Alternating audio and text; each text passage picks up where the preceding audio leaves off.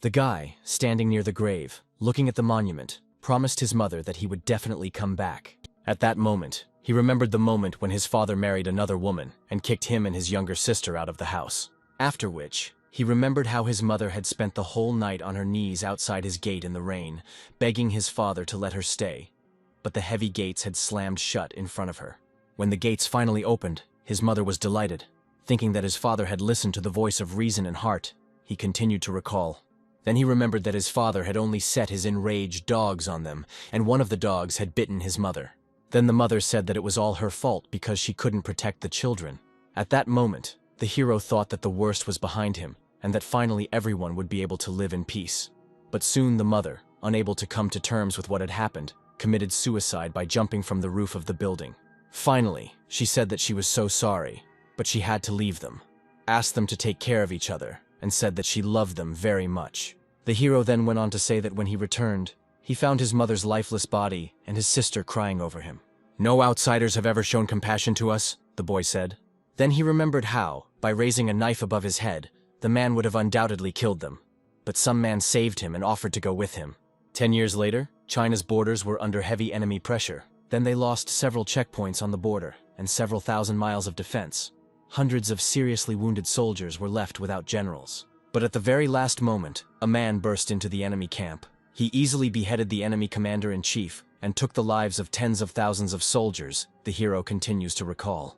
He went on to say that this man was an unrivaled Chinese warrior, a rising star in the US Army, a harbinger of war on the wings of death. He carried within himself the destructive power of the earth and the heavens, as well as the wrath of thunder. The boy continued his story.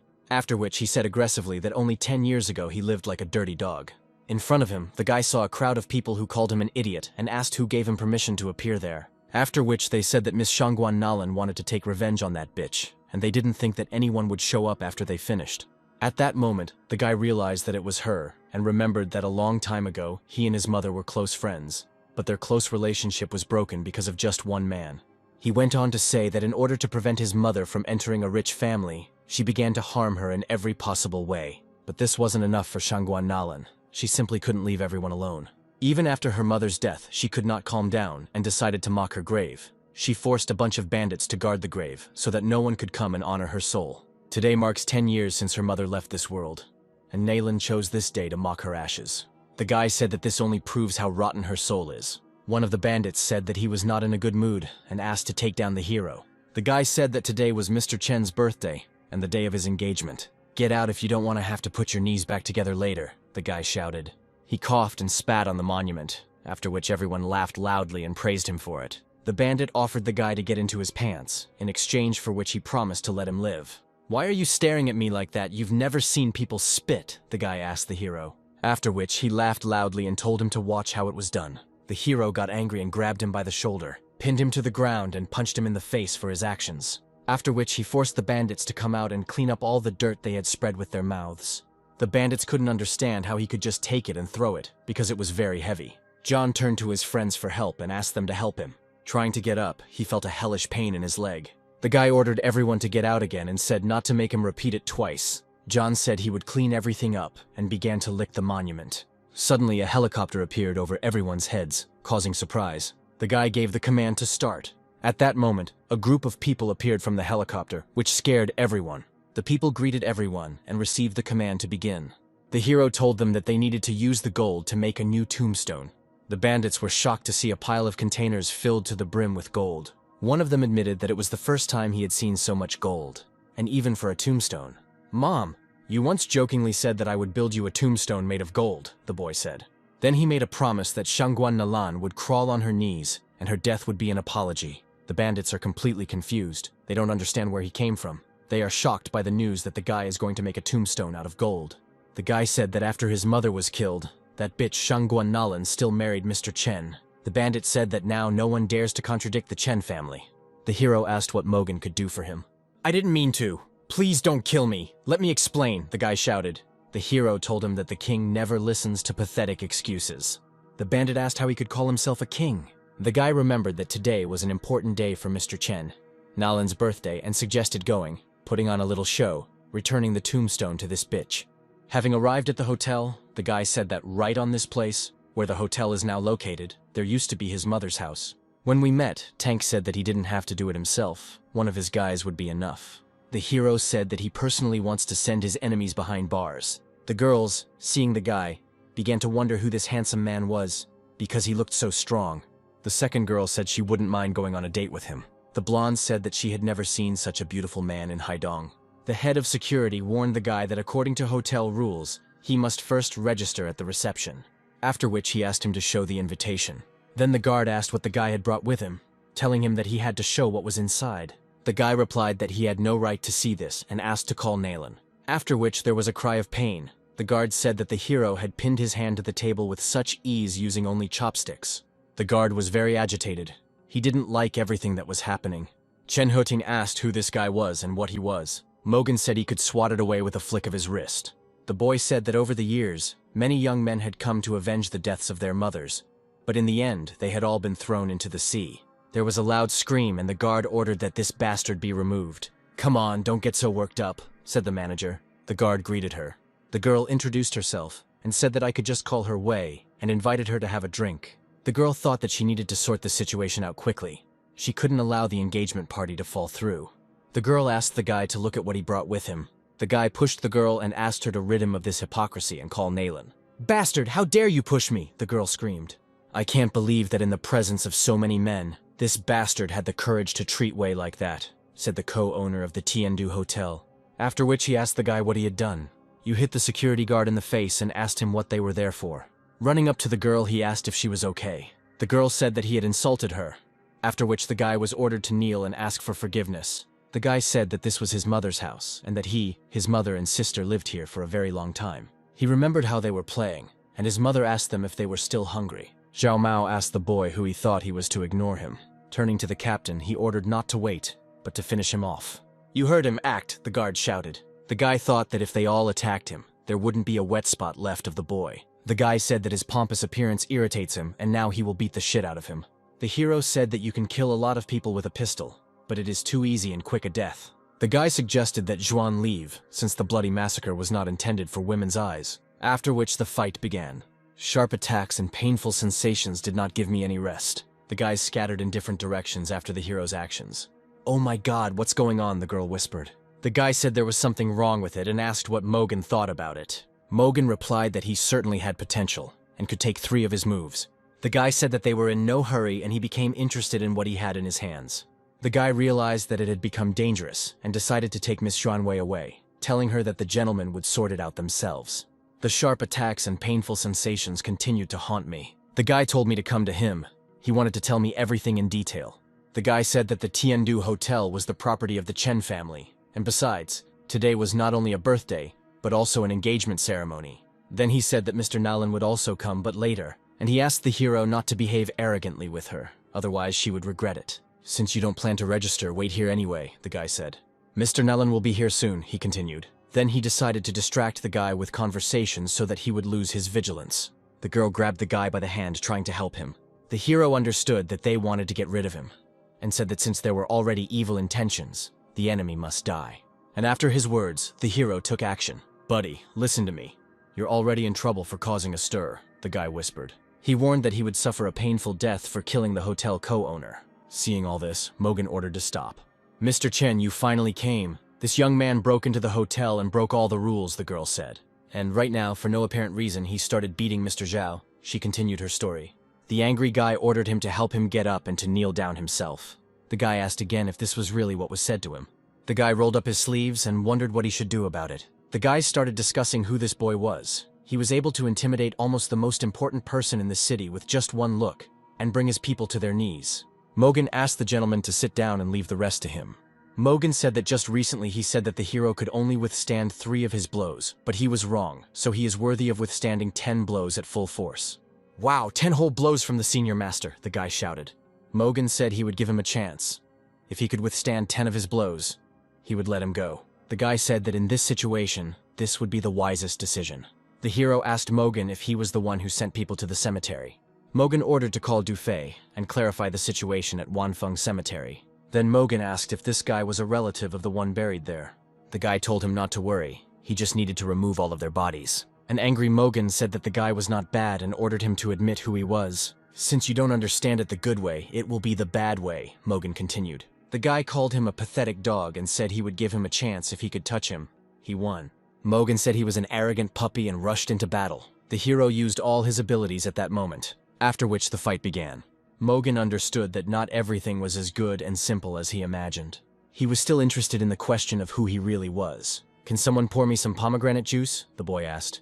At that moment he remembered that pomegranate tree when he was a child. It grew in the yard, and its fruits were the sweetest. Mogan said that he actually asked a question, but instead of an answer, he asked for some pomegranate juice. Mogan reminded him that no matter how strong he was, this was the Chen family's domain. The head of the family is a very powerful man, perhaps even the most important man in Haidong, he continued. The guy confirmed that he is the first and most successful person in Haidong. The guy said that his mother jumped off the roof of a building to commit suicide. Chen Badao contributed greatly to this. He bears immeasurable guilt for her death.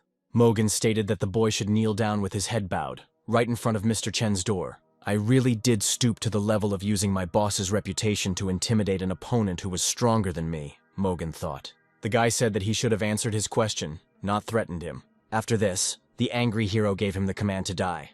After a powerful blow from the main character, the grandfather hit the wall with all his might. The girl was very scared and could not understand how this was possible. After all, this was the strongest elder Mogan. The main character turned to the guy and asked him if he would tell them if they had pomegranate juice. He quickly replied that they didn't have it right here, and if he allowed it, he could organize everything right now, and he would get the best pomegranate juice. The guy replied that that's what he needed to do. He really wanted pomegranate juice, and he also didn't like being made to wait. One of the people says that today is a significant day. Today, 2 young people will be engaged. This engagement will establish strong ties between their families. This is the best news. These 2 are the most beautiful and promising teenagers in the whole city. They are truly worthy of each other. This marriage will be blessed even in heaven. The woman apologized for her sister not being here today. It was her children's engagement after all. They had flown abroad to expand the family business and would be back in a while. The man replied that she was too literate. She was one of the highest status people after her sister. They would only be glad if she was responsible for the engagement party. He turned to the girl and said that when she came down, she would need to meet her future husband. His family is now in a dire situation. They urgently need a powerful ally. If we consider them, then only the master has enough influence. She thought about how she had a choice to run away in search of true love, or marry the son of an influential man. The choice was obvious. Her father had given her a life that any girl her age could only dream of. If it weren't for him, she wouldn't be sitting here. The man burst into the room and said that some man downstairs had caused them great trouble. Not only had he killed the man on the spot, but he had also wounded the elder and was now threatening the young master. The woman was indignant and did not understand how he dared to cause a scandal in the house of a great family. On such an important day, he was definitely looking for death. The man sitting next to him asked why he would personally go down there for some second-rate pawn. She should stay here. He would write a letter for him to make him shit his pants with fear. He began to write a letter to the man who had caused the noise downstairs. The guy said that some daredevil had acted very stupidly, but the man would sort everything out right now, even without personal intervention. With just one letter, it was an honor for him to serve such a person. He can be called a true master of calligraphy. No matter how strong the person who created the mess below is, he will still submit to the influence of Mr. Wen. The girl told her father that she would also go downstairs. A beautiful lady is walking down the stairs in a beautiful dress. The crowd shouted how beautiful she was and how the guys wanted to marry her. She wondered who this daredevil was who had created such a mess here. She saw a familiar silhouette of a guy among all the people. The girl recalls that 3 years ago she and her father traveled abroad to discuss business development with foreign companies. When they got out of the car, he told her to run, and he got into a fight with some thugs. But 2 cars caught up with her. She thought she was going to be killed. But when she was already completely desperate, a man fell from the sky. He was able to stop the moving cars with his bare hands, 1 hand for each. He saved not only her, but also her father. That is why, for the next few years, maybe for the rest of her life, he will firmly occupy the main place in her heart. The man grabbed the guy by the hand and said that his fiancée had come down to meet him and he shouldn't embarrass himself in front of her. The guy thought that he had been courting her for a long time. Despite all his gifts and compliments, she always treated him coldly. He spread his arms out, ready for a hug, and told her that she didn't need to worry because he was fine. Suddenly, despite all his expectations, she ran past him and hugged the main character.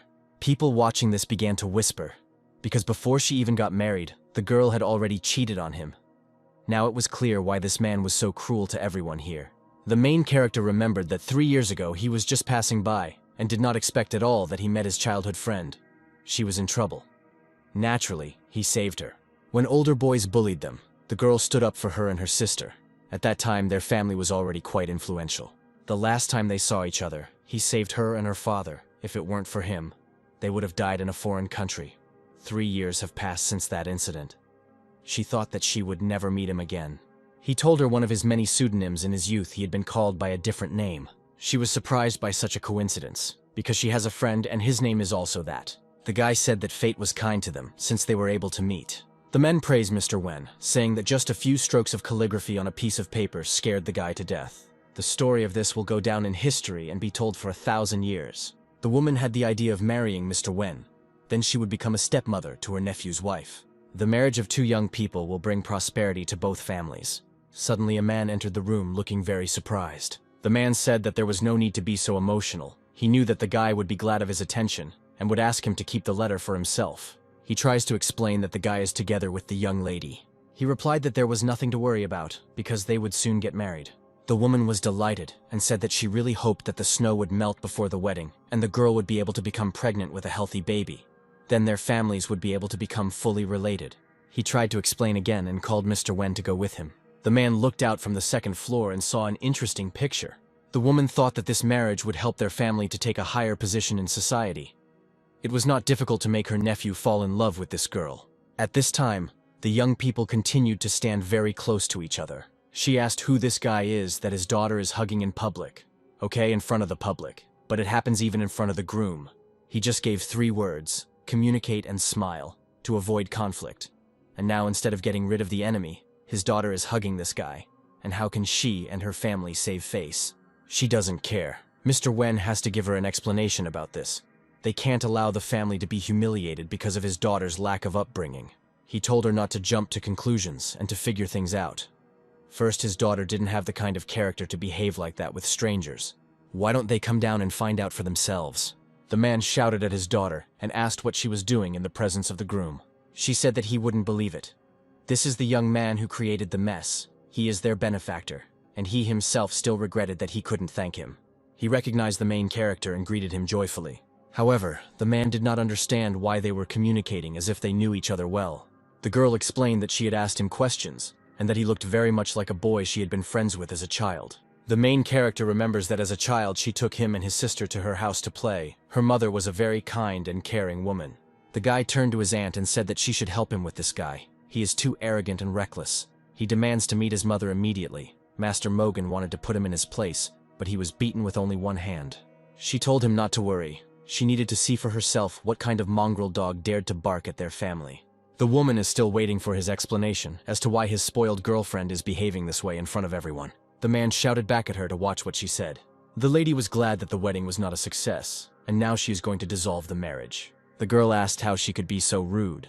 The protagonist said that it was a great coincidence, because he was going to demand the same thing. The woman called Mr. Shi Feng. He is the famous watchdog of Chief Chen himself, who is known for his cruelty. The guy ordered him to make him feel the full wrath of their family. He shouldn't give him an easy death. People helped a grandfather get up, who until recently had been unconscious due to hitting a wall. Grandfather said that Mr. Shi Feng's attacks leave nothing but destruction in their wake. Even this little brat wouldn't be able to do anything against him. The protagonist and Shi Feng looked at each other, assessing the opponent's abilities. The man said that although they were not enemies, he was obliged to protect the honor of this family. He gave him 3 seconds to think. The woman became indignant and shouted loudly at the main character, calling him a puppy. The woman's nephew said that from the moment his family's master appeared, he would no longer have the opportunity to apologize. He pointed his finger at the girl and said that she was a spoiled slut who dared to seduce men in public, in the presence of her fiancé, but he would teach him nothing. She doesn't like Chen Hating at all. She suggested breaking off the engagement and never meeting again. The guy asked her if she thought he had become her lapdog and would follow her lead, or if she had forgotten his last name. The protagonist patted him on the face and asked where his pomegranate juice was that he asked for. Chen Heqing asked Master Shi Feng to destroy this madman. He asked if he was living well, since he had the courage to say goodbye to this world. Suddenly, a very powerful murderous spirit appeared around the young man. Master Shi Feng ran to help the boy. The people were inspired because they thought that the master would surely be able to kill this reckless child. The woman added that Master Shifeng was advancing confidently, and this was the end. Chen Heting can already imagine what will happen to this guy when the master is done with him. He will torture him slowly and painfully so that he fully understands who is in front of him. Although everyone knows that Mo Gan is a martial artist, but Shifeng Li is a martial artist who personally serves Chen Badao, the #1 person in eastern China. And he is on a different level. But it has been a long time since the heavenly dragons crushed the earthly snakes. The master shouted that the boy had made his choice and he just needed to die. The object in the protagonist's hand looked very much like a belt token of a military general of the winged cavalry. In the first battle in the Valley of Dragons, 100,000 winged cavalrymen completely defeated the enemy, after which they returned the previously lost lands in a single march. But as far as he knows, the ranks of the tokens that cavalry generals are equipped with are divided into iron, the lowest, and then in ascending order, bronze, silver, gold, and also the highest rank, which only the strongest generals possess, a token with a red bird of the south. At this time, young people are too keen on fashion and cheap popularity to seem attractive, but it's all funny. The guy suddenly appeared in front of the man, and again asked where his juice was. He called him a naive idiot. He was about to die, but he continued to behave arrogantly. He threatened to show him his place. Rumor has it that only high-level cultivation practitioners can create a protective aura. This cannot be, because only Emperor Zhan has the right to wear this token. Master Shifeng knelt down and bowed his head to the protagonist. The woman was very surprised, and asked what was happening and what he had done to it. Chen Heting asked what he did to the master. He asked someone to call a doctor as soon as possible. The girl said that there was an emergency first aid kit in the kitchen. The medics arrived and decided to give him first aid and immediately head to the hospital. Master Shifeng looked like he was having some kind of attack. Perhaps he had a heart problem. He ordered the man to hurry and help the master get to the car. The woman thought that her baby had grown a lot. His actions were consistent and decisive, and most importantly, he decided everything immediately and on the spot. A man ran up to Mr. Shifeng and told him not to move because he would help him. The master pushed away the people standing nearby.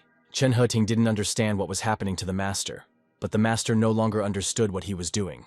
He hit the guy in the face with all his might. Calling him a puppy, he asked him if he thought he had shit for a brain, just like him. Chen Madao was wise to tie himself to that family, and after that he had 2 truly magnificent children. But it was not a fact that these 2 would really be enough. The woman asked if the master had gone crazy and what he was allowing himself to do. The man said that if she wanted to die so much, then at least she shouldn't drag him along with her. It doesn't matter if they are proud and arrogant. You always need to be able to see the whole situation. But it seems like they are completely blind. Then it's all hopeless. Aunt Chen Heting continued to scold him and told him not to think that she would turn a blind eye to this when her son-in-law returned. Without letting her finish, the master hit her in the face. She got up from the floor where she fell and asked where all the guards were. They should hurry and deal with this old man. Even though she had just recently received the first blow, another one followed immediately. The man began to kick her on the back, forcing her lower and lower towards the floor. Even if their family's power is still flourishing, at best they are one of the king's advisors. Compared to the mighty Emperor Zheng, they are nothing.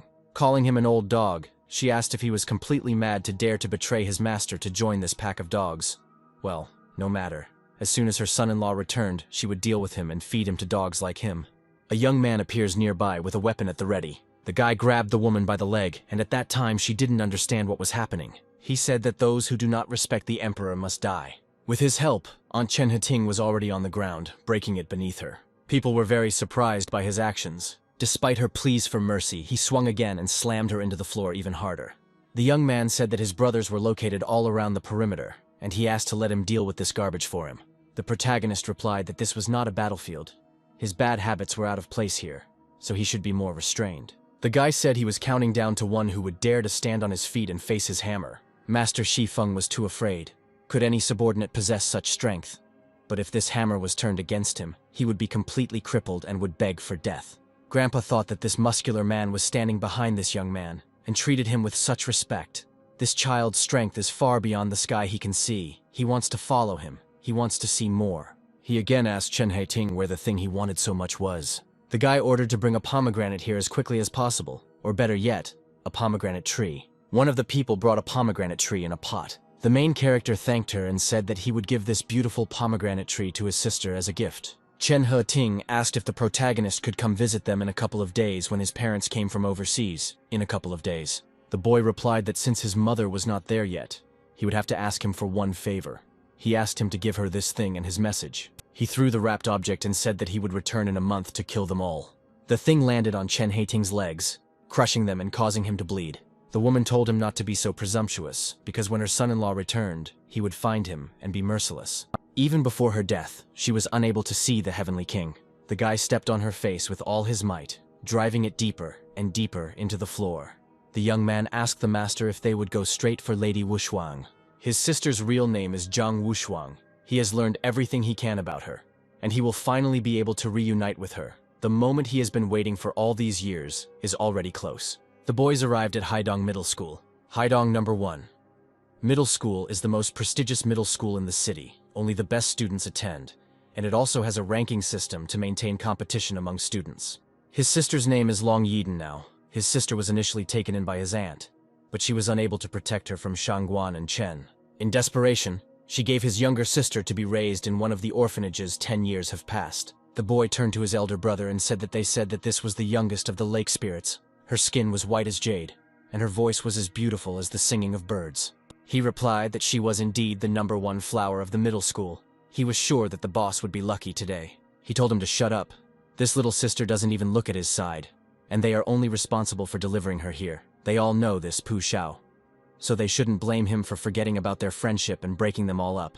They said they didn't mean to make him angry, but they just wanted him to take his mind off things. He repeated that they were waiting for the younger one to leave the school and then follow her to a quiet place where no one would be. The man told him not to worry, in the best possible way. They had already studied her route a long time ago, so there shouldn't be any problems. The guy hit him in the face with all his might. He called him an idiot. Pu Xiao is in love with this girl, and it was he who suggested that they didn't merge until the very end. Does he really think that everything will be so simple?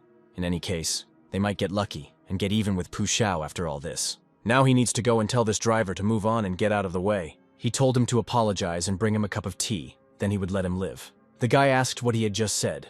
The young gentleman politely asked him to get out of here, and he asked to pour him some tea. He clearly had plenty of courage. He asked him to come over and see what kind of bastard dared to ignore their request. He said that this kid asked him to pour him tea as if he were his mother. The man said, "Why doesn't Yao pour him some tea?" The boy told his older brother to make sure the tea was hot and fresh. After all, they are older and should be kinder to the younger ones, so that they are not afraid of them. According to the information we have studied, she lives somewhere in the south of the city, in the old quarter. The elder brought him tea. Why doesn't he come out and thank him? Classes ended and the girl left school. He poured tea on the window of the protagonist's car. The girl thanked Eden for helping her with her homework. She told her to look there. Again, those stalkers that had been following him for several days were standing here. The girls said that they better find the teacher and tell him. These guys have come to their number 1 miss again. So much attention and everything goes to her alone. It's unfair. Why don't these guys go after others? But only their miss know it all. He greeted the girl and invited her to go for a walk with him today. The guy said that he was being too generous. This was school territory. He couldn't just bully the textbooks here. The man was indignant and asked how a group of little brats dared to talk to Lao Hu about the law. Lao Hu is the law. He hit the student in the face with all his might. The girl told them to go away and leave her alone. He told his little sister to be afraid because her older brother wouldn't hurt him. The man invited her to go with them, and they would take her for a ride in the car. A woman rode up to them on a motorcycle. She told Eden to quickly get on her motorcycle. They left together from the men who were pursuing her. One of them asked why they didn't chase after them. He hit him on the head, saying that they were at least on a motorcycle, and he only had a pair of legs. Who, in his opinion, should he be chasing here? It is hard for them in their time without transport, but even so, not all is lost for them. No matter how fast the monk runs, he still runs to the temple. This little sister's father owns a stall in the market in the old quarter, and there is a high probability that they went there. The boys began to praise his intelligence. They were sure that if they followed him, they would always eat well and sleep soundly. The main character said that they would be able to find their death. The girl told her father that she had returned from school. He asked why she came back so early. She could have gone for a walk with friends. He could have handled it himself. The man noticed Master Sia. He had just cooked some lamb. He invited her to sit down and try it. She said that she had to come back as soon as possible. The girl's father asked her to stay for a while, because today was a special day. The girl asked not to tell her father about the incident at school, so that he would not worry about it. The man congratulated his daughter on her birthday. The girl apologized, because she didn't know that it was her birthday today, and congratulated her. The father apologized that he didn't have enough money for a big, beautiful cake, but he promised to definitely earn some money and buy a good gift. Dan replied that she didn't need cake, and that she could easily eat a roast leg of lamb and be happy. The master asked her to make a wish. Her main wish was for her parents to be healthy and happy, and her second wish was for her own mother to look at her from heaven and be proud, and for Dan to believe that she had found peace and tranquility for herself. And her third wish was that she and her brother would be reunited sooner. She didn't know how her older brother was doing, because 10 years had already passed, and she hoped that he dressed warmly when it was cold and took an umbrella when it rained. But then a car pulled up and some hooligans got out. He. The older one said that it turned out there was a birthday party here. He grabbed the pie with his hands and, after biting off a piece, he spat it on the ground. He turned the table over with all his might and shouted that the miserable old man could not buy anything better than an egg pie. But the master again stood up for her student and shouted at the bully for being too presumptuous. He began to make indecent compliments towards her. Unable to bear this, she slapped him. At first he pretended to be scared, and then he ordered his friends to drag her to the car. Father Eden suggested resolving the conflict peacefully, but the elder shouted at him not to interfere because that's how he works on their territory. And then he ordered him to bring food and drink. Eden apologized to her father because it was because of her that they came here. And her father said that while he was here, no one would touch her. After all, he already called brother Daichi and he will be here soon, and this is all an evil fate. When his brother arrived, he handed him a stack of money and asked him to take care of it. And he asked to take care of his empty stomach, because he had not eaten anything since morning. Daichi and the elder sat and drank on a bench. A moment later, the bully said that it was time to finish, especially since the old man couldn't do anything. It's not for nothing that they don't protect this territory, and he still has to pay, and he won't be able to refuse their offer. He shouted to the old man to give his daughter to them for the night, and then they would cut the rent for this month in half, and he began to threaten him with a knife. The father tried to peacefully explain that his daughter was still too young, but the elder hit him in the face for daring to resist him. Daiki also took the elder's side. You had money, but the old man didn't. Unable to bear this, the father shouted that whoever touched his daughter would suffer at his hands. Laughing, the elder asked if he realized the consequences that would await him after this. The other hooligans grabbed him, forced him to his knees and held him by the arms, and he spat in the old man's face. The elder said that Pu Shao fell in love with his daughter, and it was like a blessing for him. And the father decided to resist fate and therefore drew his wrath upon himself. She wasn't going to give her student away to the master just like that. At this time, the father broke free and hit one of the hooligans. And then he grabbed a chair and hit the elder. And he responded by kicking him in the head. Having thrown the old man to the ground, they began to beat him with their feet. Eden couldn't watch this and stood up for her father. Passers-by felt sorry for the father and daughter, and they wanted to help them, but were afraid. Suddenly, someone's car rammed the hooligan's car. A guy came out of it who couldn't watch a bunch of healthy guys bullying an old man and a little girl. This guy was very handsome, and aroused the admiration of all the girls around. Many people wanted to meet him, and he looked at Eden and said, "Hello, little sister." She couldn't believe her eyes, because it was her brother and he had returned. The girl could not hold back her tears of happiness, and she rushed to hug him. I told him that I made a wish today for them to meet as soon as possible. And here he is. The tall, handsome man comfortingly hugs his little sister, and promises never to leave her alone again, to protect and cherish her. The guy is actually the head of a military force with enormous power called the Emperor of Heaven, but no one here knows about it. The gang leader looks furiously at his fallen van. He shouts that now the handsome man owes him 1.5 million yuan in compensation for the broken car, and gives a choice between paying or fighting.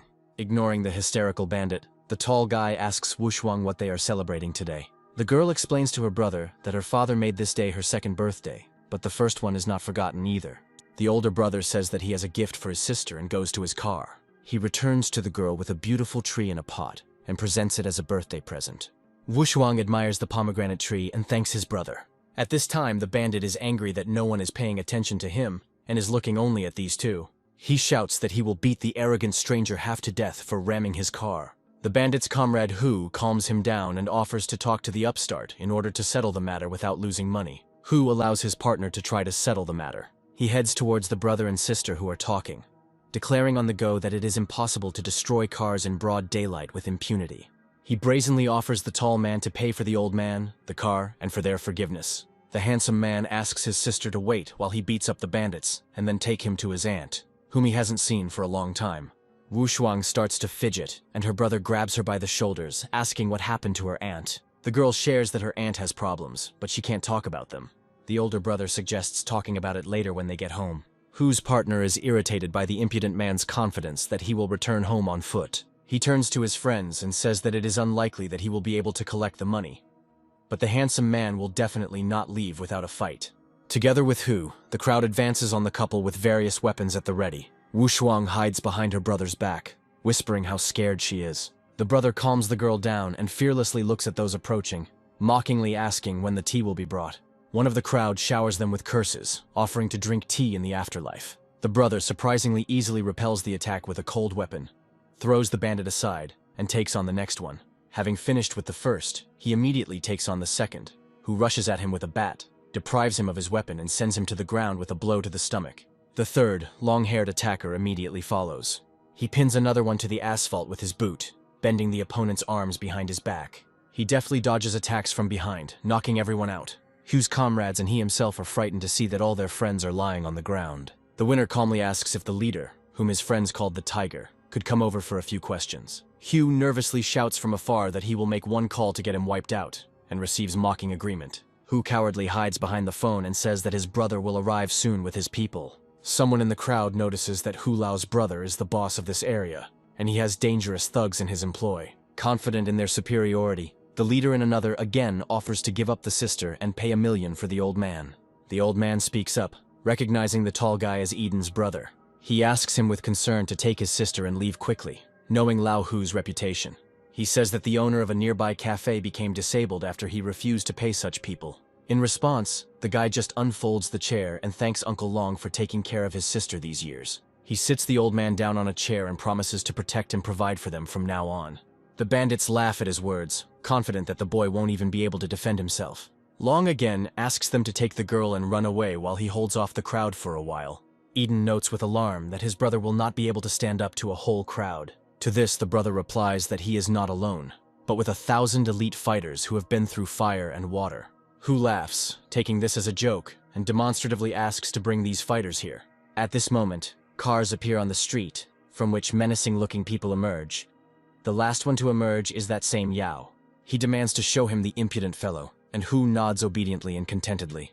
Hu goes to the tall guy and demands that he go to his brother, in response to which he receives a powerful blow. Tiger's partner is outraged by such behavior in front of Yao, and goes to the guy with accusations. This time he too goes to Earth after the bandit. Hu desperately yells at his brother that the guy is crazy and ignoring his requests. Yao takes a bite of chicken and tells brother Eden to come over immediately, or regret his stupidity, and begins counting.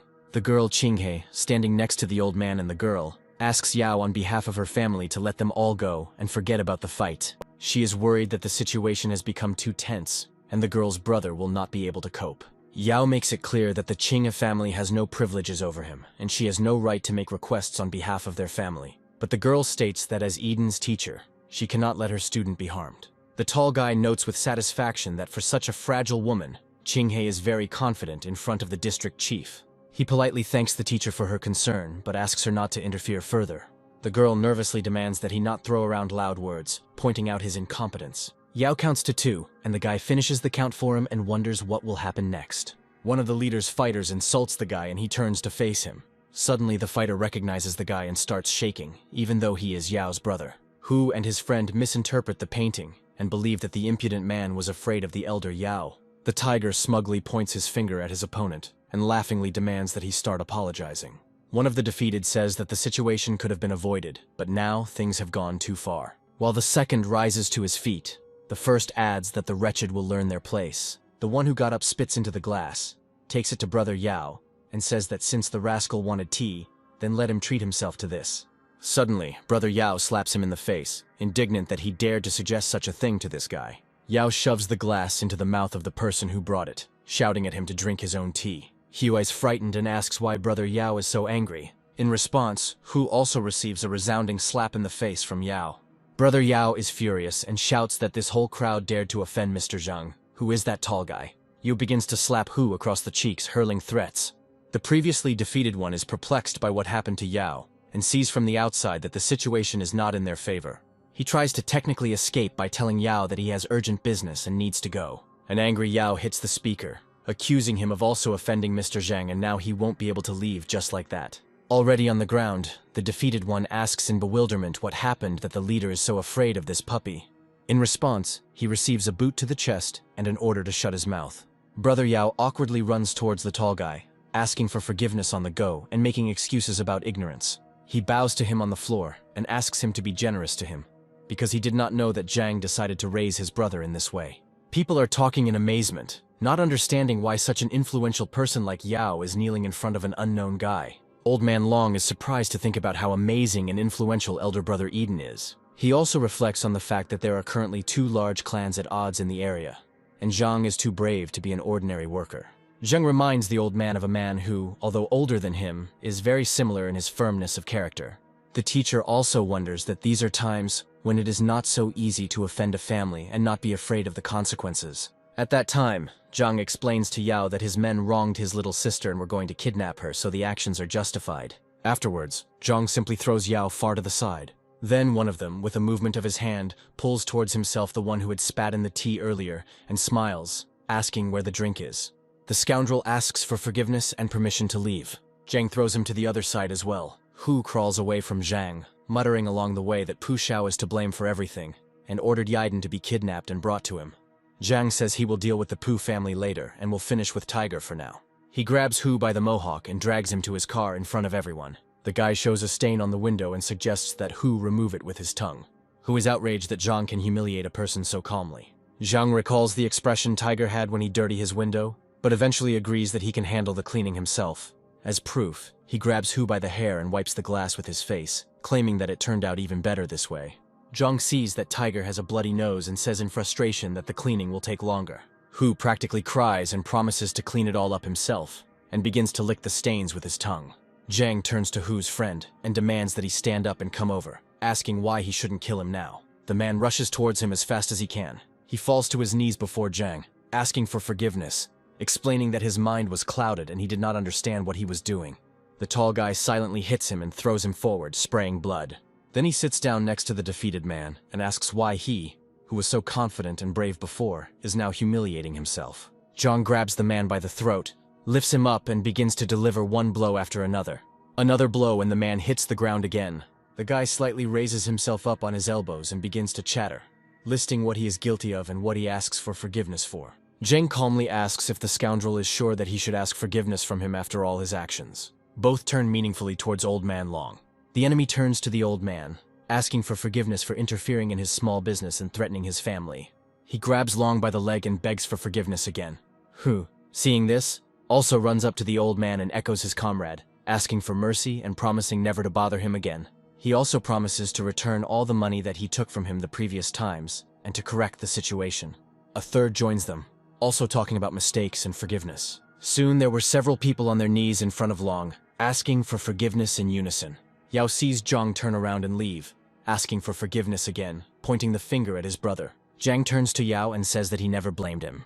Yao is outraged that if he is innocent, then why did Zhang beat him like that? Zhang looks at the crowd and calmly says that the guilty ones should cut off their own hands, and the rest should just break theirs and leave. First Yao, and then everyone from the crowd, vied with each other to ask for pity and admit their mistakes.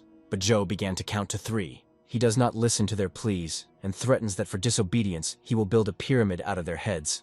Everyone is in a panic, and Yao is choosing between a broken arm and death. Having made his decision, the leader grabs the bottle and smashes it against his hand. The others are shocked that even brother Yao decided to do this madness. They grab their katanas, their faces a mixture of agony and horror, but blood spurts, and Zhang drives away the crowd of people with severed hands. A happy Eden tells her brother that it's all over and they can go home. The teacher stops the girl and says that she wants to tell her brother something. The girl takes Zhang aside, leaving Eden alone. She tells the boy that while he was away, the city began to be ruled by forces that are incredibly powerful beyond imagination. She scolds him for putting Eden's future at risk by fighting the city's most powerful families.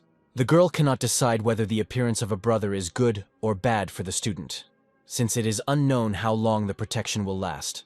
Zhang thanks her for taking care of Yaiden, and mysteriously hints that his power is much stronger than what she thinks. The girl says that the guy is too confident in himself, and will see how long the girl can last. Zhang, Yaiden, and the old man are walking down an alley among passers-by, and the guy is upset that his sister has been living in poor conditions for the past few years. He looks at the terrible conditions, and feels guilty towards his little sister. He takes upon himself the shame of the fact that the sister of the Celestial Emperor lives in hunger and in a small closet. The old man sees the expression on Zhang's face and asks for forgiveness for not being able to give Wushuang proper living conditions. But Zhang sincerely thanks the old man for trying his best for her and her family. Eden offers his brother a place to settle in and a cup of hot water, as there is no tea in the house. Long sheepishly leaves to clean his clothes to let his brother and sister talk. Zhang reminds him with concern that he was injured in a fight and gives the old man an ointment that heals all wounds and bruises. Zhang recalls that this ointment was prepared for him by a master, and it healed his numerous injuries, even fatal ones. Zhang and Yaiden sit on the sofa, and the brother asks about the old man's wife, where she is and why he hasn't seen her. Eden says the woman died 8 years ago and was looked after by Long alone, who became practically her father. Zhang reassures her and says that he will now stand by their defense. The guy remembers that he heard the name Pooh in the army. He will find them and will not be merciful. He promises himself that he will take harsh revenge on those responsible for throwing his family out into the street and trying to destroy them. A couple of hours later, Eden says goodbye to his father and says that he and his brother will go to his aunt. The old man asks her to convey his greetings to her. Sometime later, a crowd of pot-bellied, gangster-looking people breaks into Long's house. One of them grabs the old man by the scruff of the neck and demands that he pay off their company's old debt of 5 million. He impatiently demands an answer as to how long they will have to wait for their money. Long cleverly reminds him that the debt was demanded by Lao Hu and asks him to come personally and demand the money. Long remembers that in the past, due to an unsuccessful investment, he had to borrow 100,000 from these people, and this is what the interest rate became. The bandit begins to hit Long in the face, indignant at how he dares demand to see his elders. At this moment, the bandit's phone rings, and Lao Hu's name appears, and he says that he is waiting for the elder in Long's house. While the old man is clearing his throat, the bandit points his finger at him with satisfaction, anticipating what Lao Hu will do to him. The old man bravely gives the bandit Hong Mao a chance to apologize, otherwise he will soon regret it. In response, the old man only gets hit in the face again, accompanied by Mao's curses. He shouts that no one dares to speak to him in such a tone. 2 bandits take out their katanas and say that they need to teach the old man some manners, and at the same time create the appearance of working on the client. Just as Mao is about to raise his sword, a cry is heard that his elder brother has arrived. Hu and his assistants enter the house with their hands bandaged. Mao rushes to explain that the old man had become impudent, and he wanted to bring him back to reality. Suddenly, Mao is hit in the face, shouting that if he had managed to touch the old man, he would already be dead. Hu says that from what they saw and heard from Yao, everyone now knows that they can't anger Zhang and his family anymore. Hu himself kicks Mao, screaming at him for behaving like that towards Uncle Long. He thinks with fear about how to quickly resolve the incident so that next time a head doesn't end up instead of a hand. Mao is puzzled as to what suddenly happened to Tiger. Long is handed the contract papers and told that he doesn't owe anything, since the company is already at fault. Then they turn to Mao, who is sitting on the floor with a complaint about how he dared to change the conditions and demand 5 million from the old man. Mao says the company is built on fairness, and no one will tolerate the laws of the street in business. Mao is confused as to why everyone has changed so much and is afraid, but Hu kicks him again and demands that he apologize to Long. Mao has no choice but to crawl to the old man and apologize for how the bandit was blind and did not want to offend. In response, Long very confidently backhands the crawler while he continues to apologize. The old man thinks that he has been bullied enough in recent years, but now he can give vent to his emotions. Hugh and his assistant hand Long a suitcase of money as compensation for yesterday's conflict. At the same time, Hugh's assistant thinks that with these 2 million in compensation, he could feed a couple of villages for a couple of years. Long slams the suitcase shut and says that the conflict is over, and he doesn't need that much money, so he won't take it. Then the assistant nervously offers to give the money to Zhang. The old man refuses to do it himself, but offers to give the address of where he is now, so that people themselves will give them to him. Hu and the assistant thank him, but persuade him to take at least 20,000 for the lunch and the damaged furniture. Meanwhile, Zhang and Yaiden arrive in the aunt's neighborhood and see children on the street bullying a little boy. He sits with his head covered by his hands, and the boys shout that he is wild and no one wants to see him on the playground. Eden yells angrily at the boys, asking what they are doing. The children shout that this older sister has come again and run away. The boy gets up and, crying, tells his older sister that he wants a lollipop. Eden explains to her brother that this child is Xiao Guang, her aunt's child. She tries to introduce the hiding child to his cousin, and Zhang asks if the child is like this because of his uncle. Eden regretfully recounts that when his son was born, he had developmental delays, which is why his uncle abandoned him and his aunt with nothing. After this, the uncle entered into a rich family, but never visited them or gave them money. The aunt took her son to all the hospitals and coped alone. But there was no improvement. Zheng recalls how, as children, her mother brought her and her sister here to their aunt for help, but was rebuffed by her uncle. Until the very end, Zhang did not want to believe that his uncle would turn out to be another bastard who abandoned his family alone. Later, Eden takes her brother into her aunt's bedroom, where she lies in bed and says hello. Zhang sadly thinks that his aunt's house is not much better than his sister's, plus the circumstances with his sick son. The woman looks up from her book and happily greets Wushuang.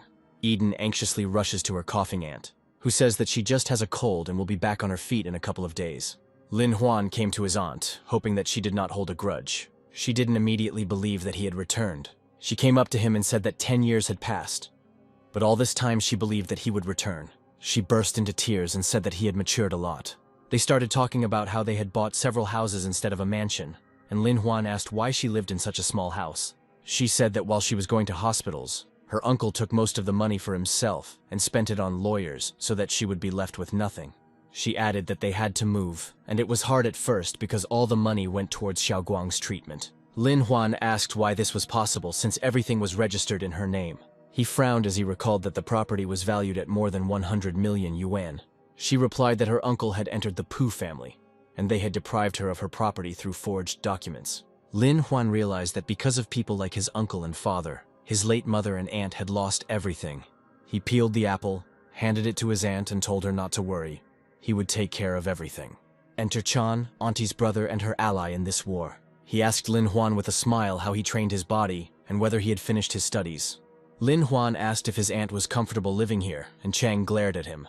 Auntie was a little embarrassed and said that Chan helps and supports. Chang frowned and said that he was justifying his relationship with Chen, and added that they shouldn't think that there were no people above them. Chang introduced himself as one of the heads of the Izian Shi company and offered him a job.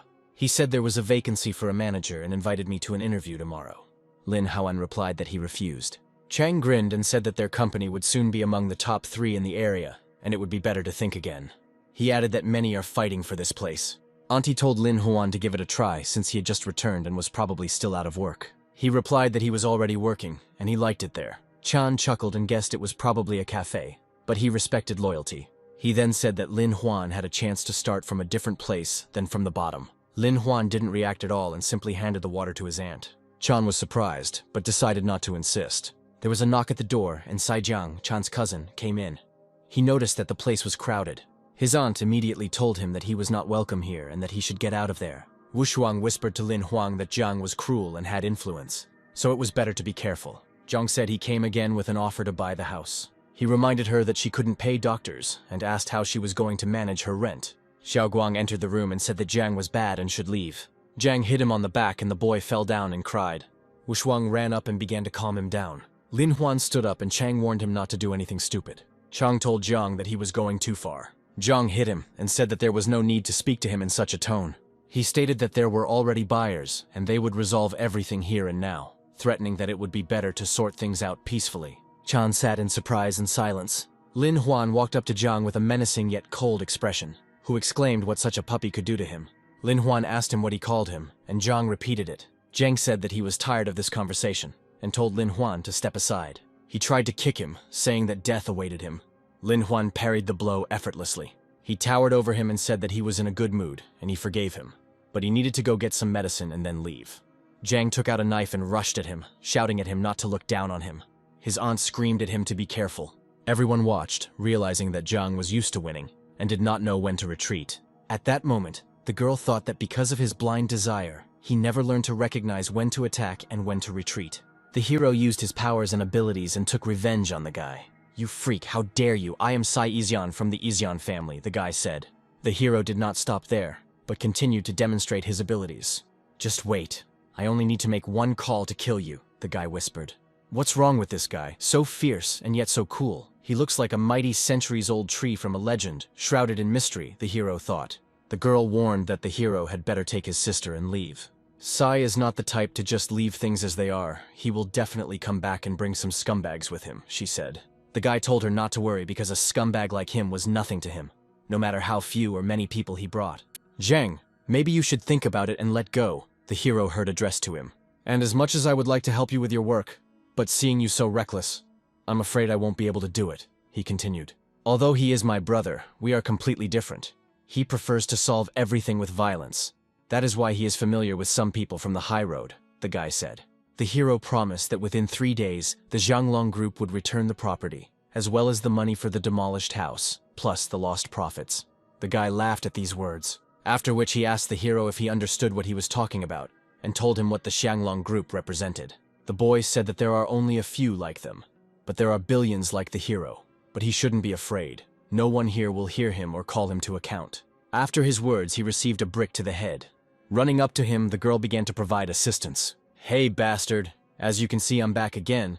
So why don't you come down and prove that I was wrong not to listen to you," said the rival. "Otherwise, I can get up myself," he continued. The girl asked the hero not to go, saying that there were too many of them and he could get seriously hurt. The girl turned to her brother, telling him that this guy doesn't know when to stop, and asked him to come down and teach him a lesson. To which the hero replied that he could completely rely on him. "This is the guy who beat me up and is preventing me from getting the shack," the rival exclaimed. "Puppy, now you will see what strength means. You will long regret that you crossed our path," he continued. Bao called the hero a useless bag of bones who belonged in the trash can. "How annoying it is to see these green kids who think they can compete with the savannah," Bao said. After which I saw a message on my phone that they were already on their way. I shouldn't pay attention to this little thing anymore. I need to focus on the main goal. The guy asked the hero, "What have you already done out of fear of Brother Bao? Are you deliberately suppressing your instinct for self-preservation?" the hero asked in a calm voice. "Just stand still, then the fracture will be neat and heal quickly," the guy shouted. "Otherwise, I will break your bones until I succeed neatly," he warned.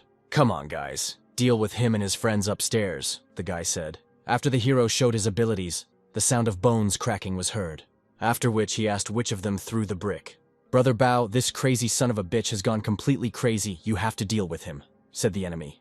Bao wondered if this bastard was really that problematic. The girl said in a frightened voice that he had brought so many people. She did not understand how little Zhang could do anything to them. "Arrogant idiot. You should have listened to your elders and not angered Leopard Bao. Now no one will help you," the boy said. The hero clenches his fist, turns around, and shows everyone his abilities. The people around are in a state of shock. They have many questions that have no answers. A magical spectacle takes place between the heroes.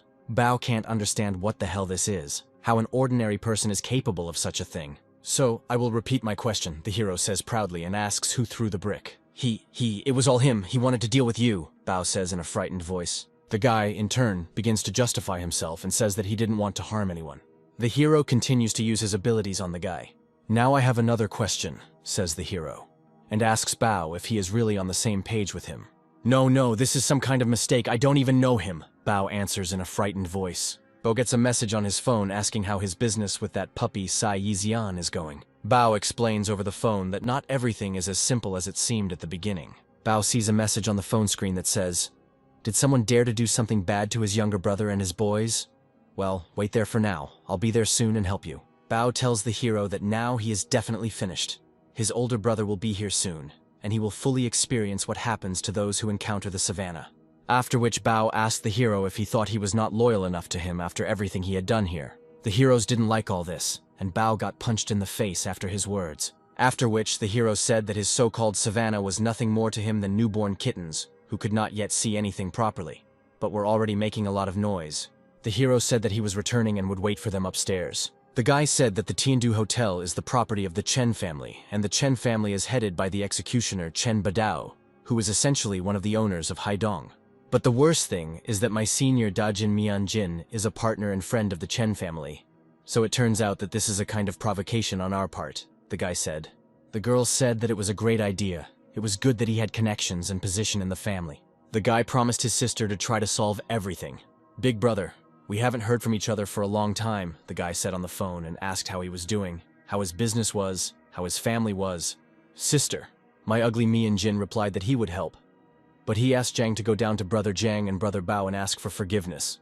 The boy said, "I understand that you are not used to apologizing, but follow me down.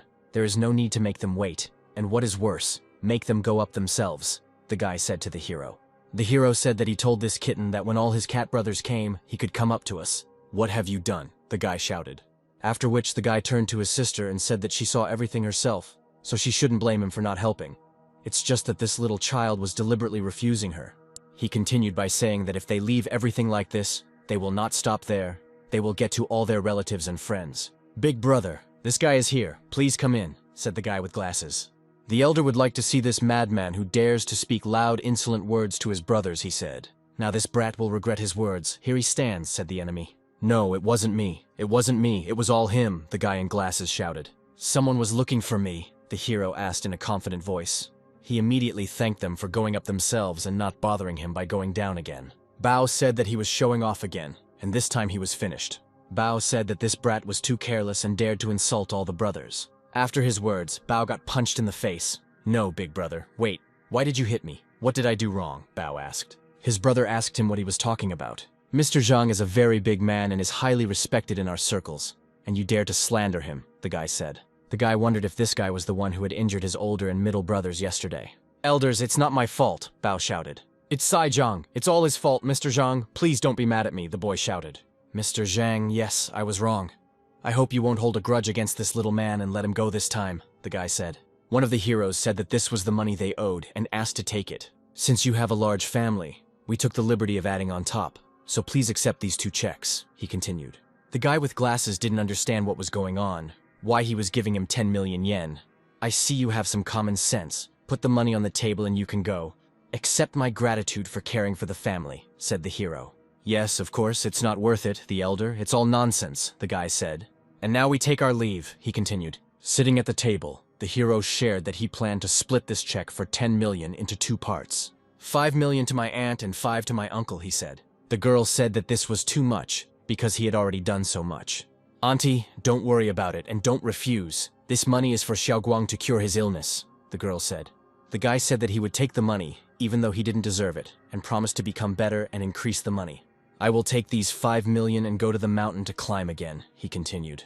Then he thought about the fact that in the past he had run his business actively and tried to achieve greater results in a shorter period of time and with greater risks, and often trusted people because of whom he lost everything overnight and never reached the top. The guy promised to return $5 million in 3 years, maybe even more. Uncle Long, I believe you can do it, the boy said. Hello, so it's you, that asshole who's been putting spokes in my wheels, the guy said on the phone. Ah ha ha ha ha, little bastard. You knew who you were going against, but you still kept ruining everything, he heard on the phone. I suggest that you come to me yourself and explain your actions, the guy continued. Then you can make an appointment with me, the hero answered on the phone. The guy said that he was expecting him tomorrow at 12 o'clock and asked him not to be late. The guy found it unclear and asked why Mr. Pu Xiao decided to call him personally and talk. Wouldn't it be better to immediately take a couple of our guys from the high road and sort things out, and then kidnap his younger sister, he asked. You don't understand. It's funny. You don't see something like this every day. And I'm really interested in looking at this guy with 3 heads and 6 arms, the guy said. Hey, is anyone there? The month is over. I brought your salary, the heroes heard, sitting at the table. Excuse me, I have to go down, the girl asked. Here's your money, she heard in response. The girl counted them and said that $210 were missing. There is nothing surprising about this. Or do you think that if you are sick, then we should pay you as if you were working, she heard in response. Oh my God, what kind of people are these, she said after hearing this. The girl said that according to the company's management, employees on sick leave cannot have anything withheld from their wages. You scoundrel, you want to say that it is our fault that you got so much? The girl heard addressed to her. If you have any grounds, sue the company, damn it, she said. To which the girl said that you are taking too many liberties and breaking almost all the company rules. Take your money and just keep doing your job, a rough male voice said. I hate jackals who withhold wages from employees to line their own pockets. So I will give you a chance to become human again, said the hero. What is that mongrel barking behind my back? The guy asked, and asked me to tell him this right to his face, after which I saw familiar faces in front of me. Just look, is that old man Long Duqiang, he shouted. Then he said that this little ball didn't look like a hero, and asked me to mind my own business and get lost. You little brat, how dare you talk to the respected Mr. Zhang like that, the boy said. He then admitted that he was right behind this green fence of bushes. Who are you that you dare to hit Mr. Huan, the girl asked. The girl was very aggressive and wanted to find out what was going on. Mr. Daiki, why are you here? The boy asked. The girl asked if this man was a major shareholder in the company. The guy said that the salary the company pays to cleaners is $2,500 a month. The guy asked the hero how to deal with these dogs. The guy asked him not to be angry, admitted that they were guilty, but it was not the end of the world, he said. At that moment, the hero used his abilities, and the guy flew to the side. The hero said that he was such a bad owner that his dogs were ready to eat him themselves. No, what are you talking about, Senior Zhang? These dogs may have been infected with rabies somewhere, he said. The guy turned to the injured girl and said that it was up to her to decide what to do with them.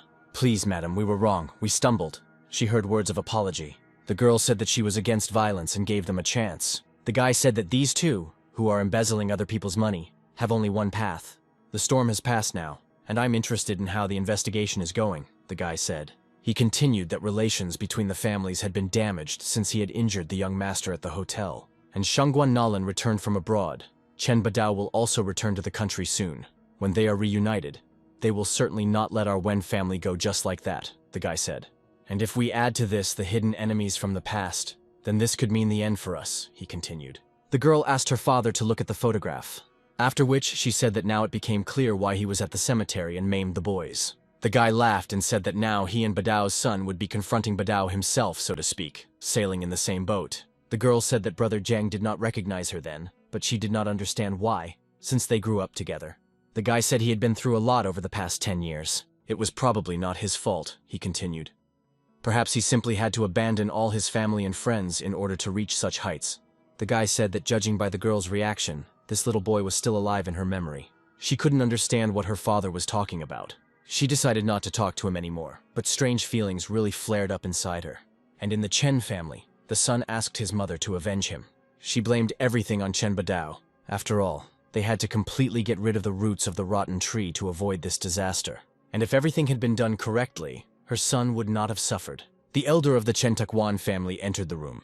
The woman asked why he came. He had some influence in his family, but always took the path of least resistance, and because of him, she could not gain even more influence. He blamed Lan Lan for the fact that, due to his careless actions in the past, his grandson was at death's door and had acquired a terrible enemy. Chen Takuan had known Master Shifeng for many years but had never seen him like this. This old man had told him more than once to be restrained, to be a man, and to be careful in his words and actions. Their family conquered the market, but fewer and fewer people took their authority into account. Lan Lan slapped him for saying this. For the sake of her family, she was ready to shoot him and declare war on everyone.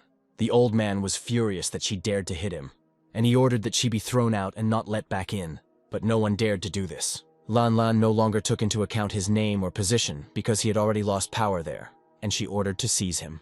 And she slapped him for daring to accuse her of bad manners. But he reminded her who he really was, and he shouted that with her thoughtless actions she would destroy the whole family. In response, she pointed the gun at him, and she decided to start ruining the family with him. Without thinking twice, she fired the bullet. Having done the job, she asked where Chen Lao was now.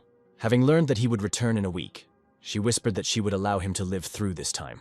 She didn't care about the long absence, and that during this time she was prepared for the fact that he could come to her with revenge. Meanwhile, he was walking around the city with his sister and promised to protect her from anyone. But she didn't believe that anyone would dare to approach her now. And she asked if he had gotten married during this time or if he had found a girlfriend. In response, he laughingly said that it was better for her to think about her studies than about such things. But the sister didn't find anything bad in her words. Suddenly a car stopped near them. The friend fulfilled the elder's request, but with the help of old man Guan. He introduced himself to the girl as Shan Shuang, but for her he was just Uncle Tank and would guard her old brother day and night.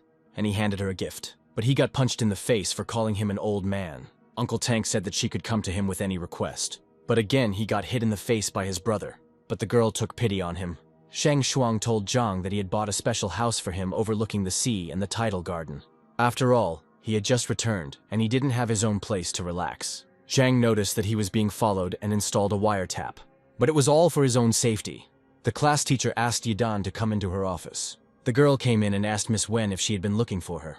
She became a class teacher not just like that, but after learning that Zhang Tian's sister was studying here. And the girl couldn't understand why she was looking at her so intently. Teacher Wen looks at Yaiden and asks where his brother is. The girl is surprised that the teacher knows about Zhang's return. Wen feigns innocence and asks Eden to introduce them. Eden slyly asks the girl if she is interested in all her older brothers or just her. The girl thinks that over the past few years, Wen has become like an older sister to her, and it would be good if she and Zhang got married. The teacher scolds Eden for such embarrassing words and decides to sort it out herself. Eden makes excuses, but suggests that since she can handle it herself, she doesn't need to introduce them to her brother. Physical education teacher Song, who was looking for Wen, enters the office. Eden immediately decides to go back to class. Song stops the girl and says that he heard that Zhang is going to pursue Wen. The teacher intervenes, saying that he has misunderstood. She asks Eden to hurry up to class, As soon as the girl leaves, the gym teacher suggests that Wen go to the cinema, where it was difficult to get tickets. The girl abruptly refuses, citing lack of time. The gym teacher is outraged by how many times she has already refused him, despite her pure feelings, and asks if it is because of Zhang. But Wen replies that it is her personal business and asks her to leave her office. Sun goes out into the corridor and looks angrily at the departing Eden, guessing that she decided to bring her brother and his beloved together. In class, Eden's friend warns her that school bullies are going to find her after school, but the girl calmly says that there is nothing to worry about. The friend cannot understand why she is so calm, because the leader of the hooligans always caused Eden a lot of trouble. Eden makes it clear that from now on she is no longer afraid of the bully and will be able to fight back this time. The friend doesn't believe in Eden's words that she can deal with Zhaozi. In the gym class, Hu and his friend are sitting, relaxing on the couch, unhappy that they are back in this place again. Hu explains that they are here for show, that they can be useful to Zhang and are not his enemies. The friend is outraged that fate forced them to lose their freedom and become hostages of the authorities. The physical education teacher enters the room and heads towards those sitting. He introduces himself and immediately offers to treat the guests at the bar as a sign of how important they are, and that he will help them in any matter they may have. Sun is fawning, offering cigarettes, thinking about his own benefit in getting to know the gang elders. Friend Hu refuses both cigarettes and going anywhere, replying that they were told to stay at school. The gym teacher steps back, reminding that if anything is needed, they should come to him. He believes that only an influential person could have sent these two, and if Song proves himself, he will conquer Wen. But Hu's friend yells at the gym teacher and drives him away, since he can't do anything useful. There is a crowd of people gathered in the schoolyard, and in the center are Eden and her friend, Xiao, standing back to back. Zhaozi, the daughter of tough mafiosi, appears, brazen and self-confident, and Eden's friend shouts at her to leave her alone. Zhao lunges at Xiao, insulting and threatening him. Eden shields her friend, reminding her that the bully was looking for her, not Xiao. Zhao smirks at Eden's boldness and mentions that it wasn't really her who was looking for the girl, but the one who asked to arrange the meeting. Eden looks at Z with confusion. Suddenly, there is a warning cry that someone is behind Eden and a shadow is covering her. Xiao rushes into the school as fast as he can and runs towards the office. As she runs, she screams that Eden is being kidnapped and that she needs help. The gym teacher doesn't believe it, thinking only about the kind of people sitting in his office, while Xiao screams that they're going to take her away now. The gym teacher is angry, believing that the girls made this all up in order to skip classes. Xiao cries, trying to prove that everything said is true as seen through her eyes. Evil Sun advises the student to go and tell this nonsense somewhere else. Hu's friend is watching the scene and realizes that the students have indeed gotten involved with the bad guys. He hears a familiar name, pushes the gym teacher away and asks Xiao who is being kidnapped there. The girl, through tears, replies that it is Eden Long. The guys are shocked and ask again. Sun tries to convince Hu that the girl is telling the truth, and asks him to ignore her and continue to rest. But Hu's friend hits the gym teacher with his healthy hand and demands that he shut up. The guys attack Sun, threatening that it would be better if he was right, and it turned out to be a joke. Then they ask Xiao to take her and show her who kidnapped Yaiden. The girl agrees and brings her behind the school, where Zhao is the center of attention. The man lunges at the hooligan, but she fights back, threatening him with her guys from the wide road. Then the man simply hits her so hard that she flies to the side. The lying Zhao hisses angrily that since he dared to touch her, he will not leave here on his own after that. She orders her boys to grab the attacker, but they stand there hesitantly. One of her boyfriends leans over and whispers something in Z's ear. Her face falls in fear as she realizes who is standing in front of her. The girl crawled on her knees to the man, muttering that she hadn't seen him for a long time and therefore didn't recognize him, asking him to forgive her younger sister. The man asks where Eden is, and thinks to himself that he will screw up if he doesn't bring the head of the one who organized all this. Zhao confesses that the organizer and kidnapper is her brother Yu, and she could not disobey and deserves mercy. Yu recalls that this Yu recently became the 8th brother, and now in the absence of the master, he decided to play boss. He tries to reach him or his people, but nothing works. He begins to think that Yu has recently become a brother, and he cannot have any power yet, as well as protection or information. Hu shouts that Yu is either stupid or brave, but definitely not immortal, since he steals people in broad daylight and is not afraid. The guys know all the spots and hiding places of this bastard, and are going to look for him. On the roof of a tall, rich mansion stand Zhang and his assistant, who bought the house for the elder, and show it off. He shows the boss the views, hints that this is a great house to settle down and start a family, and also offers to accommodate the girl. Zhang is pleased and amazed by the unearthly beauty of the mountaintop and asks about what his assistant brought him. These are the 2 robes, elders and generals of the Dark Heaven sect, forgotten in history. He remembers Jane with longing and suggests that they go and meet Pu Xiao. A foreign car suddenly and madly enters the territory of Pu, dispersing all the indignant people. Someone from the crowd shouts that the driver is crazy to drive so recklessly near the elite club of young Pu Xiaogu. People in suits approach the car and demand that he remove his car after apologizing for his insolence. Manager Van Lau approaches the car and demands that this wreck be removed so as not to spoil the establishment's image. Zhang rolls down the window and brazenly asks to throw away the banana peel, since there is not a single trash can around. The manager is furious and yells at him to get out of the car and apologize. Otherwise, he will regret it. Zhang pulls out his hand with the trash and again demands that it be thrown away, and the manager recognizes the Black Dragon Club mark on the sleeve. He recalls with fear everything he knows about this mysterious club with the cruelest and most influential members in China. He asks in confusion what the general himself has forgotten here, judging by the tip of his sleeve. The man in the suit yells at Zhang to get out before the manager smashes his head in. The manager hits the man, who turns out to be Ma Di's deputy, and explains who is in the car in front of him. Wang Lao himself falls to his knees before Zhang and asks for forgiveness on behalf of his deputy, hoping for mercy for those who repent. Zhang agrees to forgive and slowly gets out of the car. He mockingly asks if it's a problem that the car will park right at the entrance. The manager nods quickly and suggests that they park the car wherever they like. In the large hall, a bunch of guards are lined up. Pu Xiao is sitting on the sofa, and a man is lying in front of him. Pu Xiao offers the guests tea. His two guests on the next sofa admire his tea business and agree that he is an example for the younger generation. The second says that Pu is a worthy heir to the family and his father. The assistant gloomily suggests that Pu feed the guests to the dogs, but he stops the man. He notes that he hasn't received guests for a long time, and these two are the guests. He looks around at the guests and asks which one of them is Yaiden Long's brother, and Zhang speaks up. Pu laughs that he is so young, but already acting out, showing everyone his strength, but wasting his energy in vain. He nods at the man lying on the floor in front of him, and notes that he is also smart and skilled. But Zhang is obviously better. Pu reminds Zhang that their acquaintance did not go so smoothly, but if he apologizes, he will spare him and invite him to work for him. Zhang asks Pu to remain silent while he chooses which tea to drink. Assistant Zhang is outraged by the small selection of tea, and asks for the best 10-year-old green tea for the boss. Pu laughs at the guests' impudence and threatens that Master Ma will give them what for now. Ma grabs the bottle and swings it at Zhang, mocking him. Zhang's assistant instantly throws the master aside. Pu calmly notes that his guests are difficult people and will have to be punished. He orders the guests to be seized, and the guards begin to close in on Zhang and the assistant. Pu gives his men 30 seconds and they rush at the guests, and the assistant says that he will deal with them faster than the owner. The assistant easily lifts one of the guards by the throat. Zhang stands quietly and watches as his assistant picks off one after another. Zhang calmly walks over to the sofas, takes some tea and sips it under Pu's puzzled gaze. Taking a sip, he notes with a knowing air that the tea resembles one of the famous types, but it is a fake. Pu furiously shouts that Zhang does not understand tea at all, and this tea was collected in the protected area by a master of his craft.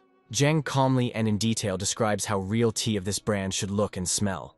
It also shows the differences and explains why this one is a fake. Zhang explains in detail Pu's mistakes, and that he was deceived, and now he is deceiving others. Pu is furious at the thought that the guys are disgracing him, as well as his family.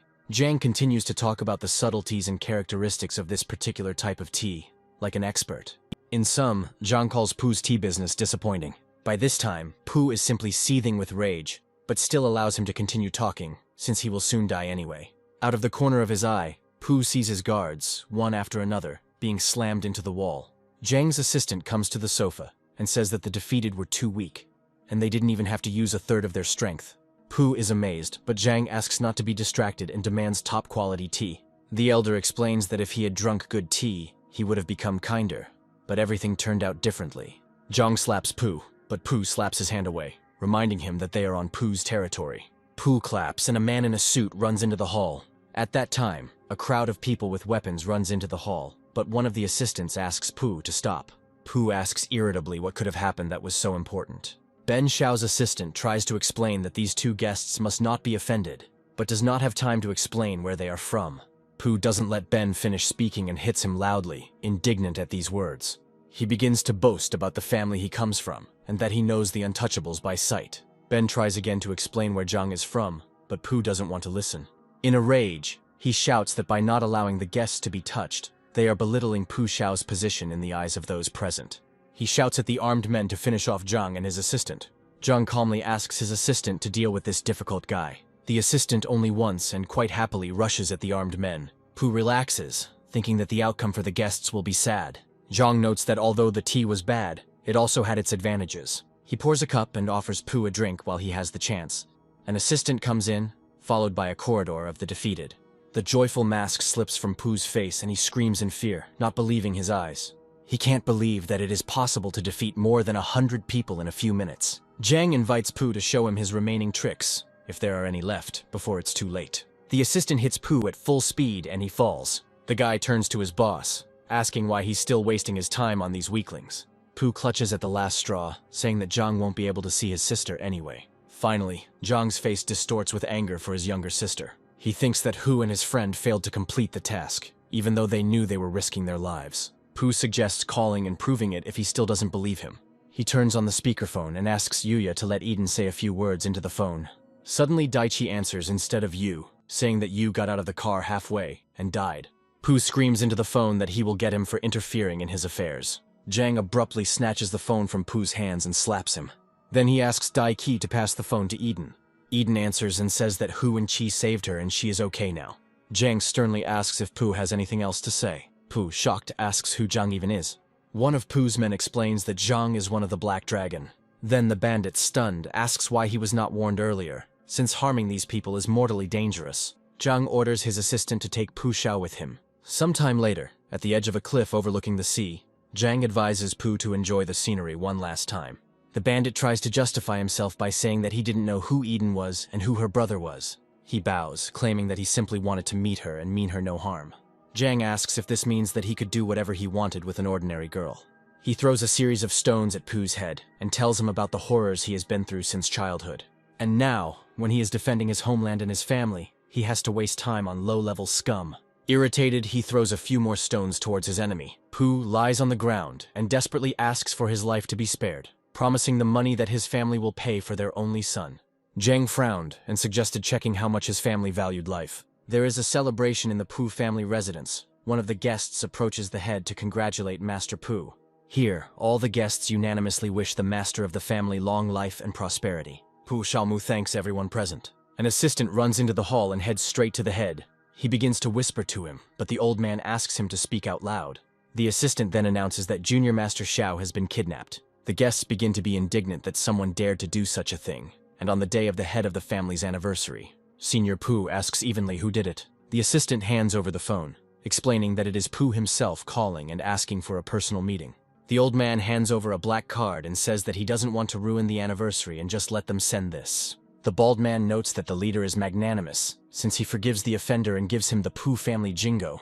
The guests admire the wisdom of the head, since he gave them a pass to any place in the city. They discuss that such a gift cannot be refused, and the kidnapper will understand the value of such a gift. Junior Pooh listens as his assistant says that his father appreciated the joke and gives the offenders the family jingo in honor of the anniversary. Pooh desperately tries to explain that the kidnappers are from the Emperor's Guard and that he must give them everything of value, including real estate. The phone responds that now is not the time and the identity of the kidnapper is not important. Pooh tries to explain who Zhang is, but Zhang snatches the phone from his hands. Taking the gadget, Zhang says into the phone that he is waiting to meet the owner. From there, they tell him that it is better to accept the owner's mercy and go as far away from the Pooh family as possible. Zhang laughs that his father values his only son so little and is going to help him see the light. He takes the katana from his assistant and throws it at the terrified Pooh, cutting off his arm. The man falls to the ground screaming, scaring away a flock of seagulls. Zhang orders that the severed hand be taken and sent to the old man. At the celebration, the elder Pooh apologizes to the guests for the incident, justifying his non-intervention by citing his anniversary. The guests are confident that the kidnappers will be more than satisfied after receiving the gift. The old man explains solemnly that over the years he has acquired the wisdom to use weapons only in extreme cases. The guests admire the old man's reasoning, mentioning that with the help of Jingo it will be possible to track down the kidnappers later. The chief sips wine contentedly. The assistant runs in again, carrying a black box, insisting that something terrible has happened. The old man asks irritably what happened again. The man says he received a box from the kidnappers and persuades the old man to go into another room to talk. The head again asks to speak in front of those present. The bald sycophant suggests that the kidnappers appreciated the Jenga and decided to send an anniversary gift in gratitude. The guests discussed that no matter how expensive the gift was, it still cannot justify the hooligan's actions. The old man calls for silence and asks his assistant to tell him what happened this time. Someone unknown handed over a box from the kidnappers. When the master returned to the lord, that man did not come at all, but sent someone to deliver this thing. When they opened the box, they saw a severed hand. It was a boy's hand. Suddenly the kidnapper called and said that he would visit Pu Xiaogu himself and take his son with him to say goodbye. Out of anger, the master crushed the phone in his hands. He could not understand what kind of person this was who dared to harm his child in front of his own eyes. This stranger has gone too far, and tomorrow his curtain will have to fall before he arrives at the master's house. In a wine restaurant, Zhang sat at a table with his family and his bodyguard. Uncle Long said that he was scared by hooligans again, and Zhang promised to sort everything out. The girls at the next table watched with affection as Tank enjoyed his food. Moments like dinner with family and friends are precious. During the war, Tank guarded distant borders, which caused problems with food supplies. Because of this, all his operations were limited in time, and during one of these operations, he and 1,000 of his men were surrounded. The enemy was overwhelming them with numbers, and they could not break out of the ring and settled in a fortress made of wood and mud in a hole they had dug. In order to somehow help the wounded, the tank gave away its own rations and did not eat a single crumb for several days. At the same time, he continues to give commands and lead people to confront the enemy army. When Zhang and his men broke through the siege and reached them, there were no more than 20 people left in Tank's detachment, and he himself was thin and exhausted. He didn't even have the strength to move on his own, so his comrades in arms helped him. Tank could not forgive himself that out of 1,000 brothers only a few remained, and the rest died in his arms and in his eyes. The impenetrable Tank, a cold-blooded commander who did not flinch before the enemy army, could not stand it at that moment. He took the blame for every soldier who died in that field, for every life lost. Tank apologized to his friend but couldn't stop eating.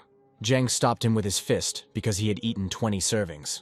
He brought him to his senses by shouting that he could not relax and take the path of gluttony and laziness as a civilian. But Tank had no such thoughts. But Zhang reminded him how much he had eaten and decided to resume training. Tank jumped up from his chair, saluted him and agreed, calling Zhang Emperor. Zhang pinched him on the side and he began to justify why he called him that. Otherwise, the family thought that Zhang was a general of the winged cavalry, the god of war, known throughout the Celestial Empire. They learned that Daiki and his brothers also have an indirect connection to this and may visit here. And judging by the information, their opponent is not a street hooligan.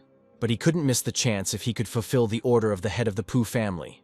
Then his family could become one of the main ones. There were only 5 minutes left before the scheduled meeting. They apparently changed their plans and got scared. But since they dared to kidnap the young master, they certainly won't be afraid to come to the meeting. Everyone applauded Huan. They had to act carefully and according to plan. Zhang and Tank are stuck in a traffic jam on the road. Zhang understood that the master was trying to stall for time, but as a punctual person, he decided to call a helicopter. Tank was very sorry that he couldn't get there on his horse. At Pu Xiaomu's office, they were waiting for news from the welcoming party. They claimed that everything was calm on the road, and they thought that the enemy was scared. The girls were talking about their failed plans for the weekend, and all because of the blocked roads, and they decided to go on foot. And they met their friend Song Zheng, and they asked what happened to him. And he told the story of how he detained a gang of hooligans. Song Zheng decided that he would lie to the end, since he could not admit such an awkward truth. Sia was surprised that the elderly were walking alone at night and said that they should have called the police and dispersed. He asked in a reserved tone if he looked like the kind of man who would abandon an old man in trouble. Wenju and Sia both responded that he looked more like a liar. Wenju reminded Sia that they should hurry before the shops closed. Song Zheng recalled and added that the city center was closed off along with the shops near the Pu family. The girls were surprised and asked again how stores could be closed on a weekend. He said with a smile that there was an important event going on there and he could find out everything by just calling. After the call, he said that not all stores were closed and offered to guide them through his friends. He added that they could be in the center in 30 minutes. He offered to take them there in his car because theirs was stuck here and his was on the other side of the street. Wenxu saw Lin Huan and suddenly rushed into his arms and said that she had finally found him. She was glad to see him and added that when she asked his sister to introduce them, she did not expect the meeting to happen so soon. Sia watched their meeting with surprise and did not understand who he was. Lin Huan warmly said that he had returned. She asked what he had been doing all this time. He explained that his unit had to cut off contact with the outside world after receiving a special assignment. Wenju added that she tried to find out about him through her father, but he did not answer. So she decided to figure it out herself. She said that her thoughtless actions could have led to problems, and she was sent to study. and later she became a teacher. Lin Huan said that she would resolve all issues with the Chen family, and promised that he would take care of her peaceful and happy life. Song Cheng suddenly asked if he was Long Yidan's brother. Lin Huan didn't react and asked Wen Shui if they were going to the music square. She smiled and said that it was rare to get out on weekends. Song Cheng repeated the question and raised his voice again. Lin Huan continued to talk only to Wen Shui and suggested using a helicopter to avoid wasting time in traffic jams. Xia asked if she understood correctly that he called a helicopter because of traffic jams. He confirmed and asked if there was any problem with that. Shita noted with restraint that this all seemed like a lie, since she knew who Long Yidan was. She added that she couldn't believe it, and it all sounded too far-fetched. Xia walked up to Wen Shui, took her hand and said that Song Zheng's car looked more real.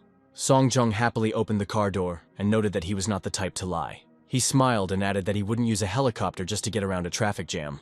Wen Shu approached Lin Huan, called it a good joke, and offered to go with them. Song Zheng chuckled and thought that she was still coming back to him, even though no one could compare to him. Several helicopters appeared in the sky at once, and Xia said that this often happens in the center. One of them began to descend right behind Lin Huang. 2 soldiers got out of the helicopter, saluted General Lin Huan, and reported that the Tianwang combat wing had arrived. Everyone was stunned by what was happening, and Wen Shui could hardly believe her eyes. Lin Huan extended his hand and invited her on board. Wen Shu excitedly told Xia that he was not lying and called her after him, but she still stood there in a daze. Song Zheng thought with a cold smile that the helicopter was most likely rented, and even if Lin Huan was a model, he would hardly be able to buy it. Huang said that such helicopters could only belong to Emperor Zhang himself, but he did not understand why he would come to this place. His subordinate Zong suggested that it might be a prank. Huan said that it could be a training exercise and that they still needed to continue waiting for the guest. He looked at the emblem on the side and became wary. Looking closely, he recognized the flag of the winged cavalryman and realized that it was Emperor Zhang himself. He immediately dropped to his knees and bowed his head to the ground. He told Zong that the emperor was in front of them and wondered why he was still standing there, not understanding the purpose of the visit. The entire group dropped to their knees as the helicopters flew overhead.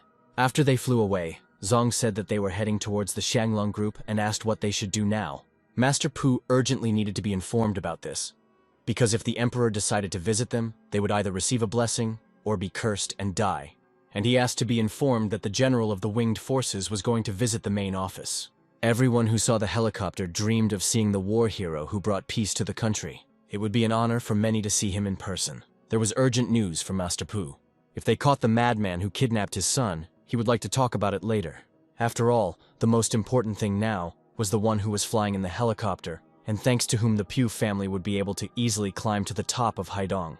Huang informed Master that Emperor Zhang was heading to Xianglong. Hearing this, Master Pu was indescribably furious. No one was supposed to know about this, and the Master took Huan aside.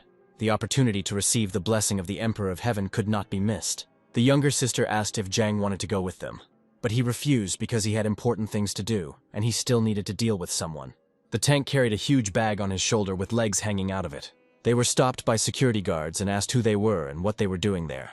Zhang asked to call Pu Xiaomu and tell him that he and his son were waiting for him in the office. The guard just yelled at him and asked him to show his permit or get lost. Without saying anything in response, Tank threw the bag at them with all his might, and the guards scattered like bowling pins. It was too easy for him to neutralize the guards so easily. At this time, in the commercial heart of the Pu family, the Master was trying to figure out where Emperor Zhang had gone. After all, they definitely saw his helicopter land on the music venue. Suddenly, the security guards ran away, saying that some unknown people were asking to meet with the Master. But Master Pu didn't care about them. He was only interested in the Heavenly Emperor. The guard shouted that he was afraid that these unknown people could ruin everything. The security was not warned that they had a VIP guest and could have made a lot of unnecessary noise, and the guard was sent out to warn the others to do everything quietly. Master Pu remained outside to greet the important guest in a proper manner.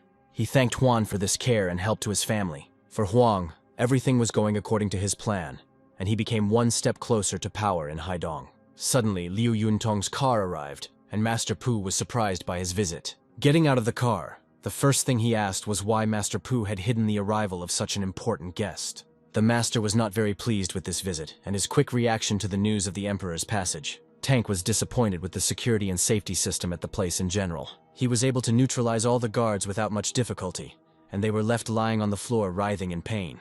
But Zhang said that he was too demanding, because these were just guards, and not the mercenaries they met in the war. Seeing what happened to the guards, Juan wet his pants and tearfully begged for mercy.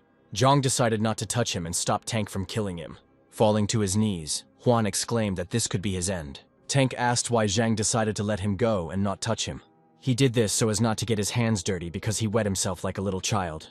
Entering one of the offices, Zhang told Tank to tell the old man that he had 5 minutes to explain himself to him. Having put the bag on the table, Tank went to fulfill Zhang's request. At this moment, Master Pu's phone rang. Juan said that he seemed to have sorted everything out, but he needed to leave urgently because his guys seemed to have captured the kidnapper. Master Pu asked to deal with the kidnappers and return back immediately. Master Pu could not leave this place without giving a worthy reception to the guest. Liu Yuntong couldn't believe that he didn't care about his family that much. Tank informed Zhang that he was unable to reach Master Pu. Zhang wanted to give him a chance, but it looks like he'll have to visit him in person. But Zhang and Tank decided to go down by a completely different route. The boys heard a crash behind them, and a tied-up man fell behind them. The two young men intended to move on. They prepared to jump with glass at their feet. A large crowd of people gathered around the dead body, and one man from them decided to come closer. With shaking hands, he opened the fabric and saw the body of a guy who had recently been alive. His son was lying on the asphalt, asking him for forgiveness, because he would not be able to avenge him, at least not today. He ordered to find the one who did this. They must settle this before the Emperor comes, otherwise their family may suffer. The man ordered them to drag the body away and clean up, because now the meeting of guests was more important. Even the life of his own son. Suddenly, the guy hits the people carrying the corpse away. He grabs one of them by the throat and slams him into the floor with all his might. The protagonist, kicking the cold body, asks if he is Pu Xiaomu. Grandpa, with a serious face, thought that something was wrong. The people around them began to bustle about, wondering who these people were and whether it seemed to them that they had just descended from above the building. The boy realized that he wanted to avenge his son, tooth for tooth, corpse for corpse, but he dared to assure him that even for him it would be impossible to do this. He would only get hurt. Pu Xiaomu called him a bastard and said that he hoped the protagonist was smart enough to keep quiet on such an important day. He just hopes that their guest's visit goes smoothly and without any problems. The main character laughed and said that for the sake of his own future, he could even forget about his son's death. In that case, he wants to get 100 million. The man who approached them was very surprised and said that he was the most influential judge, and they should hurry up and apologize to the master.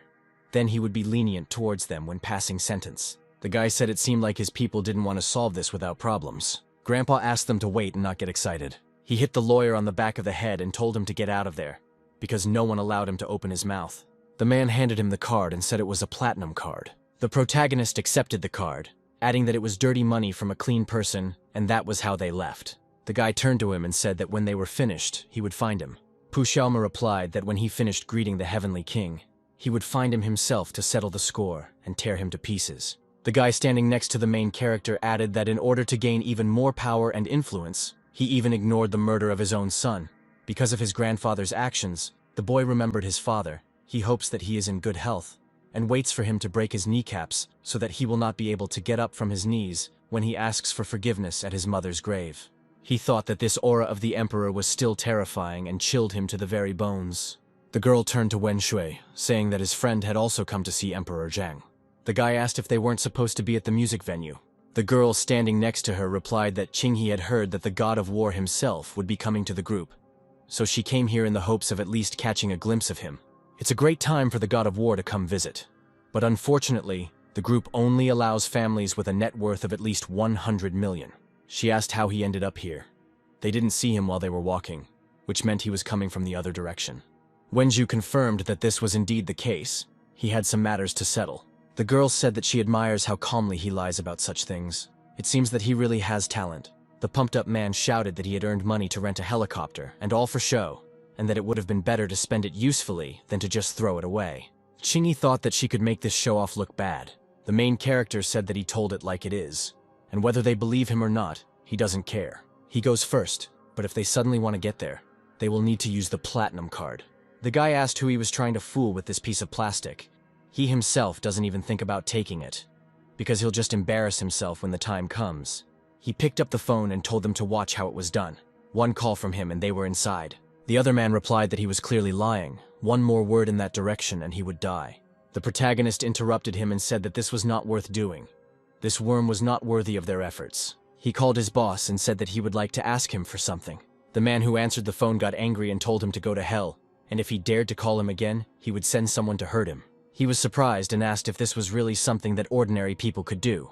In front of him was a broken window. The shards were lying on the floor, and they were scattered in different directions. He was surprised and did not understand what it meant. His boss was furious.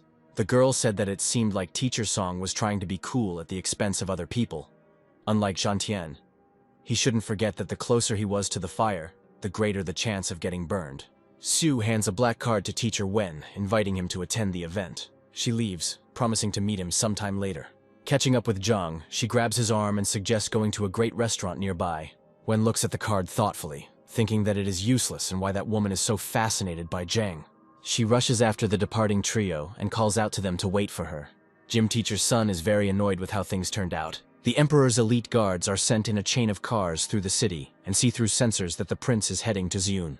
The squad leader gives the order to follow the prince. Meanwhile, in the hotel restaurant, Wen sincerely admires the scale of the building and the prices for service. He raises his glass and reassures the girl that they are celebrating the return of a close friend, so she is paying. Tank eats enthusiastically, inviting others to do the same instead of chatting. They chat and joke in a friendly manner at the table. Wen wonders why Zhang is not nervous before meeting the Emperor, since he is the idol of all adults and children. Zhang sheepishly replies that the general of the winged cavalry will not come to the city. Wen is puzzled, because it is because of his arrival in Haidong that the whole city is in an uproar. Zhang explains that if the Emperor himself were coming, the city would be filled with soldiers, but most likely there will only be close associates here. Zhang's friend confirms that she also had doubts about the Emperor's arrival, and now they have been confirmed. Wen was upset because she wanted to see him in person at least once. But then he asks in surprise whose arrival the Shanglong group is preparing for in that case. At this time, in the skyscraper, people are gradually beginning to become indignant about why the general is still not here. An assistant approaches the patriarch and whispers that they have lost track of the Heavenly Guard. The old man furiously shouts for them to find them immediately. Otherwise, he will become a laughing stock for Haidong. The assistant hysterically asks if this means finding the Emperor himself. The old man rushes at his assistant, kicks him, and orders him to find out how close the Emperor is, otherwise he will die. He then points his finger at the bald man. A moment later, he too flies away, spraying blood, for not being able to solve a simple question. Master Pu regrets being so wasteful and swings his arm to kick. The bald man tries to justify himself by saying that the man is truly strong, since he and his assistant jumped out of a window on the 26th floor. Master Pu is furious and holds a gun to his bald head, while his assistant begs him to give him a chance to make things right. Gym Teacher's son drinks bottle after bottle, thinking about how Zhang Wen's appearance makes him feel distant when the phone rings. He replies to Boss Huan and apologizes for the recent upset. The bald man forgives him and asks him to recognize one guy from a photo. Sun looks at the forwarded photo and realizes that it is Eden Long's older brother. The gym teacher is delighted that since this guy was able to anger his boss, it means Wen is in his hands. At a restaurant table, Zhang's friend raises a toast to the opportunity to have a drink with an old friend today. She asks him whether he has retired or is just on vacation. Zhang calmly confirms that as long as the border is secure, he is not needed. Wen joins in and asks him what he plans to do in the future while he has no work. Si reminds that Zhang spent many years on the border and deserves a rest. The guy confirms that he wants to take a break and at the same time resolve family issues. Wen is upset that she wanted to offer help to the guy in finding a job, because good jobs are hard to find. A waiter approaches Shui and greets her personally. He hands over a business card, informs her that his master has paid their bill and invited her to a luxurious room. Wen happily assumes that this is the mysterious rich admirer of her friend, and he hints to Zhang that this admirer is much richer than some. Sue returns the card and the bill to the waiter and asks that this not happen again. The waiter importantly states that Shui is invited by Song Kailong himself, and it would be foolish to refuse him. The tank rises and silently breaks the waiter's nose. He comes to his senses and showers the man with insults and accusations. Wen scolds the boys for reacting like that, since the Song family includes military diplomats. Zhang laughs and says he knows this family, which does not understand the word no and is poorly brought up by its elders. Zhu says that this stranger has been stalking her for a long time and is tiresomely intrusive. The doors of the restaurant open and the hall fills with people in formal suits. A cheeky blonde man steps forward and asks who dared to hit his man. The waiter points at Zhang's assistant, calling him a gorilla. Zhu addresses the impudent rich man by name, talks about the laws of families and what this man received for the insult. Kaelun says that you can't attack a person without finding out the details. He introduces the man behind him and says that Chen Sihai invited her today. Sihai asks if this girl is his cousin's fiancée, and asks her to drink with him in exchange for him not touching her friend. Yu reminds that the Wen and Chen families broke the marriage contract, so they should show respect. Kailun reaches out to the girl, indicating that the Lord of Haidun is inviting her, so she must accept. A few moments later, the impudent fellow is already flying to the floor from Zhang's boot. He asks why he thinks he can touch Shu. Sihai mockingly asks who Zhang is. The guy replies that he is someone who cannot be provoked. Sihai indignantly denies his words, considering his family the most important in the city. He says that after such words, he will not be able to let Zhang leave the pavilion. People in suits rush at the group of friends from all sides. Wen tries to intercede and reminds him of the laws that Sihai is about to break. Sihai mockingly asks his boys if they break any laws. He excitedly tells the girl that he will now show her what it really means to break the law. Zhang asks Tank to take the girls out of the restaurant. The guy approaches the sisters and politely asks them to go out with him. He takes both of them by the hand and rushes towards the exit, scattering guards along the way like bowling pins. They shout at the security guards to catch the escapees. But Sihai calmly says that there is no need to chase after them. He notes that Zhang is noble for choosing to sacrifice his life for 2 women. Zhang is surprised that Sihai again does not understand what is happening. He coldly replies that he was simply afraid of staining the girls with the blood of an impudent man. Outraged by the guest's insolence, Sihai orders his men to kill Zhang. Zhang stands motionless as the guards rush towards him, screaming madly. To everyone's amazement, Zhang stops the punch with just 1 finger and grins. The attacker is in deep shock and does not understand how this could have happened. The second one attacks with a dagger, but is already thinking that Zhang might be of the master rank. He says he wants to see if he can handle knives as well and moves forward with 2 armed assistants. Incredibly, Zhang breaks the blade of a strong knife in half with just a wave of his palm. He chuckles, saying that his body really is stronger than steel. Moving like flashes of lightning, he lays them down on the floor one after another until they are all lying down and calling for a doctor. Afterwards, Zhang approaches the frightened Sihai and says that he is the last one left. The blonde tries to use the last argument that his family rules Haidun, and whoever goes against it will die. He nervously reminds them that everyone is vulnerable to bullets and offers to let him go in exchange for his silence. Zhang says with annoyance that the children of this family are spoiled, even though there are many of them, and then gives Sihai a powerful slap in the face. The blonde is terrified that Zhang knows his mother, even though she is the most powerful woman in the city. Zhang shuts him up with a kick. He says that their fortune is built on the suffering of his family, but there is no point in fixing it. And then Sihai begins to pray. Zhang listens and quickly dodges a bullet flying straight at him. Bald Huan is standing at the door with a pistol, unhappy that he missed. The blonde guy calls his boss for help from the floor, and Huan demands that the guy be released, believing that by saving him, he can earn the respect of the family. Zhang doesn't even think about following through and steps on Sihai's back with all his might. He first pushes the guy into the floor and then kicks his body towards Huan. The bald man is shocked that the young heir is dead, but then waves his hand, saying that he will be killed anyway. Many armed men run into the room and surround Zhang, to which he only laughs at the amount of firearms. He waves his hand with a laugh and allows them to shoot him. Huang reacts sullenly to Zhang's rush to die, but does not stop him, and instead gives the order to shoot. The guards stretch out their hands with pistols, but shadows appear from somewhere. The men in overalls begin to scatter Huan's guards. Having dealt with the attackers, the people line up, bow down and apologize for the heavenly guards arriving so late. Zhang smiles and says that he will punish him with intense training, and the heavenly guard thanks his imperial highness for his mercy. Huang can't believe that Zhang is the prince of the Celestial Empire and starts shouting about it out loud. A girl flies up to the indignant Huan and grabs him by the throat. She throws him aside with force, saying that she accepts his sacrifice. The girl's face and voice suddenly change as she approaches Zhang and asks why he went to Haidong without her.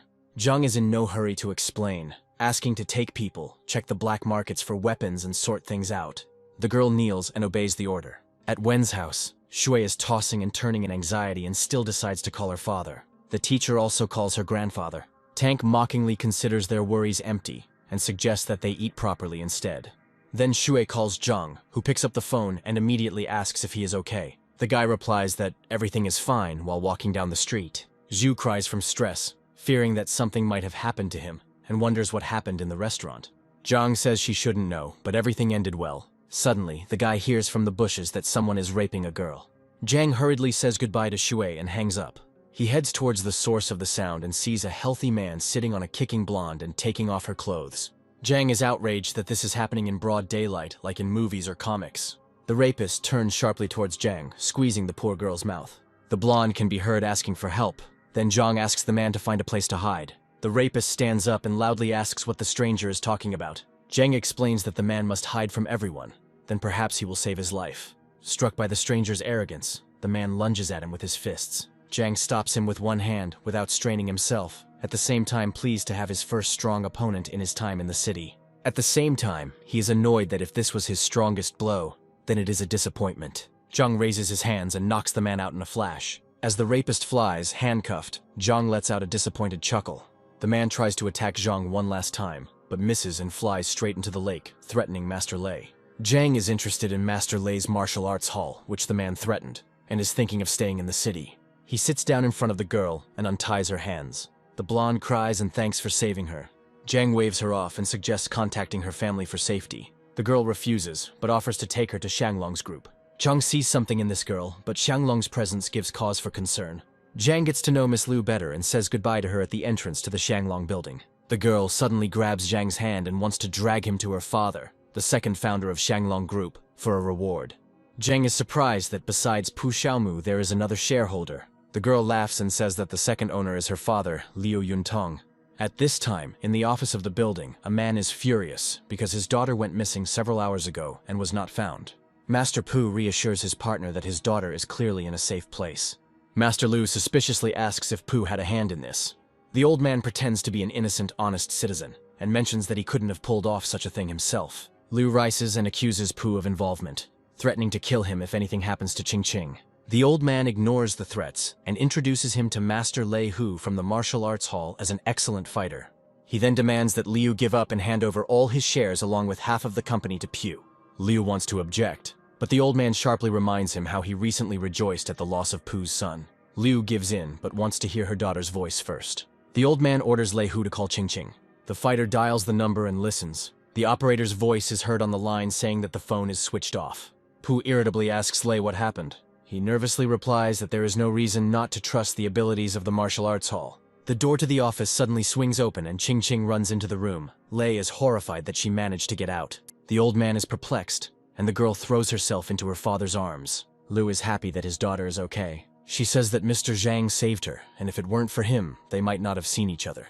Zhang mockingly remarks that they met Master Pu again, even though they didn't plan to. He also says that he was planning to meet later anyway, but there is no point in postponing it any longer. The old man is outraged that Zhang is still alive, calling Huang a waste of investment and effort. Senior Liu thanks Zhang for saving his daughter and promises to reward him. He notes to himself that Zhang is also at odds with the old man. Liu addresses Master Pu, pointing out his shortcomings and age, and also threatens a restless evening. Pu responds that the Liu family is not that young either, but the children are too hot-headed, and this is not the end. The old man gives a sign to Lei Hu, who readily rushes at the girl. Pu confidently declares to Yuntin that their confrontation will now end with Pu's victory. Before Lei can get close to Qing, Zhang quickly covers the girl with his back. Zhang easily parries the fighter's blow, but still praises him for his technique and skills. The fighter agrees that Zhang could have defeated his brother, but wonders what is wrong with him now. The old man tries to provoke, insisting that Zhang cannot defeat the fighter and that he needs to interrogate him instead of talking.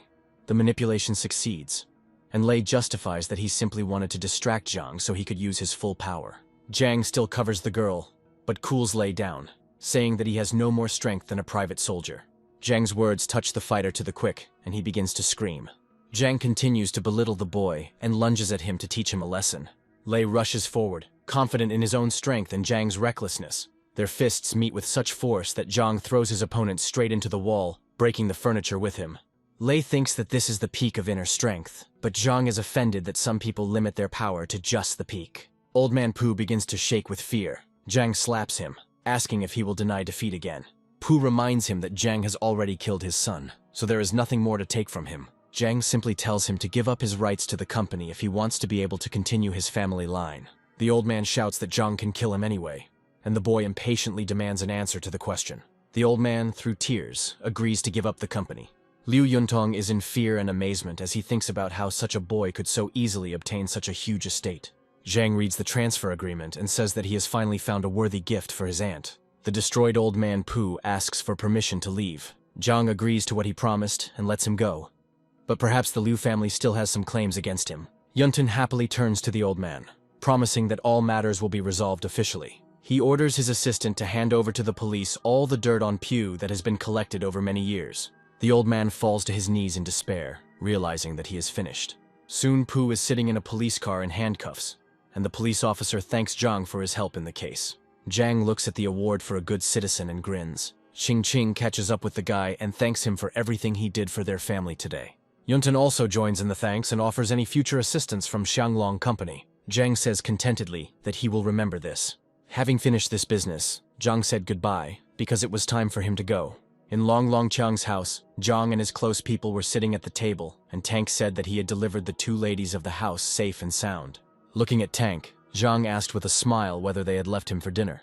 Tank happily replied that they left him there and fed him twice. After slapping him, Zhang shouted how Tank could eat after so many meals, but the desire to eat well is normal, and Long replied that he would definitely make sure that no one was hungry. Zhang highly appreciated Uncle Long's skill, but he was still curious about the Tianxiang Hotel.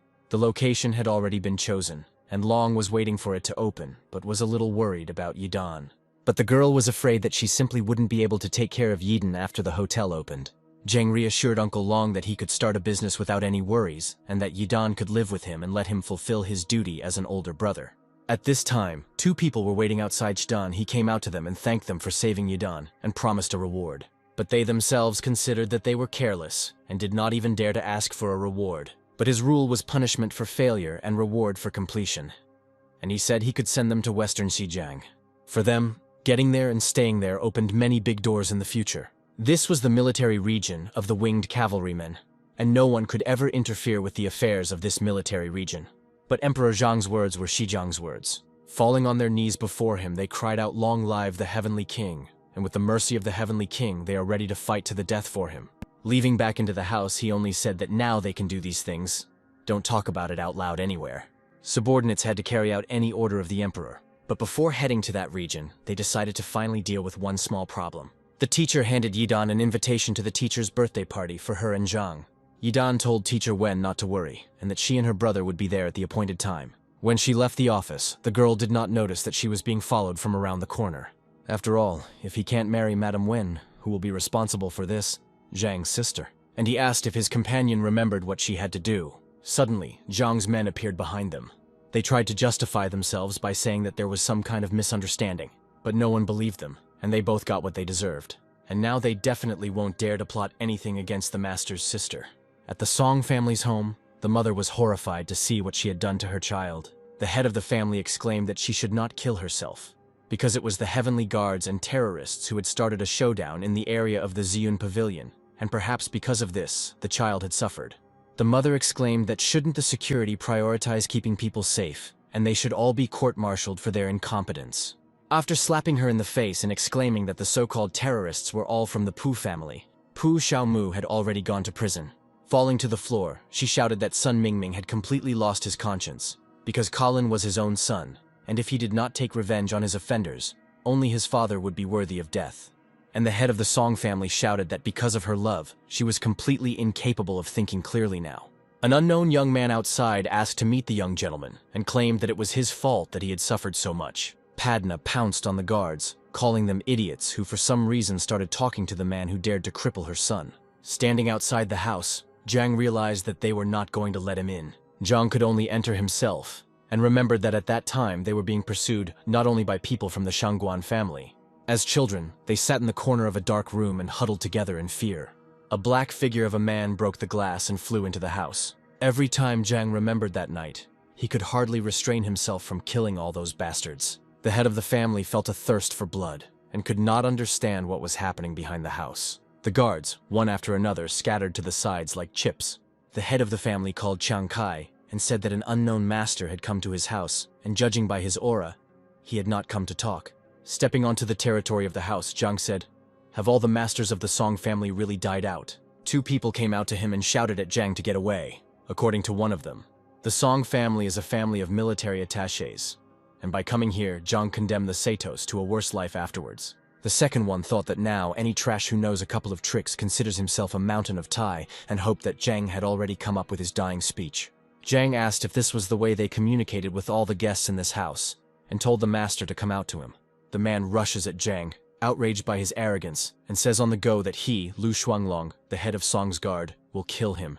Zhang pays no attention and dodges the blow, then deftly knocks the man aside. He is scared, but tries to save face. threatening Zhang to stand still, otherwise he will do something. Zhang grins, asking if he is really the head of security, and an old man is already rushing towards the guy after him.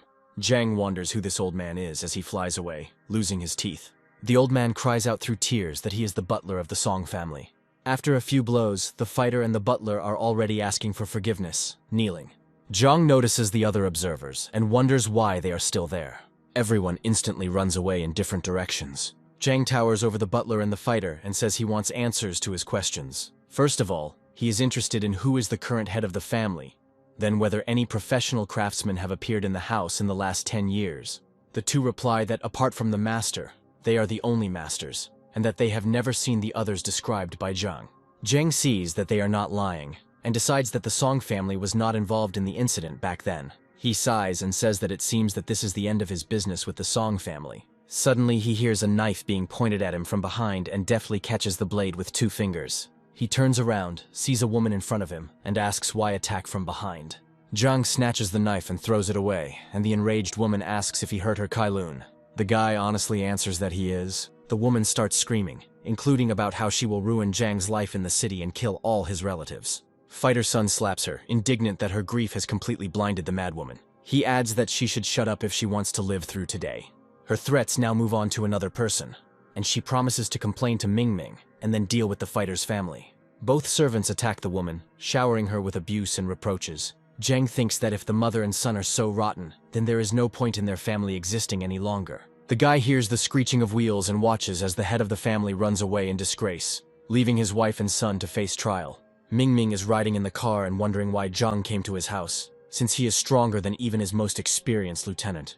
Zhang flies high into the air, sees the car and begins to descend straight towards it. The guy lands right on the hood and looking through the windshield at the driver, asks where he is going in such a hurry. The car stops, and Ming gets out with his hands raised, asking to get straight to the point. He is almost dying of fear when he sees a military vehicle and rushes towards it for protection. Zhang slams the car door, puts his hand on Ming's shoulder and says that no one will save him in this city. Zhang is distracted by his sister's call and tells her that he will be there soon. A tall, strong man emerges from a military truck, saying that he rushed over as soon as he received the call. Ming rushes to Chiang Kai and shakes him, saying that if he had arrived a little later, he would have been dead. Chiang Kai flexes his fists and loudly asks who was so brave that he attacked Haidong's military attaché in broad daylight. Ming points his finger at Zhang almost hysterically, accusing him of attacking his family and himself.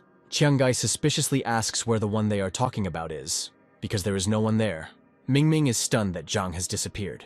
Zhang was already walking through the central square arm in arm with Aiden. The older brother nonchalantly replies that he met a couple of friends, but next time he will try to rush faster. Eden pulls her brother towards some store, which surprises him. The girl says that today they are going to a party in honor of Teacher Wen's birthday, and they need to pick out some nice clothes for themselves. They walk down the rows, choose and discuss. Zhang notices a blonde guy watching them from around the corners. At the same time, the blonde looks at Zhang in surprise, recognizes him, but does not understand what he is doing here.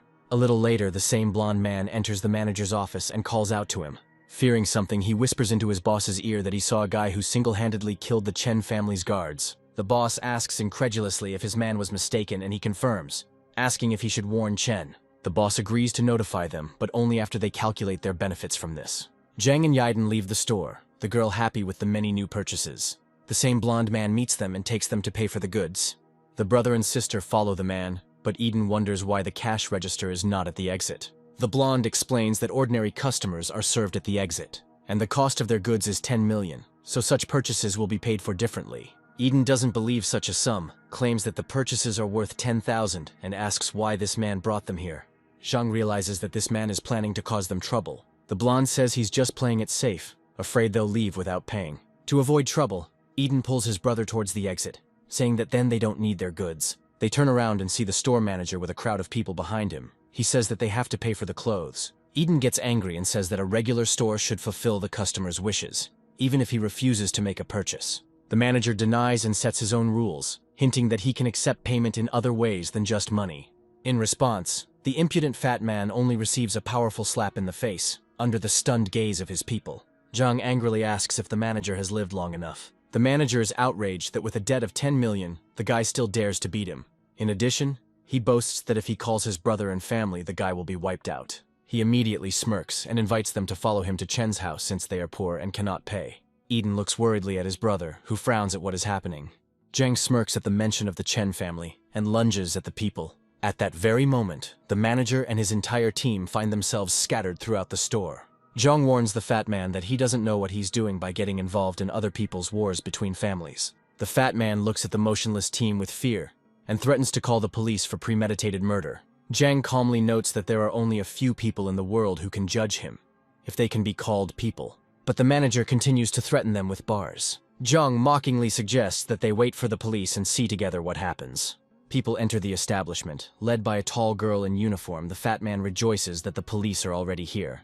The fat man rushes towards her, accusing Zhang and Yiden of murder and robbery. The woman asks to calm down and orders to start with the CCTV cameras. The manager immediately loses confidence and does not understand why the police did not notice that he knew their boss. He calls Liu Ju, tells her about the problem, and agrees to pass the phone on. He brazenly hands the phone to the woman and says that Liu will explain to her what to do. The manager smiles triumphantly and suggests that Zhang kneel down and beg for forgiveness so that he can soften his fate. The woman turns on the speakerphone and asks Liu what he wanted to say. The male voice began to ask joyfully and in a familiar way about his studies, his affairs, and how he missed her. The woman agrees with a smile and asks if he knows the owner of a chain of clothing stores. Liu laughs and replies that he doesn't know, adding that nowadays everyone says they know him, so there's no point in believing it. The woman repeats Liu Ju's words and throws the phone to the puzzled manager. The fat man, horrified, awkwardly grabs his mobile phone and asks the woman who she is. She does not answer the question and calls the manager to account for his words and actions. The fat man fearfully admits that he called the police in vain, without understanding the situation. Zhang lists quite a few reasons to choose from for which a manager can be imprisoned. The man tries to justify himself and get rid of those present, saying that they did not pay and are not his clients at all. A notification about a 10 million charge appears on his phone and the manager panics. Zhang laughs and advises him to become a decent man after he serves his time, as the criminal world is not suitable for someone like him. The woman takes out handcuffs and accuses the manager of a number of crimes. He and his assistant are immediately overpowered and taken out of the building. The woman switches to Zhang and Yiden, saying that they will be interrogated separately. Zhang agrees, and the woman takes him to the former manager's office, where she drops her mask and begins to flirt.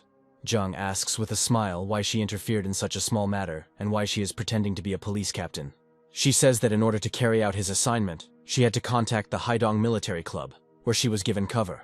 Zhang wonders where he heard the name of the military club captain Uchitori before. The woman continues that the captain found out about Zhang Haidong's visit and asked him to give her a gift and a suit. She also gives Zhang a flash drive with information on the case and suggests mobilizing the imperial court. Zhang says hundreds of deaths at the hands of the Shangguan family have already been proven, but the big fish are hiding deep. But he will not let go of those who participated in the division of his family's property and brought his mother to death. The woman kneels and swears to help and fulfill all the orders of the Heavenly King Zhang. They leave the office, where they are met by a wary Eden, who asks what they were doing there for so long. The woman slyly explains that it was nothing like what the girl could have imagined, and then says goodbye to them. Zhang and Yiden leave the store, and as they say goodbye, the girl turns around and sticks out her tongue at the stranger. There are a lot of people gathered at the Metropolitan Hotel. The man greets everyone and thanks them for coming to the party. Beautifully dressed Zhang and Yiden walk through the crowd of guests, looking at the surroundings. Eden is absolutely delighted with how beautiful the event is, something she has never been to before. They reach the birthday girl, and Zhang congratulates Wen Shui on her birthday. She thanks them and rejoices at their arrival. The girls in the background gossip after seeing Zhang and think he might be Shui's boyfriend. One of the girls notices that Zhang looks too young and assumes that he is from a rich family. The second one says that he is the older brother of Shu's student, who was recently demobilized from the army. The first one says with disappointment that Zhu has a bad future with such a poor guy. The third girl chimes in that any of Shu's admirers is better than some military man. A military truck carrying Brother Long pulls up to the metro. He says he couldn't help but come to Zhu's party. One of the assistants greets the gentleman and explains that the second floor of the banquet contains influential gentlemen, and the first floor contains Shu's friends. Young Long replies that he will first go and congratulate the girl in person, and that she will most likely be first. He walks in and is indignant when he sees some guy getting too close to Shui and heading straight towards her. The girls whisper that this is the birthday girl's most ardent admirer, Wu Chia Long, which means there will be a performance now. One of the friends recalls how this Chia once seriously beat up a guy out of jealousy towards Zhuei. Another notes that he only cooled down after Wen and Chen's marriage contract, but now that it's broken, Chia won't let go of his. Long approaches the birthday girl and asks her to go away with him. Su asks gloomily, what is it that cannot be talked about in front of everyone? The guy demands that Zhang and Yaiden leave him and Wen alone to talk. Su is resolute in her statement that Zhang will stay, and she trusts him. Long says he has heard of Zhang and his skills, but Mo Gan is nothing in his eyes. He also advises to lose face in front of a woman on such a day rather than lose your life. Ignoring the birthday girl's wishes, he extends his hand to her and insists that she come with him and talk. Zhang steps between them and reminds them that the girl has already rejected his invitation, so he should leave. Chia becomes furious when she hears such words from the boy. He rushes at Zhang with fists and shouts. As usual, Zhang easily stops his fist in midair. Long assesses his opponent's strength, but asks if he really wants to fight him. He begins to boast about how he began his military career at 10 and rose to the rank of lieutenant by 18. How many shots he fired and how he fought in extreme conditions. In response, Zhang simply starts laughing out loud. He mockingly asks if he always reads out his resume before a fight, and Jue laughs too. The girlfriends discuss why Zhang continues to deliberately provoke the fighter into a fight. The second, with tears of laughter, shows Zhang looking at Chia like a killer. The other girl just covers her face, wondering why she has a sense of déjà vu. Long flies at Zhang with a raised fist, threatening to send him to the hospital for a long time. Zhang stands calmly with his hands behind his back and looks disappointedly at yet another ignorant and fearless person. Before the fist can hit Zhang's face, the order to stop immediately is heard throughout the room. A man walks through the crowd and reminds them that today is his beloved daughter's birthday, and he will not tolerate fights. Long bows to the man with words of obedience, since Uncle Wen so wishes. Uncle Wen saw that Junior Long was really getting better and asked him to convey his greetings to Master Wu Chia Ha. But Zhang knew that this was just the speed of changing faces, and if Tank had been at least half as good at it, he would have already received his belt with a sign. Uncle Wen recognized Zhang, although more than 2 years had passed since he saved him. But compared to that guy, the one who was standing in front of him now was more terrible. Seeing Zhang, Master Song exclaimed in surprise. Zhang also teased him, calling him a big man in the military world who abandoned his wife and children to their fate. The master shouted that their country is a country where the law rules and whether he will be able to get to heaven with a couple of tricks. The girls couldn't believe that their friend had also provoked the Song family earlier, and one of them remembered that not long ago this Song Kai Long had been chasing them. The head of the Song family shouted and pointed his finger at Zhang, saying that this man was extremely vicious, because while he was not at home, he came and beat his wife and son, and Chia Long, as a soldier, could not let this man go. But Chia Long promised Uncle Wen not to do that. But if Zhang kneels before Brother Song, then he will forgive him on his behalf, and that will be the end of it. But Chia Long was trying to take on too much in front of so many people. But he told Shui that she should know that the Song and Wuchia families had been closely connected to each other for many years. Master Song, in confirmation of his words, exclaimed that if Zhang had not run so fast, Long's elder brother would have dealt with him long ago. Chia Long shouted loudly for Zhang to make his choice. Looking him straight in the eye, Zhang poured a glass of wine on his boot and said no. Lang responded in a way that could be considered friendly and patient, but Zhang repeatedly pushed him to do so.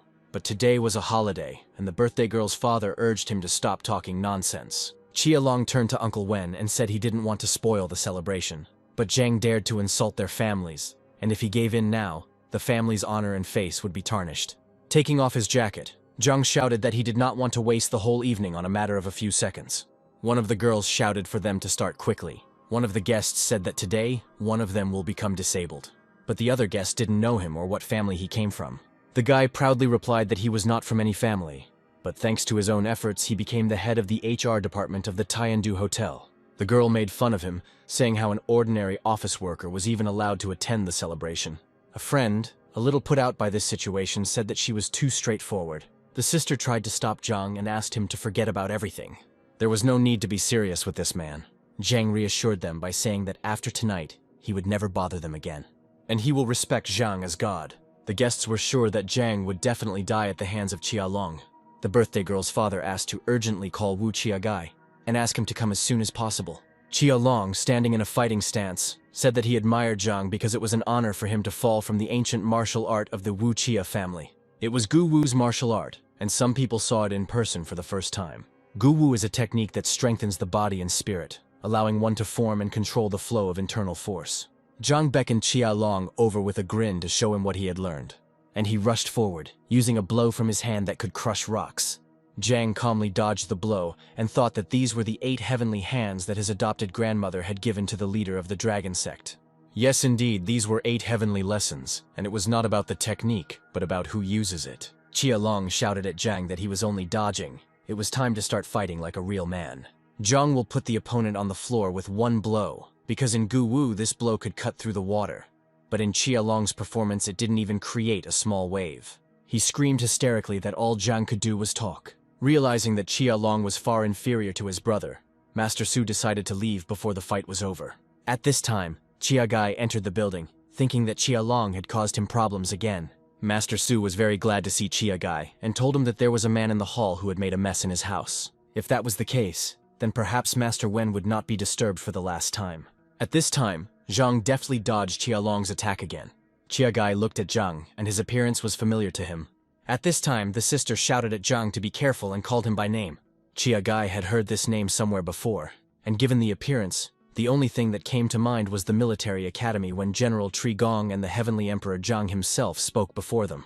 The man got angry and challenged the protagonist to a fight. The guy agreed. From behind, another man attacked the broke guy. The man fell due to the blow. He stands and waits for further action. What will he take? People praise him. The stranger says he hit the wrong guy. The man bowed before the boy. People nearby are very surprised by the situation that happened. The girl says that the guy has a higher rank than him. The guy appreciated the man's actions. The young gentleman said out loud that he was impressed by him. He kneels and asks the guy for forgiveness. The man's brother asks why he is doing this. He told his brother to shut up. An elderly man asked to spare his brother. The main character agreed to his request. He invited the young man to go to the second floor. The guy thanked him. The man stood up and slandered the servant. The servant asked what he was going to do. He claims that he didn't start it. The man kicked the servant. He began to ask him for forgiveness. The man's brother asks who that guy is. The man whispered something to him. He quickly realized that he was wrong, because how could a simple soldier encroach on the life of a general? He told him not to worry about it. The main character asked for forgiveness for not visiting his uncle earlier. Uncle said that he was already old enough that young people had no need to spend time with him. He told the girl to go and have fun, and he and Zhang would talk about his military service. The girl said that she quickly got bored with war stories anyway. The main character asked if his uncle had any business with him. Because of fate and their own weakness, they are in a difficult situation. He asked to help him. The guy said that there was no need to do that. First, he just needed to tell him what happened, and he would try to help him in any way. He said that sometimes he wants to laugh at himself, but he has no other choice. In Haidong, there are countless families trying to capture or grab a piece of the market. Eventually, this led to everyone joining forces. The protagonist said that if their family lost, they could survive with a small share in such a market. It's not that easy. He tried his best to reduce the market share to a minimum. If his share is reduced again, his family will be in a dead end. That is, he wants to say that this is such a big and important event, that all families are trying to find the strongest masters of Haidong. The man said that it was all true, but in their time, to be a warrior and practice martial arts, you needed to have a lot of money, so not many could improve themselves alone. The protagonist accepted their offer. The girl tried to eavesdrop on their conversation behind the door. Her friend assumed that the conversation was about their marriage. The young lady overheard them and was very upset. The man turned to the master and said that all the necessary information was in the folder. She asked if this little animal really thought that with his military rank he could pose a threat to her. She threw the papers aside and became very angry. Clenching her fists until they bled, she regretted that she had not spoiled them from their offspring as well. Elder Zhang wanted to finish the business related to owning a share in the market first, and then take care of family affairs. But she didn't want him to live even one more day, and dealt the assistant a powerful blow to the face. Having cooled down a bit, she asked how the investigation into the disappearance of the 4th young master was going. When you come to your senses a little, the assistant replied that he hadn't seen him yet, but was sure that he was there right now. Pointing a gun at him, she replied that she did not need a person who could not cope with her tasks. At this time, Zhang and his sister came to congratulate Xiao Guang on her birthday. Her mother only dreamed of curing her from her illness. Zhang advised her to contact the Allen Institute, which has leading experts in the study of brain disease, but such treatment was financially unaffordable for them. In response, Zhang handed her an envelope containing shares of the Xianglong Group, saying that she now owned a controlling stake. Suddenly, the door to the room opened sharply, and a guy entered and said that he had good news. But when he saw Zhang, he was a little taken aback. After all, his appearance complicated everything a little. The woman asked again what good news he wanted to tell her. The guy hesitated and didn't know what to answer, and then he handed her the papers, saying that they were from his uncle. She jumped up and screamed that he should not even dare mention his name in front of her. After all, this is a scoundrel who leaves his wife and child, and then avoids them as if they were ghosts of the past. The guy insisted that she look at the conditions he was offering. His uncle offered compensation of 500,000 yuan in exchange for the opportunity to mediate in her affairs. He assured that his uncle's conditions were very sincere, and that this would provide them with a decent life. But for her, it was better to die than to take money from him. The nephew insisted that this was simply his uncle's attempt to make amends. After listening to all this, Zhang asked why, after so many years, he decided to make amends now. In fact, his uncle had heard about the god of war who was causing trouble at the hotel and wanted him to intervene. Zhang asked whether he wanted to act as a mediator. Seeing the Shanglong shares that they now owned, he was taken aback. Zhang offered to pay the price of half of these shares, but the guy could not make such a decision on his own. Tried to assure her that her uncle still had feelings for her. Vitya, this is hypocrisy. Zhang rudely stopped him. But he was just a messenger. Zhang asked me to tell you that if his boss comes here again, he will kill him. The aunt was worried that now her ex-husband would do something to Zhang, but Zhang asked not to worry about it. The beaten guy was very angry, and suddenly he saw Qing and recognized her, but he received a blow to the groin from her. After all, a dog like him had no right to talk to her. Zhang called specialists from the hospital to his aunt and handed over the key share package. She couldn't contain her emotions from such a gift. It was gratitude for all the years she had taken care of their family. Zhang had the idea that it was time to take the girl abroad for treatment. When he went outside, he saw Qing sitting on a tree and pretending to be a passionate cat. Kicking the tree with his foot, he said, "Let's get down." Having fallen from the branch, she said that she had found the master of the sword, who had asked her to find him. It was Lei Qiandao and it was time to kill. At this time, in Haidong prison, Deputy Director Liu proclaimed himself the head of the cell. The rest of those who were sitting in the cell agreed with this, except for one person. Deputy Chief Liu shouted at him that he was deaf and not responding. Sitting on the floor of his cell in a striped robe, Mr. Pu had no intention of putting up with these conditions. And he didn't intend to see Deputy Director Liu as his boss, for which he got hit on the head with a chair. After all, no one dared to order him around. At that moment, a guard entered the cell and shouted for the fight to stop, and then ordered Mr. Pu to leave. As he was leaving the prison, the guard announced that the man who had posted his bail had arrived. It was Lei Qian, and it was difficult for him to get him out of prison. But Mr. Pu thought that Lei Bao would come. But the third elder disappeared and the second died, so it was Lei Qian who had to meet him. Mr. Pu was shocked to hear that Lei Bao was dead. Lei Qian was able to realize his divine power. Now it was time for revenge. First they decided to kill Zhang and then join forces to capture all of Haidong. But first they went to their brother's funeral banquet. Opposite the Tiandu Hotel, Zhang and his men saw Lei Qian's car. Zhang was sick to death of the Chen family and it was time to destroy them. Tank was looking forward to scratching his fists. Suddenly Zhang saw a scumbag who abandoned his fiancée for work. He decided to wait a little longer to see who else would be at the event. Inside the restaurant, Lei Qian had already raised his glass and was saying how flattering it was for him that everyone had come. Seeing his inner strength, many counted on him in the future. He suggested that those gathered work together to bring the entire city under their control. The head of the Liu family was perplexed at how he dared to be invited to this banquet after Lei Bao had stolen his daughter. Lei Qian was interested in getting a share in the company and suggested that they reunite at this celebration. But he decided that it would be better for them to go their separate ways. After all, a weasel is not a friend to a chicken. Mr. Pu approached him and said that he was still popular. Chapter 7. Liu was taken aback to see him here and not in prison. But was there something in all of Haidong that their family couldn't cope with? Lei Qian offered to give them all his shares and hit him in the chest with powerful energy. The children rushed to his defense, but he has already transferred all his shares. Lei Qian offered to leave his beautiful daughter for a couple of days. Then he would let him live. But having received a refusal, he decided to demonstrate his strength. And with one movement of his hand, he scattered several people. It was the power of the master of internal energy. The girl was surprised that this was really the power of one person. One of the guests noted that their family is no worse than anything in martial arts. 3 younger members of the Chen family came to congratulate and present the 100-year-old ginseng. Lei Qian thanked him, noting that he was still far from their father. The Chen family representative asked who this cute girl was. Lei Qian joked that he might give it to her in return for an expensive gift. But if she was his, then he didn't want to take someone else's. The father decided to protect his daughter so that it wouldn't happen. But in response, a huge fist was aimed at him. The girl tearfully asked Zhang to protect her father. After all, these people valued only the strongest, the rest were trash to them. Zhang asked whether he suffered from autism. But he didn't care who Zhang was. He was the son of the ruler of the East. Mr. Pu shouted at Zhang to show his power. Lei Qian promised that as long as he was here, everyone would remain unharmed. Zhang was asked to start begging for mercy. After all, if he had been late, he would have gotten so many ruins and not this hotel. At that time, it had belonged to their family for more than 10 years and could not collapse under any circumstances. On the phone, Zhang was told that the paperwork was being completed and the area was being prepared for evacuation. His opponent didn't understand what was happening, but Lei Qian reassured him, saying that a little later they would demonstrate who they really were. They dreamed of seeing Zhang's pleading face, but suddenly they decided to give Zhang a chance. But making him freeze, Zhang shouted, "Do they still think that someone can protect them?" And he threw one of them out the window. Lei Qian charged at Zhang, but he met Tank's fist, and having felt its power, he also went out the window. He didn't expect that the person next to Zhang would be a profound master like him.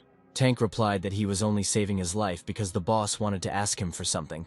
Li Qian attempted to lure Tank over to his side, but he refused and Li Qian gave in. Zhang exclaimed that people like them live only by violence when they no longer have an advantage on their side. They tear off their masks and look worse than ever. They were waiting for revenge to be taken for them. Li Qian responded by shouting that all his skills were in the sword, and it was still clear who would win. Zhang was asked not to be impulsive, and be careful, because Qing was still so young. Zhang asked Uncle Liu not to worry. Those gathered tried to understand how strong he was. Believing that Master Lei is a great man and can easily punish Zhang, Lei Qian decided to first burn the strongest one, and then destroy the God of War.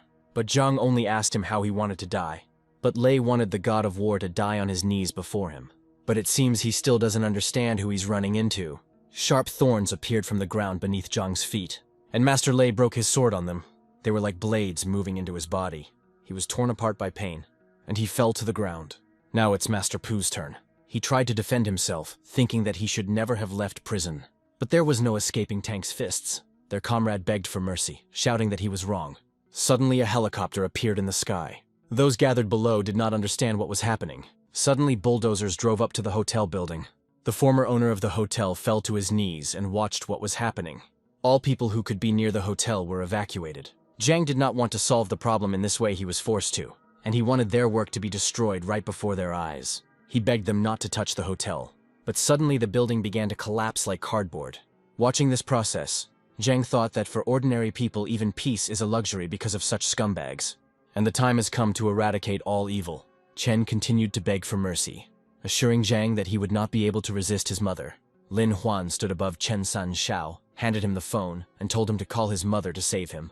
His mother, Shangguan Nalan, answered the call. He begged her to save him, explaining that he was being threatened with murder. She suddenly became serious and said not to worry and to pass the phone.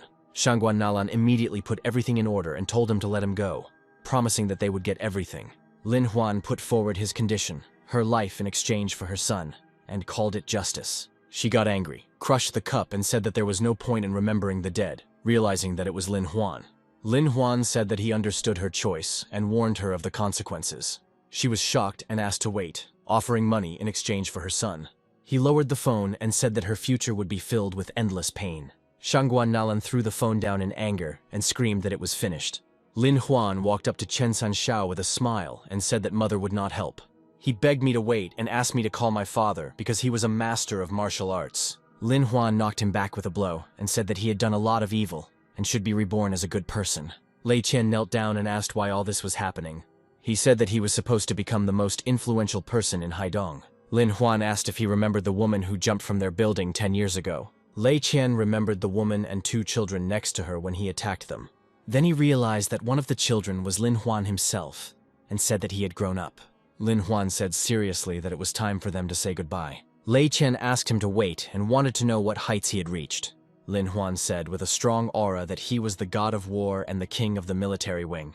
After these words, he killed Lei Qian. Liu Qingqing said that Lei Qian was strong, but next to Lin Huan, he was weak. Tank felt a chill and realized that Lin Huan was truly angry. Liu Yuntong said that he didn't know Lei Qian's last words, but he was sure that he was ready to die.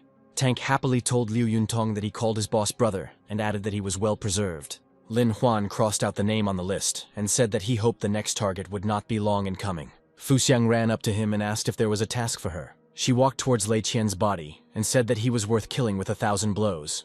Lin Huan patted Fu Xiang on the head and said that she would stay here while he went to the competition. Tank joined in, asking for a job that required brains. Lin Huan asked humorously if he ever had a brain. To the side, Liu Qingqing wondered who that girl was next to Lin Huan. Liu Yuntong asked if he was going to fight. Lin Huan agreed and added that he would represent the Wen family. Liu Yuntong said with a smile that he would also send his fighter in Qing Qing, and suggested that they go together.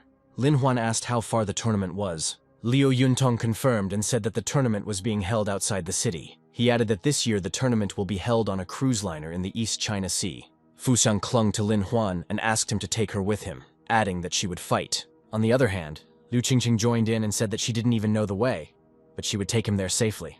They both started arguing about who would go with him. They simultaneously asked whom he would choose. He removed his hands and said that he remembered his aunt who would take Xiaoguang to the hospital today, and the flight would be today. Lin Huan walked on, and everyone asked him to wait and said that they would accompany him. Later, in the rain, Chen Tianwei's youngest son and Chen Badao himself came to these ruins. Shangguan Nalan got out of the car and said that it was time to return to greatness. Chen Badao agreed and said that there had been too many changes recently. Shangguan Nalan said that it was all because of Lin Huan, who overthrew half of the family and caused chaos. Chen Badao was grateful to Zhao for the opportunity to unify the East China Sea. But her sons were dead, and she didn't want to think about business. Well, they were killed because of him, so he had completely different thoughts. The youngest son, Chen Tianwei, told his mother that he would avenge the death of his brothers. Suddenly they heard some noise not far from them and turned around to look at it. This unexpected guest was a certain Zhendong.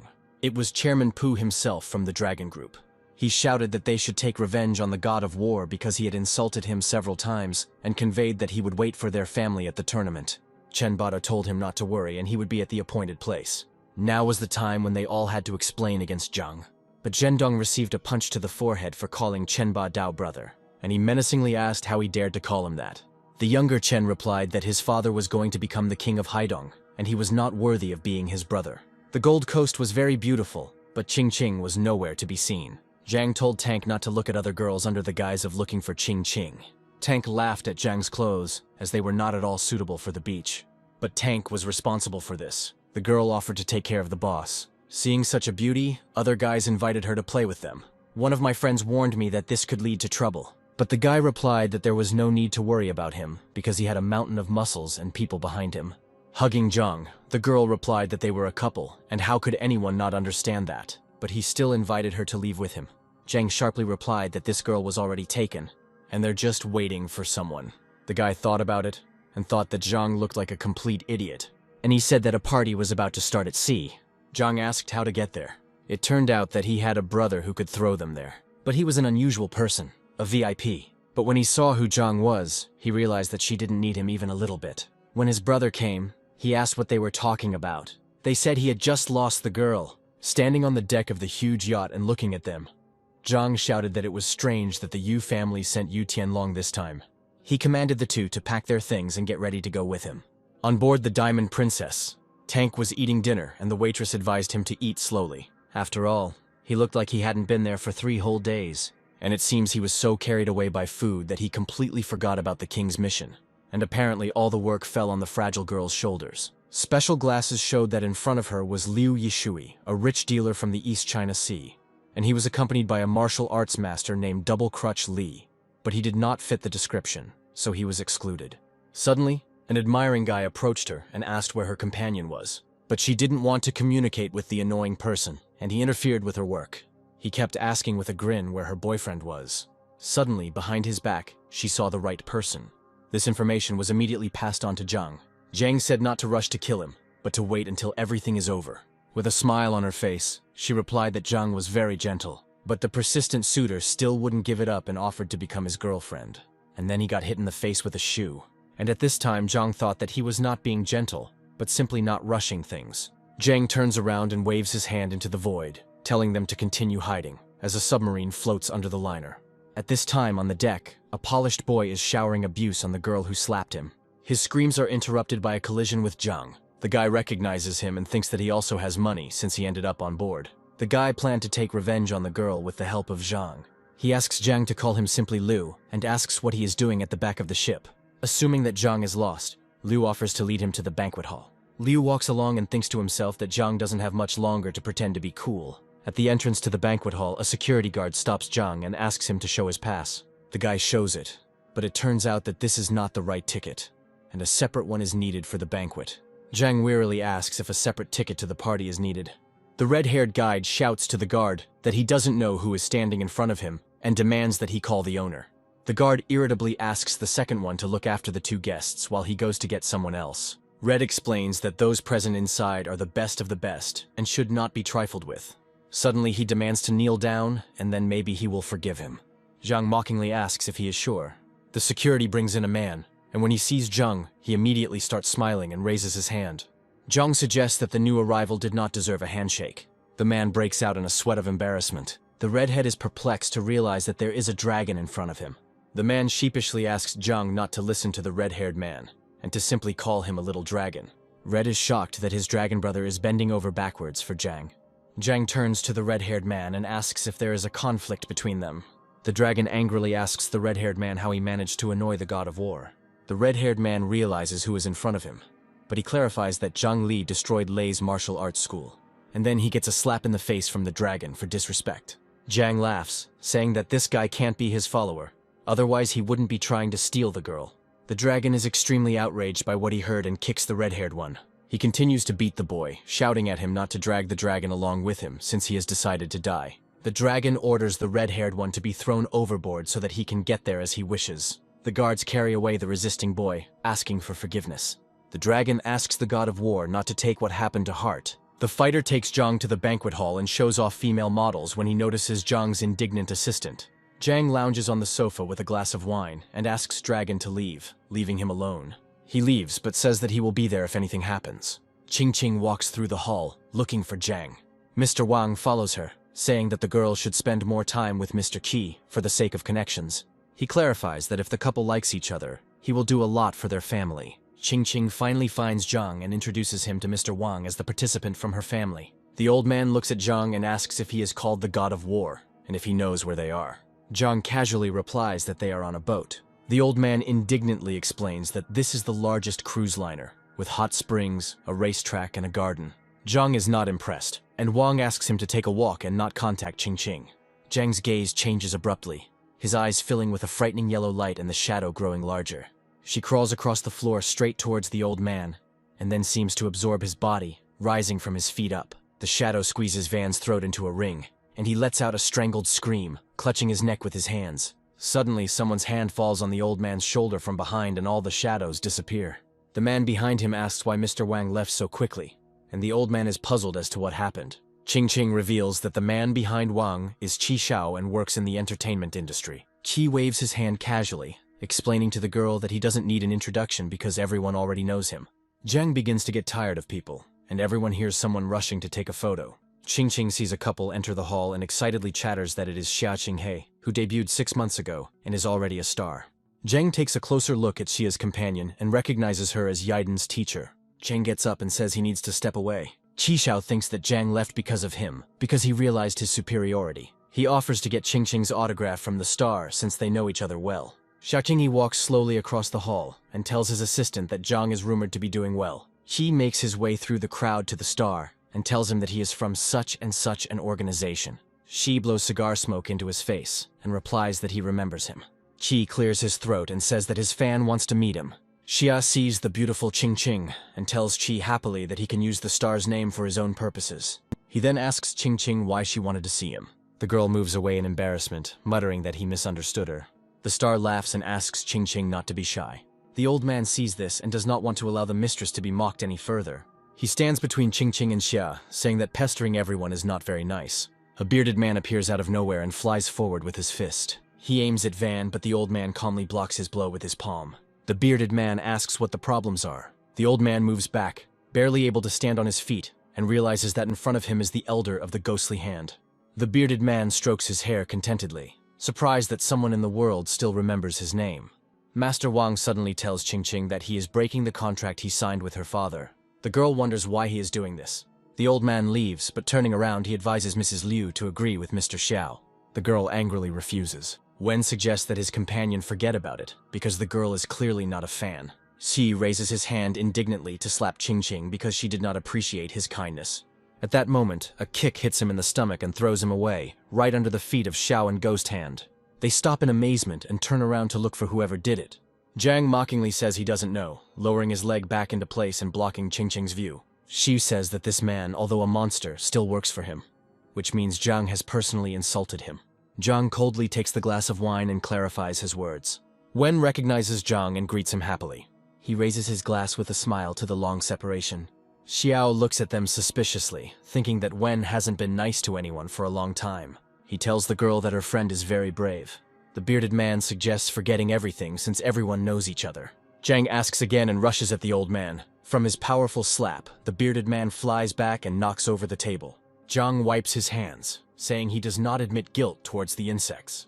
There are voices in the crowd that Zhang is too cruel, and perhaps he came for the competition. Wang is shocked that Zhang knocked out the ghost hand. Star Xiao is outraged that he went against him and reminds him that the liner belongs to his family. The crowd shouts for Zhang to be thrown overboard. Xiao orders Chang to get out right now. However, in response, Zhang pours red wine directly on his head. He harshly and coldly warns the starstruck man that one more word and he will be dead. Qingqing asks Zhang to stop. On the other side, a man asks to be introduced to the god of war, who is rumored to have arrived on the liner. His assistant replies that Zhang is very cruel and may not listen to him. The man casually waves it off and asks to be taken to Zhang anyway. He thinks that the god of war is young and must like young girls. A man enters the banquet hall and calls out to the master in amazement. The man smiles flatteringly at Zhang and tells him how lucky he is to have met him in person. The star asks in confusion why his father called Zhang master. The man's assistant introduces the god of war to Xiao Tianwang's father, who also works in the entertainment industry like his son. The man laughs and asks to just call him Xiao. Xiao Jr. tries to protest, but his father says that Zhang is the new master of Haidong, the god of war. The crowd begins to gossip that it was Zhang who recently destroyed the hotel and Lei's martial arts school. The man hears this and falls to the floor in surprise, thinking that they are finished. Star Xiao begins to grin, for which he immediately receives a powerful slap from his father and a demand to give the god of war money. The battered younger Xiao is outraged for no reason other than that Zhang simply knows how to fight. He brazenly tells Zhang that even if they know how to fight, Xiao has money and they can hire any master. Xiao suggests a peaceful separation with a mocking look. Zhang turns around and leaves, and Xiao shouts after him that he is indeed leaving. He was about to start saying that Zhang was going to kill someone, but he stopped mid-sentence and started to fall. The elder Xiao picks up his son and sinks to the floor with him, while the assistant who came up already sympathizes with the man about his loss.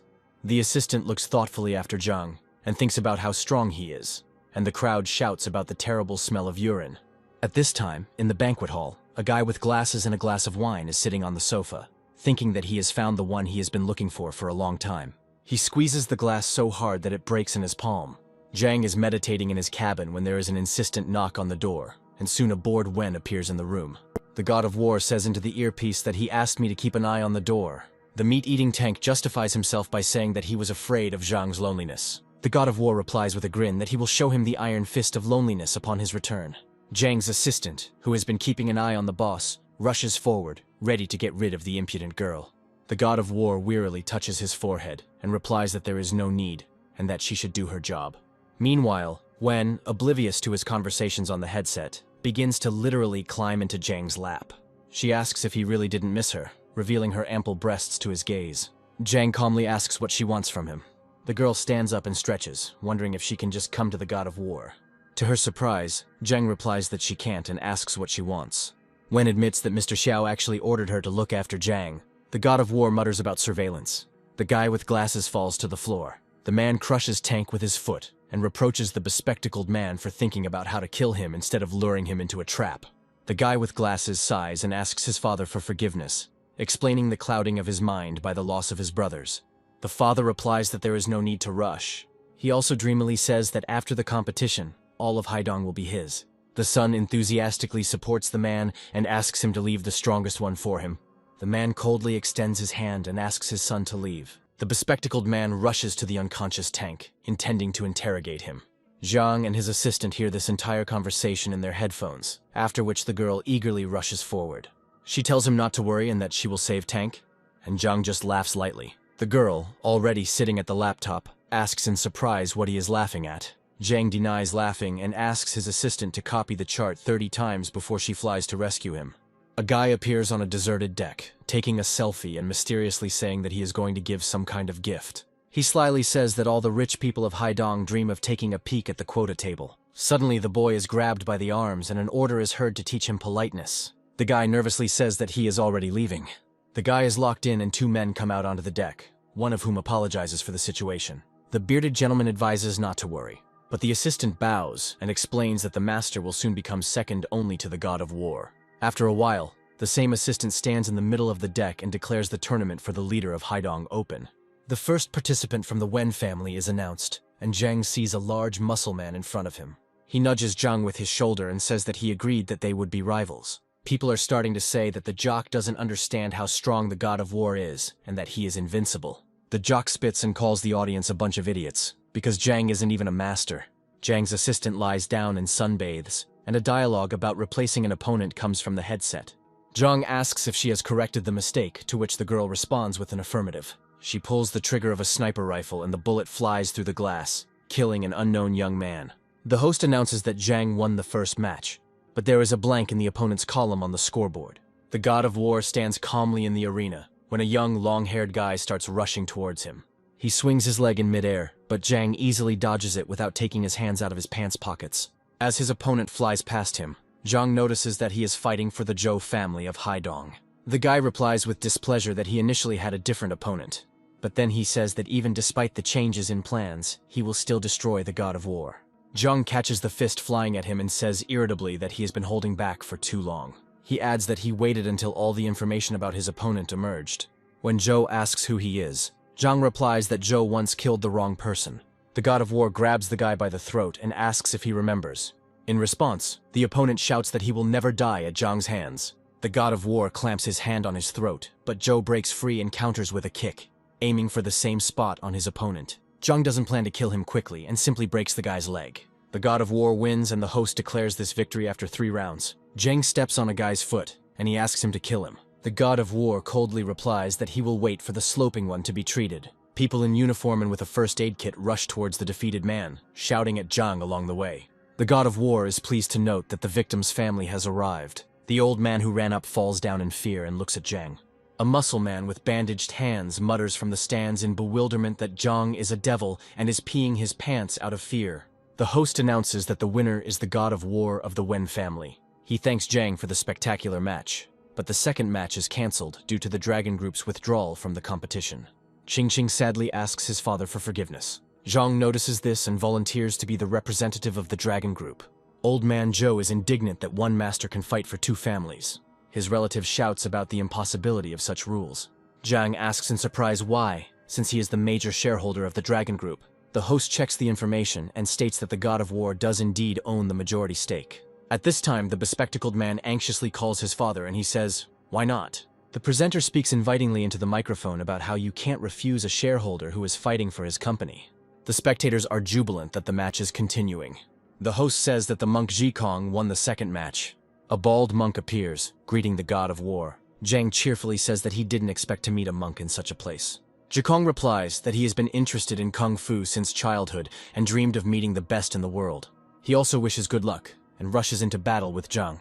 The god of war dodges his blow with a smile. The monk understands how fast the guy is, since he manages to dodge all of his blows. Finally, Zhang responds and knocks the monk back, causing him to see the power of the god of war. Zhang rather claims that with such strength, Zhikong is no match for him. He shouted to the monk that he could not lose. The monk fought with all his might, using all his techniques. But Zhang easily got away from them by simply dodging. The girl looked at him with admiration in her eyes. As expected from the god of war, the monk from Long Temple was unable to win a single round. He didn't expect his family to lose in the first round. The monk continued to furiously attack his opponent, but in response he received a crushing blow to the chest. The monk fell to his knees and Zhang said to announce the results of the fight. But the presenter said that perhaps the monk could still fight, but he suddenly grabbed his chest and fell to the ground. The host shouted into the microphone that since the monk from the Qian family could no longer fight, the winner would be the god of war from the Liu family. Medics carried the monk away on a stretcher. Thanks to the god of war, the match turned out to be spectacular. Zhang thought that the match was so-so because the opponent lost too quickly. But the audience was delighted with what they saw. Zhang asked if his worker had woken up, but he still slept like a pig. The girl saw Zhang and joyfully rushed towards him. She hugged him and pressed herself against his chest, which confused Zhang. He told Qingqing that there were a lot of people here and such a hug could create a lot of questions, and she immediately moved away from him. Having apologized, she said that then we should pretend that nothing happened, and she started running away from him. But the other one at that moment said that she wanted to be his lover. She was sure that he would be loved by countless women who would run after him, and it was a pity that she would not be among them. Zhang screamed what was going on in her head. She looked at him with admiration and wanted only hugs. Zhang's next opponent was Mr. Ghost Han from the Xiao family. The audience began to laugh because this family had been unlucky lately. Well, someone didn't like what Zhang shared in the first round, but upon seeing his opponent, Mr. Ghost Han immediately sent defeat, and he thanked the man for everything. The spectators were puzzled as to how the famous master could give up without a fight, but he decided to immediately admit defeat so as not to embarrass himself. The ghostly hand wanted to apologize to Mr. Xiao. Well, he replied that everything was fine and he was just unlucky. The son congratulated his father on the victory and wanted to celebrate it, but the father seriously replied that there was nothing to celebrate. The opponent was too weak, so he acted wisely and admitted defeat. The first round was over, and the second was about to begin. Mr. Tyrone from the Tai family had a hard time getting into the second round. The audience started laughing that this guy was finished. Zhang calmly asked his opponent if he was afraid of him. He replied that he was not afraid of him at all, and Zhang stepped towards him, radiating unprecedented energy. The enemy shook all over and screamed that there was a demon in front of him. Zhang raised his fist and punched the air. The enemy was carried away unconscious on a stretcher. In the second match of the second round, War Fight will come out again, but this time for the Liu family. The guy announced that his next opponent would be Mr. Zhao Yuan, representing the Zhao family. The guy said he had no choice but to represent both families. The guy with glasses asked not to kill him right away. At this point, the boys began to show their abilities and fight for victory. With a strong swing, one of them received a kick in the chest. The battle continued, each of the guys demonstrating their talents and strength. "And you are strong," phrases were heard during the battle. The guys did not stop there, but continued the battle. Sharp turns and impacts can be observed at this moment. "You can't win like that," the guy said. The opponent thought that he needed to find a way to kill him in one blow. "Forget it, I'm finishing," the guy said. And with the words you end applied all your abilities. The fight continued. It became very hot and restless. The guys did not stop there, but continued the battle. Sharp turns and impacts can be observed at this moment. The guy said there was no need to worry because he hadn't killed him, and asked to announce the winner. The host said that the war god representing the Liu family won the second round. The victim was carried away on a stretcher. The man thought about the fact that they would meet in the final. The people began to vigorously support his candidacy. The guy asked what to do and became interested in how he would fight himself. The hero asked how he could defeat himself. The man announced that the god of war was moving on to the finals. "If you don't like it, you can go on stage and tell him in person," he continued. The guy said that no one would want to contradict him. The guy thought about the fact that Xiao was completely on his side. "He has a keen eye for good people," he continued his reflection. The host said that since Mr. Xiao said so, and no one had any objections, he announced that the God of War would advance to the finals. The second semi-final will be between Mr. Chen, representing the Chen family, and Mr. Ouyang Xijian, representing the Pao family, he announced. "This time it will be different," the boy said, after which he asked if he really still looked down on him. "Too much talk for trash," the guy said. "Now let's see what you're worth," someone's voice said. The man said that Ouyang Xijian had indeed become stronger. "I wonder when Chen will show his skills," he said. At this point, the boys began to show their abilities. "It looks like Chen Badao will have to give up his #1 spot," the boy exclaimed. The grandfather hit him after his words and asked why he was yelling. "Look at Chen Badao, he is obviously much stronger," he said. At this point, the boys came to the conclusion that Chen was simply making fun of him. "Damn, it's much worse than I thought," the guy exclaimed. "When did you manage to become a master?" the guy asked. I give up," came the cries. "Wow, that was close," he muttered. The guy said that he was a loser and would not be able to surpass him in this life. "Chen Badao, one day I will make you answer for your words," the boy said. The host announced that the Chen family had won the match. "The finalist will receive a share of the Haidong market." "Get started already! Forward!" a loud voice rang out with a command. The hero said that this boy was from the Chen family. He couldn't understand how he dared to knock him out. The girl said that when she arrived, the guy was tearing his clothes off. If it weren't for her, he would have lost his virginity. "Damn bastard, I'll kill him," the guy said. The host announced that the final had officially begun and ordered the fight. The man said that they were both so confident that they didn't want to make the first move, but wanted to let the other person make it. "Get started already," a loud voice rang out. The rivals got down to business. They began to demonstrate their abilities. One of them said he was surprised he had become so strong. "How can you not train when you need to avenge your family?" the guy asked. He said that all the suffering he had gone through over the years would come back to him today. The guys did not stop there, but continued the battle. Sharp turns and impacts can be observed at this moment. The guy said he never thought he would be stronger than he imagined. "I'm a little stronger than you think," the boy said.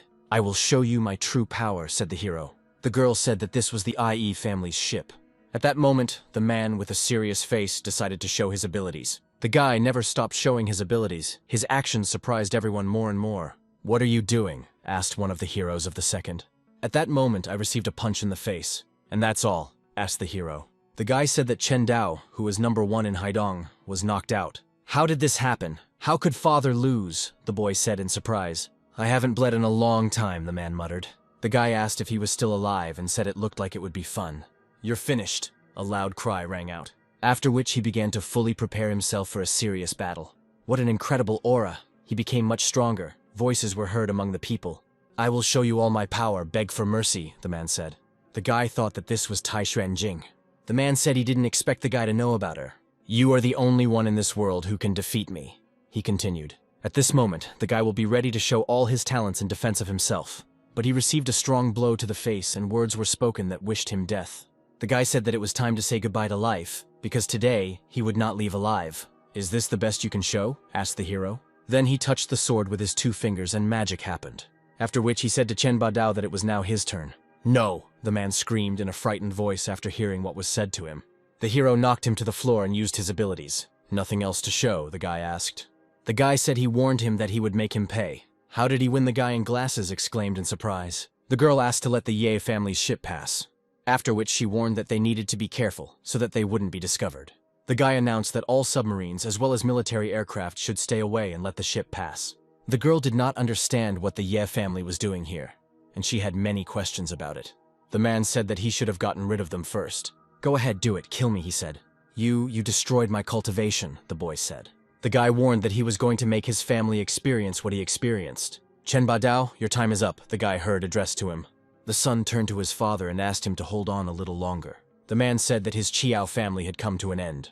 Chen Badao is defeated. He has defeated the second king of Haidong. The guy asked if the winner had been announced yet. "Congratulations on the victory of the god of war," the host announced loudly into the microphone. The girl warned the guy that the Ye family was already here. The girl said that she had made arrangements with security to let them through. When they met, the family thanked the hero and said that they were grateful with all their hearts. The guy said that they should discuss how they would divide the winnings, but it was time for him to go. "Congratulations on your victory." The hero heard words of congratulations addressed to him. After which the man introduced himself, said that his name was Ye Fengli, and that he was from the Ye family. After that, he said that this time, the quota of Haidong's wealth would be taken by his family. The hero laughed and asked if they wanted too much. Ye Fengli said that he was only here to inform them, not to discuss it. "Boy, if you could defeat Chen Badao, it means you have some ability," he said. "I am a man who appreciates talented people. That is why I came with a kind word and not with a sword," he continued. The guy asked if his family really wanted to steal Haidong's wealth, and he called it a kind word. To which the man asked if he really wanted to die. The guy said that if he wants to take the wealth, he should try to take it away. "If your old man came here today, I would definitely punch him in the face," he continued. "How dare you insult my grandfather?" the man asked in a rude voice. After which he swung and wanted to strike, but the hero reacted to this in time. The hero did not let himself be offended, and this time he decided to use his abilities and prove that he was strong. "Ancient martial art of the 3-armed fist, good," the words rang out. The man was confident that he could kill him if he fought him with all his might. Then he thought it was time to pull an ace out of his sleeve. The man said he was strong, but the person behind Haidong's quota was not from his family, he admitted. The man said that he was sure that the hero knew him, and asked if he wanted to become his enemy. The hero did not understand why she was in the hands of the Ye family. The guy said that Haidong's quota now belongs to his Yi family. "Right away," the man muttered. The girl asked the guy if he really wanted to go after a bigger fish. The guy asked her to find out everything. "Do you think there is a rat inside the Iron Horseman?" he asked. "This can't be," the girl replied. After which the guy said that if it wasn't a rat, then there was only one option. "Someone killed a senior member of the Iron Riders and took the badge," he continued. The son asked his father if he had completely and finally lost her or not. To which the father replied that he was the great Chen. He could not lose. The son said that he now had no chance of becoming the second king. "If a family wants to become the strongest, it can never be done by one man," he explained. "The Chen family needs support, and of course, the family needs a new leader." Grabbing the man by the throat, he then said that Tian Wei couldn't do this. The guy said that their family doesn't need a disabled person. The family needs a capable and strong person. "I was taught this from childhood," he continued. "I will do it," the son shouted. "So farewell. I am the one who will become the second king of Haidun," he said. And with all his strength, he grabbed the man by the throat. He told him not to worry because he would not let him down. He helped him regain his right to wealth, and from now on, his family would be under his command. The man replied that he was sorry that his father was born useless. He wants to give him a job, or rather he gives him a chance to kill the god of war. He gave him something that would help him kill him. This item turned out to be a key of unknown origin. The guy was very surprised by what he saw. The men gathered around a large oval table. One of them asked why 90% is given to another family. How can they agree? He replied that he had come to inform, not to argue with them. Chen Tianwei asked them to meet him at his house in 5 days. He never thought that Chen would die at the hands of his own son. The main character said that this is what he deserved. The girl replied that it was only to their advantage. She said that a few days ago one of their units was attacked. Everyone was killed and their badges were stolen. At the same time, all the horsemen were suddenly attacked. He asked who else was involved in this besides the Yi family. She had no information. It seems that they have a rat. The guy told her to tell you that in 3 days all the senior Iron Riders should gather in one place. There has been unrest on the border lately, and the death squad they had fought before had reappeared. They all seem to be connected to each other. If he tries to do anything, they'll need to organize the Iron Horsemen to take him out. Very interesting times await them. The man said that this time they had to kill him. The guy jumped into the office and asked if the others had arrived. The girl replied that they still had 10 minutes before the appointed time. 2 young men entered the office and greeted each other. One of them asked what happened and why he wasn't smiling. He asked where Fei Hu and the Ghost Hand were, why they weren't here. The girl replied that they were far away and would not be here today. This idiot always takes off points for no reason. The guy asked where their king was, since they were all here. The boys greeted His Majesty. He was sure they were informed of the reason he asked them to gather. Mockingbird was in charge of intelligence. So why didn't she find out about such a major tragedy like the loss of their boys in time? She asked His Majesty for forgiveness for her mistake. The guy said he would give him a chance to improve. He asked what the results of the intelligence investigation were over the past 3 years. The girl said that the people involved in the siege of their Iron Horseman military wing were the Yi family, the Dragon King group, and the Death Squad. The protagonist thought it was true, but he didn't expect that the Dragon King's group would be involved in this. She's still investigating it, but he'll have results soon. The girl found the rat. It was Chen Guang, captain of the 3rd Division of the 9th Brigade.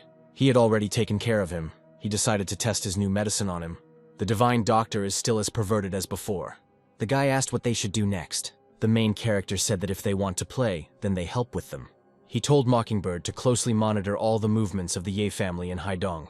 Once their people enter Haidong, they need to immediately inform all military wings. The rest, in accordance with their duties, must closely cooperate with the Mockingbird. The girl said that if death came to Haidong, she wanted to deal with it personally. The guy agreed and told the tank to go with them. They need to remember that if there is danger, they need to run at the first opportunity. Even if they merge with the bank, they won't be able to compare with it. The butler was right.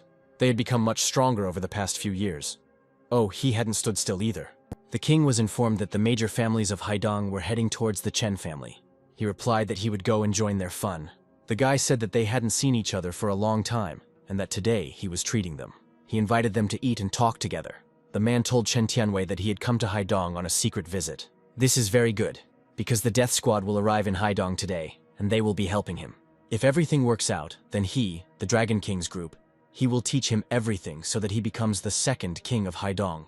The guy told him not to worry. He wouldn't let him down. Today is the day of distribution of the wealth of Haidong. The man broke the coffee mug in his hand. He said it was time for him to retire as the so-called king of the fighting wing. The guy announces the next distribution of Haidong's wealth. 90% of the wealth goes to the Chen family, and 5% goes to the Zhou family. The rest will be divided equally between them. The main character noticed a tail behind him and turned the corner. He was followed by 2 men with scars on their faces. They were surprised because the main character had disappeared from sight. He found himself behind them and asked why they were following him. The boys greeted the winged king of war. The guys started making excuses that they didn't intend to pursue them. The main character found it funny that they wanted to join his team. One of them replied that he was a dragon, the righteous son of the Dragon King, and that this was his brother, also the righteous son of the Dragon King. The guy said that this was no place for talking, and they needed to go somewhere else. It looks like he won't be able to get to the Chen family today. The main character told them to tell. They undressed and decided to show him their bodies. The guy realized that they were just showing him their wounds. They became interested in what experiments on people looked like. At the age of 7, the Dragon King took one of them and subjected him to endless torment. And in this competition, behind the Chen family was the Yi family. Behind the Dragon King's desire to control all of Haidong are experiments on people. Some of the information about experiments on people is on the phone. He suggested that the main character get acquainted with it. The main character squeezed the phone in his hand, thereby breaking it. They decided to join him because they could not live in eternal suffering. They weren't actually sent by the Dragon King. The guy agreed. From that moment on, they would serve him. They bowed and thanked the guy. He told them to stand up and tell him the purpose of the experiment. In short, it is the use of technology and some poison discs to improve the human body. This is a way to push the body to its maximum limits. And this army of the Dragon King will be scattered throughout the country, even on the border. People were also sent to the city of Haidong. Some time ago, a large orphanage was established in Haidong, which is a secret base for experiments. The experiment should be started at an early age. He asked them to show them this place. The boys looked at each other. As it turned out, it is very well guarded. The protagonist asked if they were afraid that the Dragon King would find out that they had joined them. They have nothing to fear as long as they are under his wing. They showed him the right place. The staff here are all martial arts masters who have mastered internal energy. The guard said that this was a closed orphanage. The main character walked past, and the guard, as if he remembered him, called him a good boy. The guard grabbed him by the shoulder and realized that he was a martial arts master. His hand still rested on the protagonist's firm shoulder. The man came out and asked what was going on. The guard said that this was a master. He could possibly be dangerous. He said hello and said that the head of security was here. His name was Kent. They are a closed orphanage to ensure the safety of the children. Unfortunately, entry here was prohibited for everyone. The guard asked if they had been discovered. Today they are on special combat alert. The main character asked if they had ever been inside. The men looked at each other and smiled. At night, security guards patrolled the area around the makeshift closed orphanage. The boys climbed up the building by jumping. They crept onto the skin and decided to go further. The guards asked each other if everything was okay, but there was nothing unusual. The men were quickly knocked out by a blow from behind. One of the guys pointed to the building and said that it was a residential area, and underneath it was a secret experimental complex. In a minute, they're changing the guard, and while they're doing that, these guys will be smoking. There will be a blind spot, and they'll be able to quickly get into the building through the side window. The secret experimental area is located on the second floor. It seems like the guys are so-so actors. The doors quickly opened in front of them. The boys took up a fighting position, preparing to attack. The main character moved his right hand. Two young men lost consciousness due to his blow. He was surrounded by many people, and he asked if this was his plan. The guy asked if they really thought they could fool him. But even if he knew, he was still too arrogant. He fell into their trap, and today he will kill him for his father. The man said that the god of war is very popular. They'll just bring him his head. If the protagonist is not mistaken, then his plan was rejected by the Dragon King. The guys started to lower the bar of the Dragon King very much by their existence. The guy was indignant and asked how he dared to say such a thing. He may be an immortal warrior, but that's only in words and reality. He's just an ordinary mortal. The main character may be the strongest to defend the borders, and he may be able to stand up to an entire army on his own. But he is still an ordinary mortal. One cut and even an elephant will die in a minute. People attack him with all their might. He quickly dealt with all the ill-wishers. The guy was very surprised and asked if he was even a human being. The protagonist brushes off the dirt and walks closer to Kent. He threw a smoke grenade forward, saying that it was their latest development. Purple blisters appeared on the opponent's hand. He said that even he would not be able to resist this gas. He broke the knife and told him to go to hell. Suddenly, the guy grabs Kent by the throat, causing him to slowly choke. The main character said that it was a common poison, and he wouldn't be able to handle it. The man asked the guy to let him go. He doesn't intend to kill him, he just wants to ask him something. The guy offered to go talk to him, to which he agreed.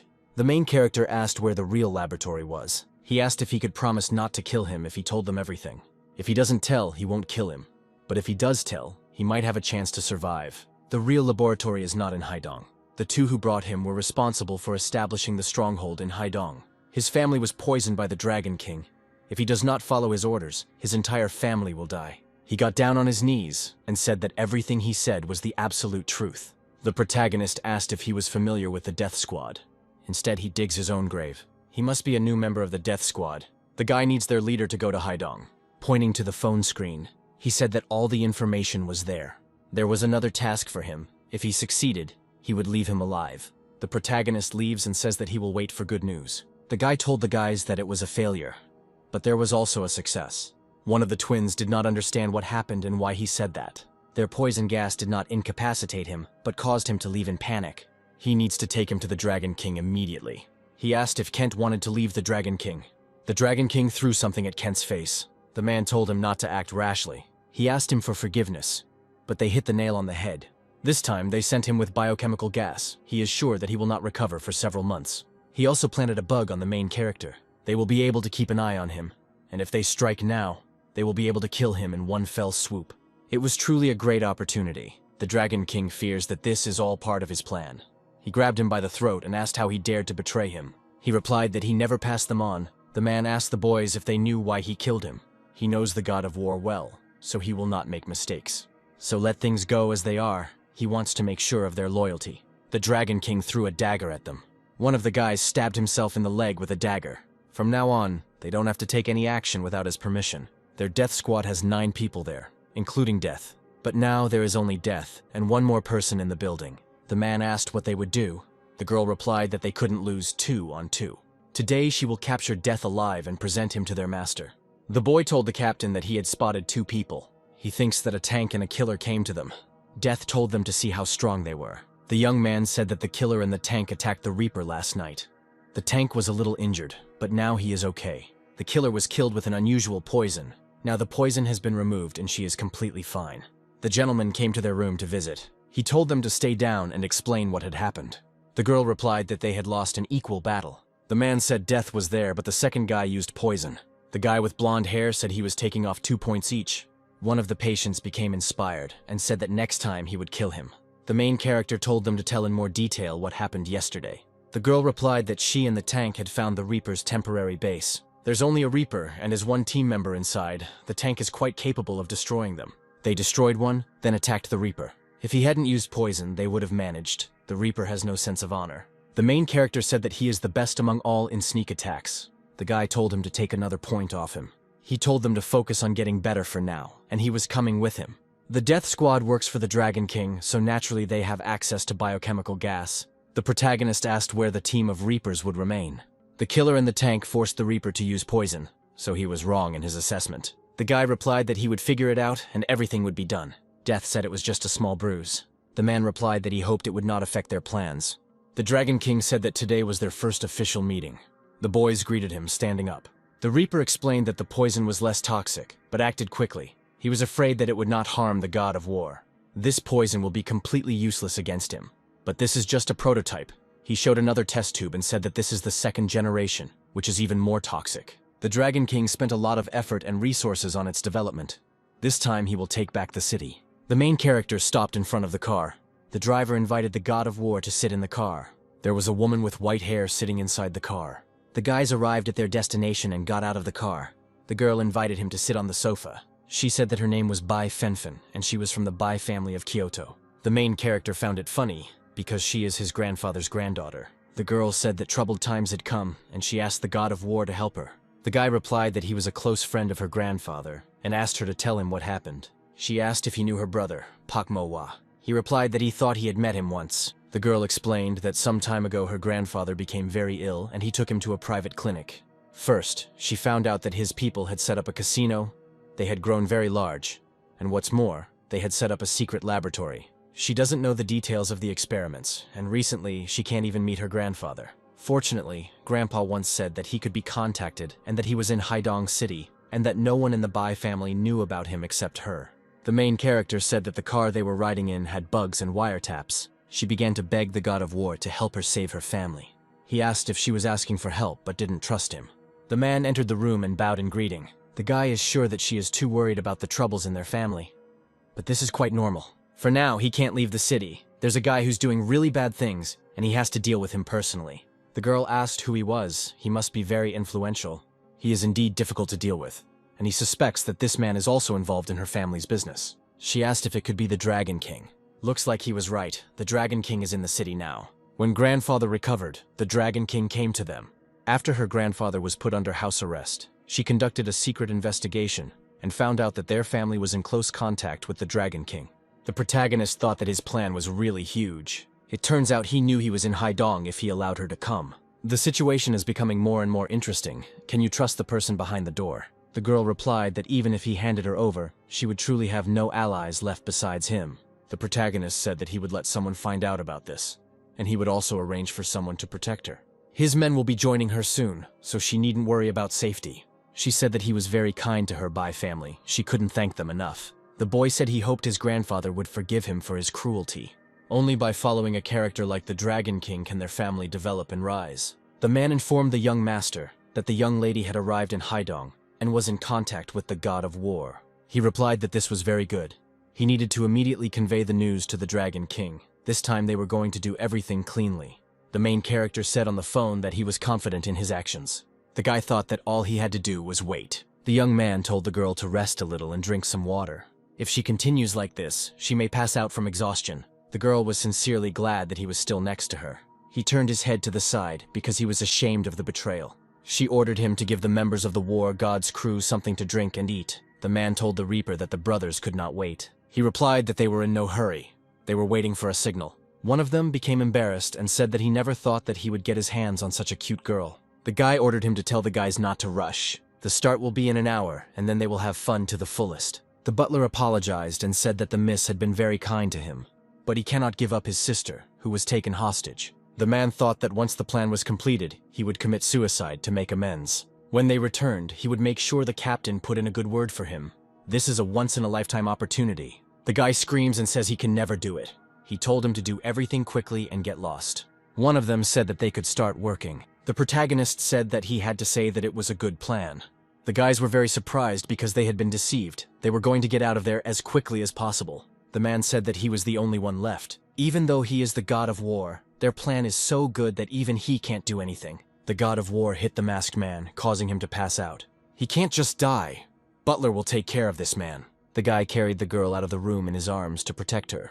The protagonist told the butler, who was lying on the floor, to come with him. A young man stood in the center, a girl sat on his left side, and a man sat on his knees on his right side. She didn't expect Baimo to betray her, even if he did. He asked her to kill him. She was ashamed that he betrayed her. The girl started crying and asked why he did it. If he hadn't done this, his sister could have gotten hurt. She would have been sold to Eastern Europe, but she is the only thing he has left. The girl replied that because he had taken care of her for so many years, she would help him. The boy begged the god of war to save his sister. Jang could not allow the innocent to suffer. The guy was grateful to him and tears started running down his cheeks. The request could take some more time. They were all taught by death itself, but it seems that everything was more complicated than Jang thought, and promised to organize a new home for the girl. She was extremely grateful to him for this. Jang already regretted not killing the Dragon King earlier. Coming closer, he saw a pile of dumped bodies. Their plan failed, and they considered the possibility of attacking again. But it was not so easy to deal with the god of war. So they decided to bury their brothers for now, and then think about a new plan. The next day, the girl thanked Zhang again. It was the only thing she could do. Zhang replied that everything was fine, because if something happened to her, how could he explain it to Master Bai? Zhang was sure that he couldn't do it. Feeling a little hungry, they decided to go to one of the restaurants for lunch. At the same time, a trio entered the restaurant who were dissatisfied with the city and were looking for a decent establishment. One of the young men turned to his master and asked him to be content with what he had, because this city was not as good as theirs. The young gentleman asked whether the rest of the family members had arrived, and received the answer that they were already on their way. When they were filling up at Zhang's table, his companion recognized one of the guests at the establishment as Qian Fei from the city of Jianan. Zhang asked how she knew him. The Bai family had some business dealings with the Wuyan family. Qian Fei was the son of a major banker, and Zhang thought that their family was also related to the Dragon King. Young Master Qian also recognized Bai Fengfeng as he passed by their table, and he approached her and asked what she was doing there. He politely introduced himself to Zhang after being reminded to do so by one of the guards. Zhang pretended that he was an ordinary worker. Qian Fei booked a private room in this restaurant and invited them to sit together. Zhang pretended that this place was quite expensive for them, and if they were treated, they would gladly join in. Young Qian kept wondering who Zhang was. At the table, he asked Bai Fengfeng if she had a boyfriend, and he remembered that last year he had spoken to her grandfather to unite their families. Zhang silently thought that today was not the time to think about this. And then Qian Fei realized that Zhang was her boyfriend. Told Bai Fengfeng that it was very strange that she didn't want to see his Qian family, but wanted to see a poor guy like Zhang.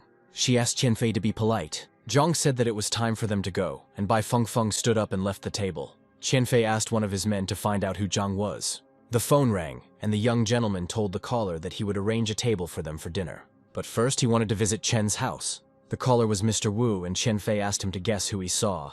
Upon learning that it was Bai Fengfeng, Mr. Wu replied that it was wonderful. When Mr. Wu heard that she had a boyfriend, he didn't believe it at first. Qian Fei promised to tell him the details of this when they met. The guy sitting in the car opposite Mr. Wu asked what happened, and he explained. Having heard about the guy, Bai Fengfeng replied that if he wants to get the woman he likes, he will definitely do it.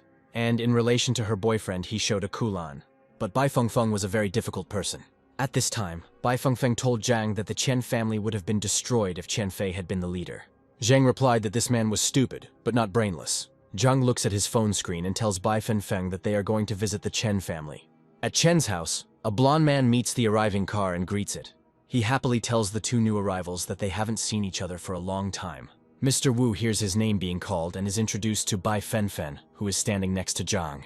Bai quietly explains to Zhang that standing next to the blonde Wu Qian are Wu Tuo and Qin Fang, wealthy heirs involved in weapons sales. Zhang notes with pleasure that in this case the Wu family is dishonest. The guy greets Bai, saying that they haven't seen each other for a long time. She replies that a lot of time has passed. When the man asks, she introduces Zhang as her friend, and he extends his hand, introducing himself as the God of War. But the guy brazenly declares that he doesn't shake people's hands. Ignoring Zhang's reaction, the guy asks Bai about the invitation, but the girl replies that she came herself. The guy indifferently says that in that case she needs to leave, since they won't let her in. Zhang leads her friend to the entrance anyway. Then the guy blocks their way with his hand. The God of War's gaze flickers so much that a moment later the guy recoils. He indignantly asks how Zhang dared to hit him. His two friends think that the God of War started this in vain and now it's the end for him. The guy looks at him askance and asks if Zhang knows who he is. The God of War indifferently replies that he knows several Mudo and they are all from the east. Bai starts to giggle, and when Zhang asks if she liked his joke, she says that there is some truth in it. The guy gets really angry and yells that he's talking nonsense. Zhang responds to this reasonably by saying that he brings joy to the world, unlike some. The guy furiously says that Zhang shouldn't be so impudent just because he's next to such a girl. A second later, he is already asking the God of War if he has a family and friends. Without waiting for an answer, he continues that he will destroy them all even if he apologizes, and that even his family cannot insult him. The guys at the entrance notice that Mr. Wu is angry, which means the guy is finished. Another man approaches them, whom they greet as Brother Chen. The newcomer says he has conducted an investigation. He is interrupted and asked to continue later. The guy stops this attempt and asks Chen to continue. Chen asks Wu how he and Zhang got into conflict, then whispers to him about this man. Wu indifferently replies that he doesn't care if Zhang is a martial artist and a shareholder. He adds that for him, Zhang is still a gnat, and he will deal with him later. The God of War welcomes the new arrival. The blonde notices the trembling and realizes that Chen Tianwei is truly very afraid of this man. Zhang mentions to Chen that he is at his doorstep, but he still hasn't invited him. Tianwei justifies the closed meeting. A man approaches Chen and whispers something in his ear.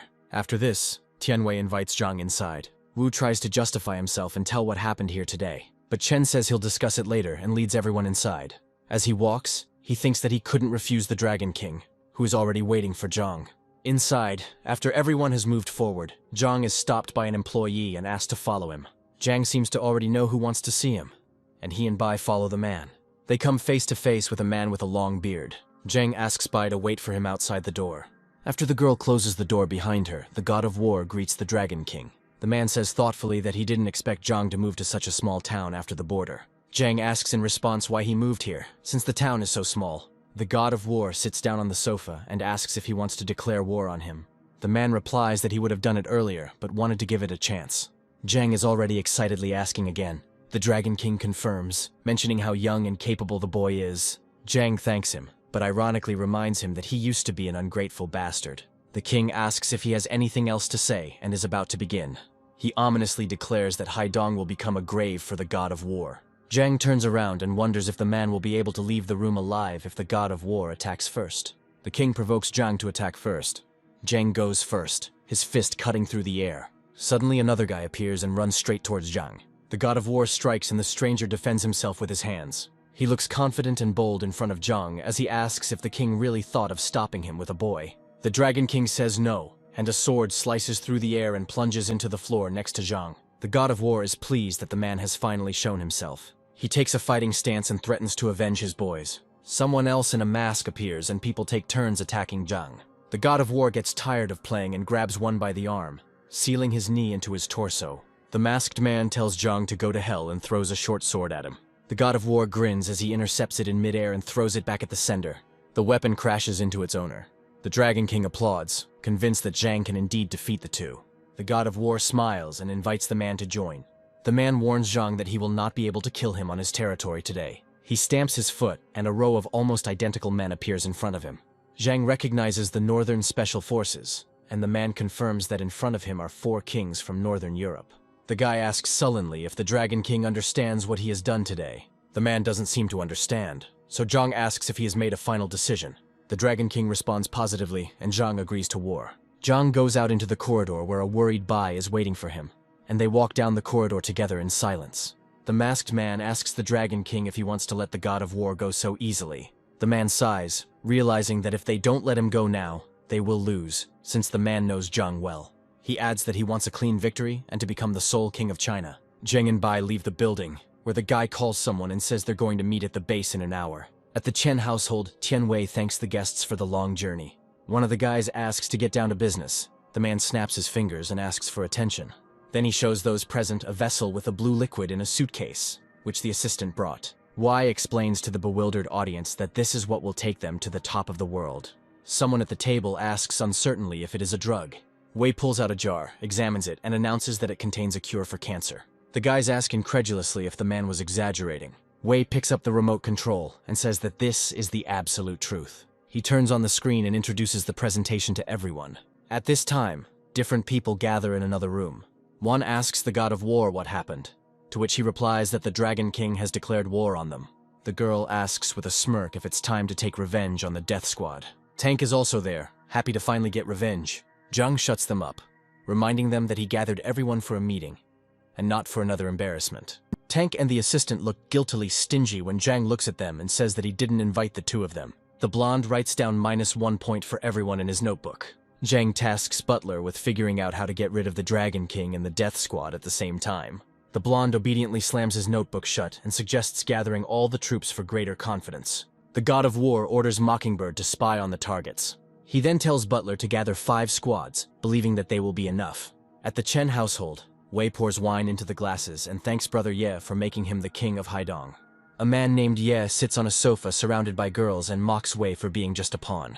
He reminds that this will happen if the Dragon King kills the God of War, and after that, all clans will be under the leadership of Wei. The guy happily fantasizes about this picture, and says that he will be the only king of Haidun. Zhang is standing on the roof thinking about how rotten the world is, when Butler approaches him with a report. He says that he gathered all the captains, as he asked. Zhang looks into the distance and asks why they came here. Butler reports that the Dragon King has called in not only the Northern Special Forces, but also the Eastern Kamikazes. Zhang suggests that this old man is collaborating with the West. Then he becomes indignant that the king is disgracing himself by collaborating with their enemy. As his rage rages, lightning flashes across the sky, and Zhang asks for something to be conveyed to all of their people. Namely, that they should dress in the clothes of the enemies and join the Dragon King. At that time, in the Chen household, the Dragon King is informed of the success of Chen Tianwei and his new medicine. A man in a mask enters the office and asks when they should start. The Dragon King orders him to monitor the movements of the God of War and find his base. Mask promises to find out through his people. Bai walks with Zhang and says that Muto came yesterday and said that he and Tianwei work together. She speaks sadly about their new development, an anti-cancer drug. Zhang believes it has something to do with the Dragon King. He quietly invites the girl to meet in the evening, which makes her blush. He adds that she should invite Muto, and the girl is immediately disappointed. Zhang asks if Bai understood what he said. The girl, confused, says that she will call Muto right now and invite him to the hotel. After a while, Bai rings the doorbell and a guy opens the door, surprised by the late date. Bai replies that she heard about Wu's big project and wants to take part in it. The guy happily invites us inside to discuss the details. He grabs her hand, pushes her onto the bed and says that if she became his wife, she would be completely his, and his entire business would also go to her. He reaches out to Bai with a kiss. The girl stops Wu and says that she needs to go wash up. She quickly sends a message to Zhang, and he and his team head out to look at the cancer cure. Wu sits with a glass of wine and rehearses the phrases he will say to the girl. He repeats the memorized sentence over and over again and finishes his wine. Suddenly the door is kicked open, the glass falls from Wu's hands, and Zhang appears on the threshold. Muto only has time to think about how he ended up here when he flies back from a kick. The next blow makes his mouth bleed, and the next moment the guy is already breaking the wall with his back. Wu wonders how Zhang found him. Bai comes out and asks how she is feeling, and Wu screams that she betrayed him. Zhang reaches out and grabs the guy by the throat. The God of War angrily says that he does not want to talk, but he needs an answer, or death. Wu cowardly begs not to kill him in exchange for any information. Zhang talks about rumors that Wu is working with the Chen family in a valuable medicine business. The guy confirms his words. However, he adds that he does not know why they became their partners. Zhang sits down on the chair in front of Wu and asks if they were given any samples, to which he replies in the affirmative. Muto points to a box lying on the table and says that the samples are in it. Zhang gestures for Tank to open the box, and there are indeed 3 ampules inside. Finally, Zhang tells Wu not to approach the girl again, or he will die. The guy swears that he will never dare approach her again. Zhang heads towards the exit with the others and turns around, assuming that Wu won't tell anyone. The guy swears again. Later, Butler reports to his boss that he has checked the ampules. He shows the results and says it's like a mind control drug that affects the body. Zhang breaks the glass in his hand in anger, realizing what the Dragon King has in mind. Butler now understands what's going on too. Zhang explains that the drug was created for human experiments, but at the same time it improves the body for the same purposes. The blonde asks what they should do now. Zhang thinks, then asks to get the card. He orders Mockingbird to scout out the locations he points out on the map and find the Dragon King's laboratory. Mockingbird is upset that she will be working alone again. Zhang clutches his head and wearily says that he will resolve this issue as well. The personal assistant asks if there will be a reward.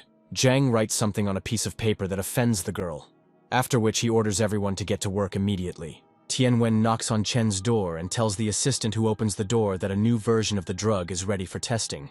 The man is surprised by the speed and invites him inside.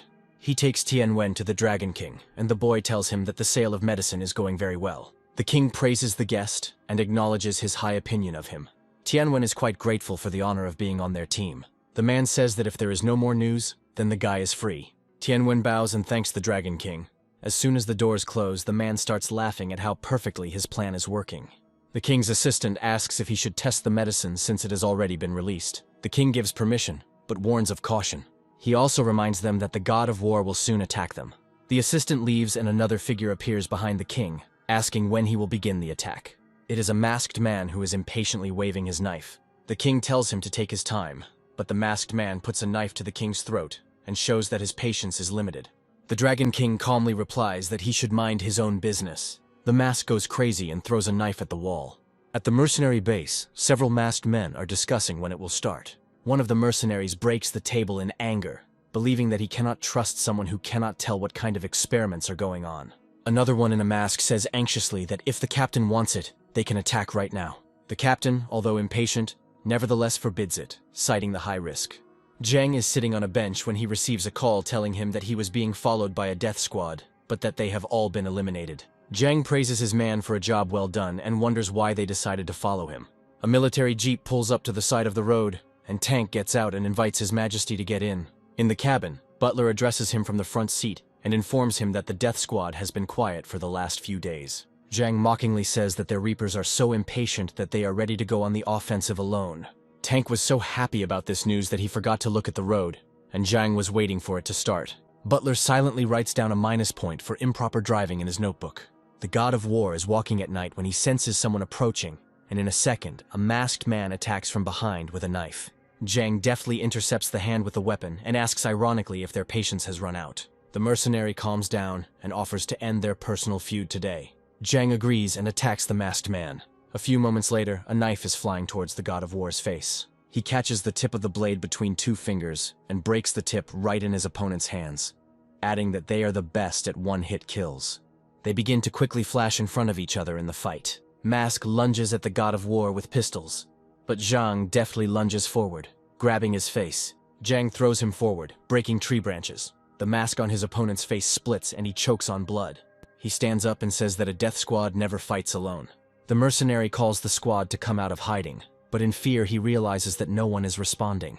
Zhang says with a grin that it was stupid to put him under surveillance, since now his people have dealt with the mercenaries. The mask laughs hysterically, realizing that his end has come. The god of war grabs him by the throat to make him see what death looks like. Suddenly, helicopters with searchlights appear above their heads. One lands and a bearded man comes out. Zhang is joined by his assistant and Tank, and the god of war himself laughs that the Dragon King has no control over his people. The mercenary tries to say that they don't work for the king, but Zhang shuts him up by pinning him to the ground with his foot. The Dragon King confidently offers to make a deal in which he will provide the antidote to Zhang's people. The god of war does not understand what he is trying to achieve, but agrees out of curiosity. He kicks the prone mercenary towards the king. Zhang offers this body in exchange for the antidote. The king throws an ampule, which Tank catches. The Dragon King says goodbye briefly, and they load the mercenary's body into the helicopter. Zhang says contentedly that he will present another gift the next time they meet. The king ironically hopes that God will not die before that moment. The helicopters fly away, and Tank wonders why the boss traded death for an antidote. Zhang mysteriously says that he will soon understand everything.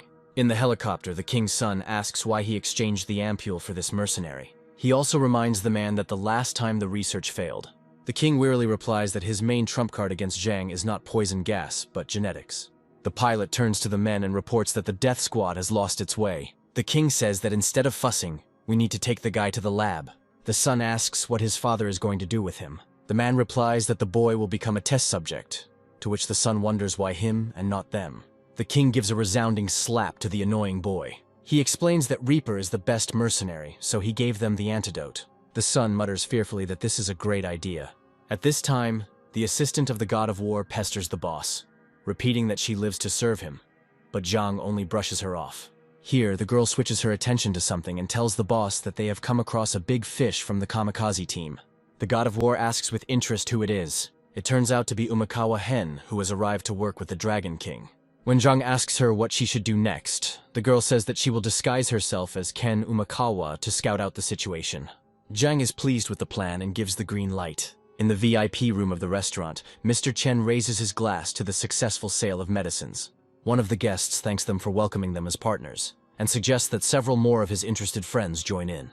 The redhead only thinks about how the Dragon King will be disposed towards him if he succeeds. His thoughts are interrupted by a blonde man who reminds him of his friends. The owner generously allows them to be invited. The doors open and Major Umikawa, the youngest of his kind in the realm of the gods, enters. He says he came a long way from the realm of the gods, unnoticed, to work with the Dragon King. Chen is only irritated by his appearance. The assistant asks Umikawa to wait for the Dragon King here. The major hits the man harshly, indignant that this was the king's initiative, not their family's, so he will not wait. He reminds them that if they want to cooperate with the Umikawa family, the major must meet with the king as soon as possible. The assistant promises to quickly resolve the meeting issue. The major is urging us on. The assistant asks Chen to take care of the guest, and he gestures to the table, seething internally. Zhang and Yaiden walk through a shopping mall, window shopping. Their attention is drawn to the crowd around Umikawa, who is assessing some object. Chen quietly shows him that Zhang is approaching. The major smirks, thinking of something that might attract the attention of the god of war. He walks towards Zhang under Chen's surprised gaze and winks at Yidan. The major points his finger at the girl and loudly says that he likes her, then orders Chen to send her to his room. After Umikawa puts her hand on Zhang's shoulder, he removes it, warning him to keep his hands away. The major angrily asks how he dared to touch him. Chen thinks he doesn't want to get involved with anyone, but the kamikaze is smart. Chen pompously tells Zhang that this man is a guest of the Dragon King. Umikawa chuckles that Zhang is lucky to have taken a liking to his sister. The major calls over his assistant with a suitcase and throws a wad of money from there, asking if that's enough. Zhang coldly asks him if he wants to die. The next moment, the major gets hit in the jaw and blood sprays from his mouth. The god of war slams the major into the wall with a powerful kick. But the major, delighted by the blow, tells Chen to bring Yaiden. Red gives the order to his men to go on the offensive. Zhang stands in front of his sister and pushes aside the people in suits without even letting them get close. Chen fearfully asks Zhang if he even knows who this Umikawa is. The god of war sternly replies that he doesn't care and will kill anyone who bothers his sister. Chen nervously tries to explain that this is the Dragon King's guest. Zhang angrily lifts Chen by the scruff of the neck, saying that if this is the case, he will kill both the king and his guest. Then the god of war throws the redhead to the floor. He looks at the lying guy and thoughtfully says that he doesn't value his life. Then Zhang decides to kill Chen too. The god of war asks the guy not to worry and crushes his hand with his foot. Zhang promises him a quick death while he screams in pain. Behind the god of war, a voice is heard, and the Dragon King and his assistant are standing there. Umikawa orders the king to kill the boy in exchange for 10% of the Umikawa family's profits. But the king's assistant suddenly shuts the major up, threatening him with death for chattering. Zhang asks the king with a grin if he is going to help Umikawa. The Dragon King waves his hand indifferently and says that he didn't even think about it. The king asks Zhang, almost in a friendly manner, to let these two go, and that if the guy wants, the king can give money for it. Zhang laughs at the man's attempt to command the god of war. The king reminds him that Zhang has already defeated them and asks what else he wants. The god of war replies that he wants to punch the king in the face, and the king then asks if Zhang wants to start a war. The guy provocatively beckons with his hand, indicating that he is standing right here and that he can begin. The king briefly replies that he is not ready, but almost immediately he writes it all off as a joke and asks how the guy wants to settle this. Zhang slyly says that he wants all of the Chen family's earnings for the year. Red Chen screams that this will not happen, but the king shuts up his defeated partner, then tells Zhang that he doesn't see a problem with this. His people will prepare everything. The four leave, and Eden asks his brother worriedly if he is okay. Zhang remarks with irony that he is so powerful that he is never in order. He scratches her head and reassures her that her brother is stronger than the Dragon King. Later in the house, Major Umakawa bangs on the table and yells at the Dragon King why they can't destroy the boy. The king coldly says that this is the god of war and the outstanding king of the military wing. Chen fearfully thinks that since Zhang is the king of the fighting wings, he is finished. The king tries to calm the enraged major, but he is too afraid of losing his reputation. The king promises to kill the boy sooner or later, but cooperation is more important now. The major finally remembers the agreement and asks to see what the king had planned. The man perks up and turns on something on his tablet. The major looks at the video from the lab with confusion.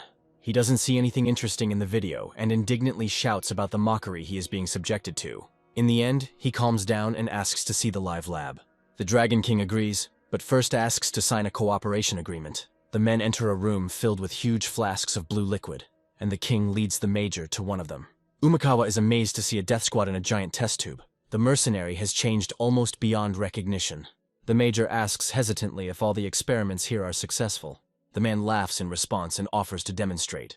Umakawa thinks about the need to learn as much as possible. He asks to provide him with their experimental data. The king responds with a cold refusal. The major asks if he wants to break the contract. The king explains that their existence is based on experimental data and they cannot give it to everyone. But the man wonders to himself why the Umakawa family needed all this data. The major is outraged by the lack of trust in his family. The king angrily grabs the major by the collar. He warns him not to become arrogant, even if the king made contact first. The king throws Umakawa aside, who indignantly threatens to punish him for what the man did today. The king watches the departing major and says that when he wins, he will deal with him. Zhang and Tank are walking through the city when the latter notices a vendor kicking a poor boy on the side of the road and shows it to his friend. The little boy with tears in his eyes promises to leave and asks for forgiveness. The boy picks up the dropped bun and is about to eat it, but Zhang stops his hand. He picks up the poor boy and hits the seller. He breaks the display case and flies through it straight into the store. The salesman shouts curses and is indignant at how they dared to make a mess in his store. The god of war checks to see if the guy is the owner. Instead of answering, the seller rushes at Zhang with a shout and a bat in his hand. The tank blocks the blow with his fist. Then he pins the impudent fellow to the floor with his foot. When the seller demands that he let him go, Tank says that he behaved badly. The guy shouts that he is the young master of the Zhu family in Shangjing and is untouchable. In response, Tank moves his foot from his hand to his head. He also explains that no matter who he is, there are people who should not be offended. Later, there is a reception at the Zhu family's home. An assistant approaches the young shop owner's father and reports the incident. The man, in a rage, orders to find out who dared to touch his son. Zhang is already at the base at this time, receives a message about San's attack on the border and is angry. Tank suggests punishing the enemy, and Butler reports that they found a rat. Zhang calms down a little and asks to be taken to the prisoner. He enters the room and greets the warriors. Caught and tied to a chair, Zhang asks if they found out the information. The warrior guiltily replies that no, and then the god of war says that he will try himself. He sits down at the table, takes a paper and asks the guy what he was ordered to do.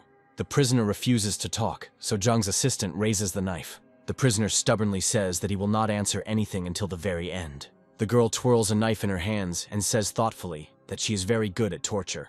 She promises not to kill him and plunges the tip into his chained hand. Then the guy begins to ask for a second chance. Zhang agrees, as long as he tells them everything he knows. The guy, out of breath, says that the goal was to find out their location. Zhang is not satisfied with this answer and demands more information, but the guy shouts that that's all. Then the god of war asks why they need all this. The prisoner replies that this is to gain the influence of the Dragon King.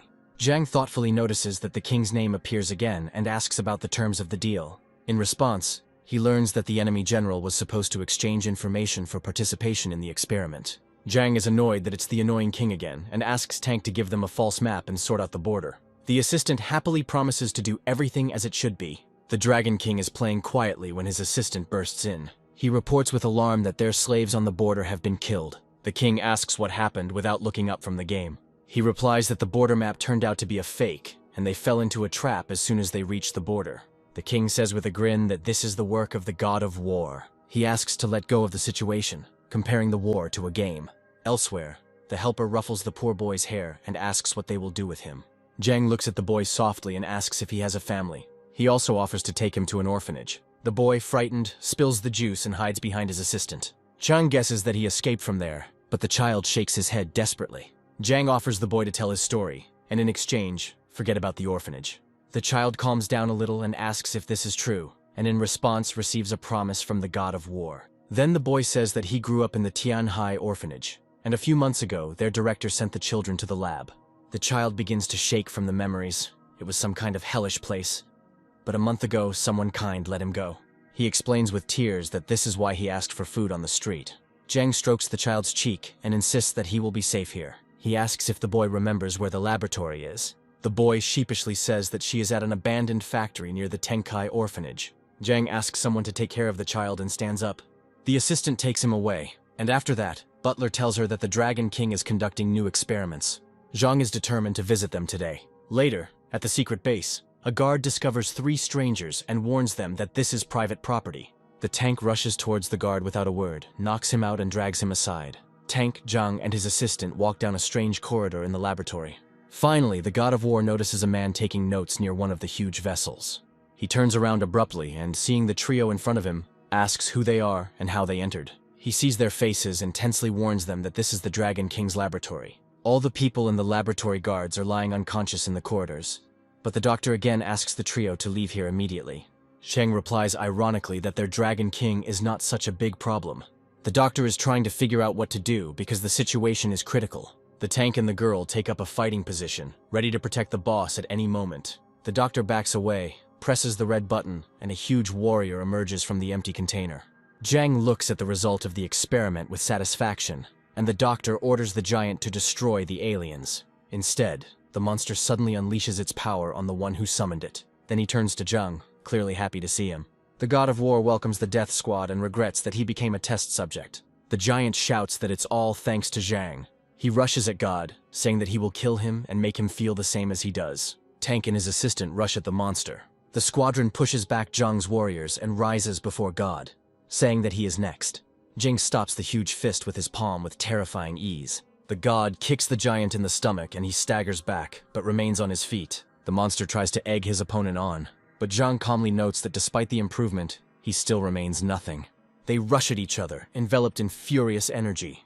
After a few moments of fighting, Zhang emerges victorious and the giant lies motionless. God says with a smile that it was just a warm-up. The squadron screams in panic that they cannot lose to him. God replies that nothing is impossible. Then he furiously slams the monster's head into the floor. When the dust and sounds have settled, Zhang turns to his assistants and asks if they are okay. The tank is fine, and the assistant anxiously asks if Zhang needs help. The trio leaves the lab hall as a powerful explosion occurs behind them. On the way in the car, the assistant informs us that the situation with the servants has been sorted out. Later, there is a knock on the Dragon King's office and his assistant enters, bowing. The king irritably gestures to enter and asks what happened. The assistant panics and says that it's all over. But the king continues to calmly drink tea. However, he asks to tell what happened, and the man reports that all the laboratories have been destroyed. The king realizes with annoyance that this is all the god of war. He says that since he can't wait to play war, he will prepare something for him. The assistant asks what they are going to do. Finally, the king gets mad, kicks the table and demands to know where Zhang is. Sometime later, in a street alley, Zhang and his assistants come across a huge crowd. The god of war greets the Dragon King, who admits that Zhang is not bad since he was able to find the laboratories. However, he says that Zhang has destroyed years of his work, so he will have to pay. Zhang pretends to be surprised by the destruction of the labs. He reproachfully adds that since the king can't even cope with his own business, then he should give up. The king points his finger at Zhang angrily and shouts at him to prepare for death. The god of war chuckles, offering to test how long it will last, and snaps his fingers. The body of the squadron is immediately thrown in front of the king, and people whisper about how it could have ended up there. Zhang explains almost cheerfully that this poor fellow also promised him a painful death. While the king looks at his former test subject in horror, Zhang advises him not to worry too much because he is already old. The king shouts again that Zhang will die here. The god of war turns to his men and asks them not to attack, so that he can see what the enemy is capable of. The king tells his people the same thing and swallows the medicine, which immediately makes him a huge monster. With cries of death for the god of war, the monster looms right over Zhang. He says that despite the strength of the rival, a drug has already been developed that will surpass it. The god of war mockingly praises the king and his men. They clash in a fight where the forces seem almost equal. The king flies towards his opponent in a jump, intending to kill him with an elbow strike. But Zhang catches his blow in midair and advises him not to take the drug anymore if this is his limit. The king does not want to give up and presses the still-standing Zhang into the ground. The god of war sees the metamorphosis with the king, and manages to notice the shadow clones before they unleash a hail of blows. Zhang becomes uneasy and feels a loss of control, but he pulls himself together in time and sends the king and his clones flying away with his fist. The enemy lands covered in blood and does not believe that this is possible, because his strength is higher than human.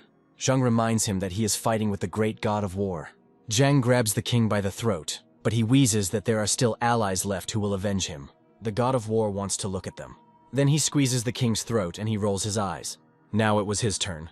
The enemy begged for mercy and offered all his wealth in exchange for his life, but Zhang could have taken it even after his death. Even if Zhang wanted to kill him, he wasn't going to give in to him just like that. But Zhang pinned his head to the ground with one precise blow. Now all that remains is to remove this garbage. The god of war killed the Dragon King and destroyed the laboratory. Those gathered at the table had long considered the Dragon King a waste of time. The fist hit the table with fury, and the decision was made to send assassins against the god of war. His haters had all the information they needed from the Dragon King's laboratory. They were eager to return to the god of war what he had done, for he had dared to disturb their affairs. But killing the god of war could expose the existence of their society. And one of their members decided to personally organize a terrible gift. They decided to act in accordance with the agreements. The first step was to make a copy of the research materials and send it to all the people on the list. In the city, this family was still the main one.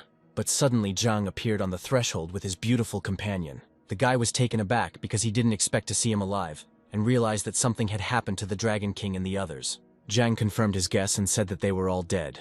His opponent jumped up and screamed furiously. From this day on, all shares of the Chen family in Haidong will be transferred to the Liu family. This news made him even more angry, but realizing that he could no longer change anything, he lowered his head and agreed. Zhang asked Qingqing to have people from her family organize everything, and if he uses any tricks, then he would definitely report it. The next day, Zhang and his sister stood at their mother's grave, and he proudly said that he had avenged her. Wiping away her tears, the little girl whispered that now mom could be calm about them. Now Zhang had to return to the border. This news made my sister very sad. At this time, a helicopter had already arrived for Zhang. And again, she didn't know when she would see her brother next time. She just asked him to be careful and take care of himself. And he asked her to call him if she needed anything. Zhang jumped onto the ladder and the helicopter lifted him into the air. He was also very sorry to part with his sister. But they were waiting for him at the border. Tank was waiting for him inside the helicopter and told him that information had been relayed from above that he needed to go to Shanghai to resolve an issue. Zhang asked again what kind of business awaited him. It turned out that the Thunder God was attacked by a dozen masters and was killed in battle. Zhang was very unhappy that he was not informed about this earlier, but until today, this information was kept secret. Zhang couldn't understand how he could have been ambushed in his own camp. But in Shanghai, his enemies were already awaiting his arrival, and they wanted to be the first to make a move. Upon arrival at the base, Zhang was met personally by one of the commanders, but Zhang got the name wrong, which confused him a little, and Wu had the courage to correct the god of war.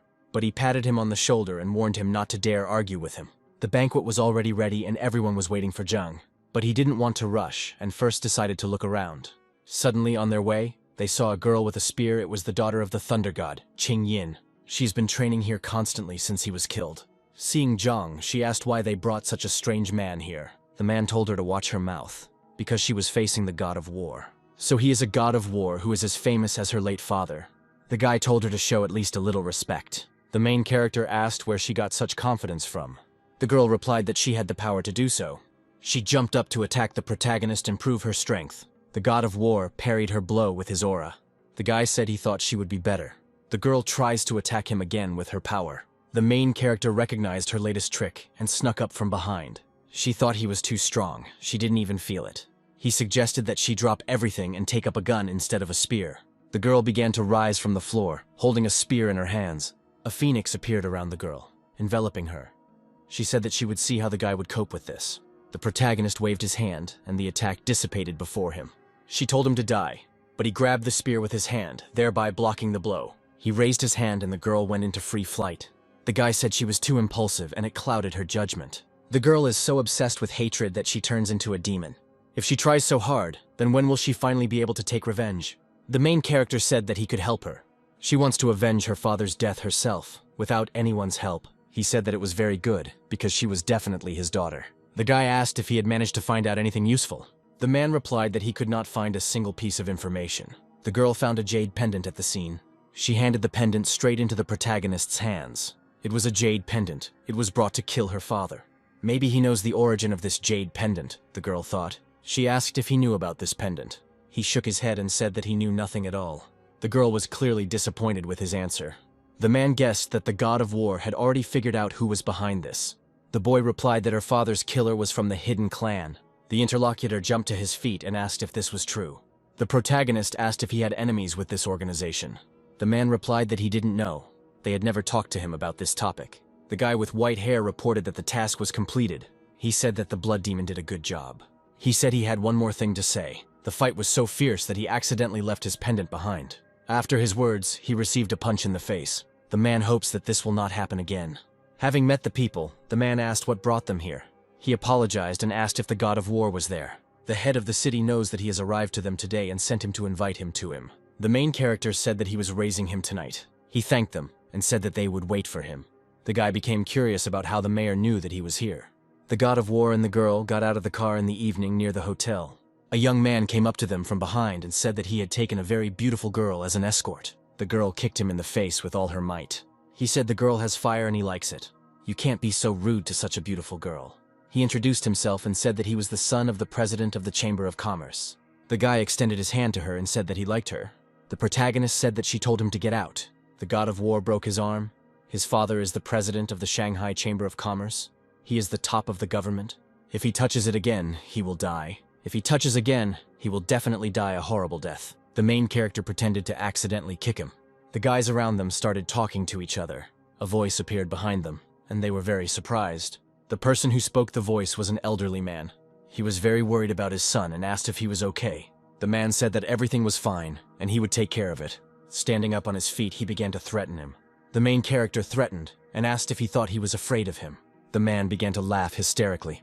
A drunk man appeared from behind. He was out of his mind and said that the man would have to pay 3 more bottles of the best wine. Instead of hitting the guy, he hit the air. The boy hit his grandfather in the neck. The main character began to mock him, because this trump card was too old. Fear and horror were evident on the man's face. The guy's father's boss comes to see them. He, like a little child, complains to him about the main character. He was very surprised to see the god of war in front of him. He hit the old man in the face with all his might, pointing his finger at the main character. He said that this was the guest they were waiting for. The main character began to act as if he really was a god. The man's next slap resulted in a loud bang. They turned around and left, wishing them a good time. He thought that he urgently needed a roof that could defeat him. It was his fault that he was unable to organize a proper reception. In the opinion of the main character, they have settled in too well here. The man was very scared. His whole life flashed before his eyes. In fact, he is here like a flower pot. The city belongs to large families. The main character said that it was time to do a general cleaning of the city. Fighters performed in the ring. The shadow crept up to the boss, and he asked what she was doing there.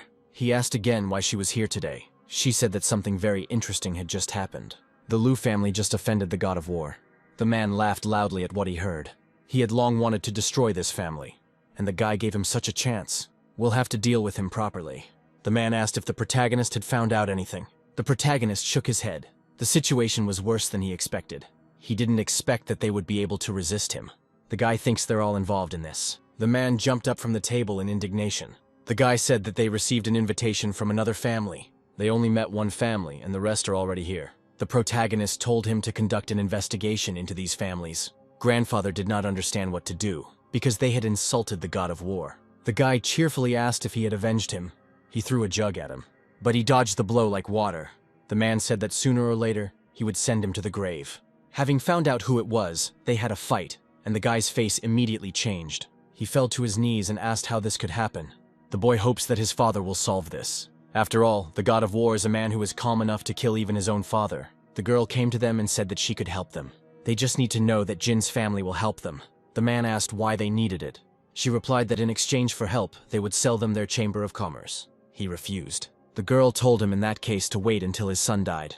The boy fell at his father's feet and began to beg him to agree. The man asked the woman to stop, It looks like they agreed to the deal, but they had one condition.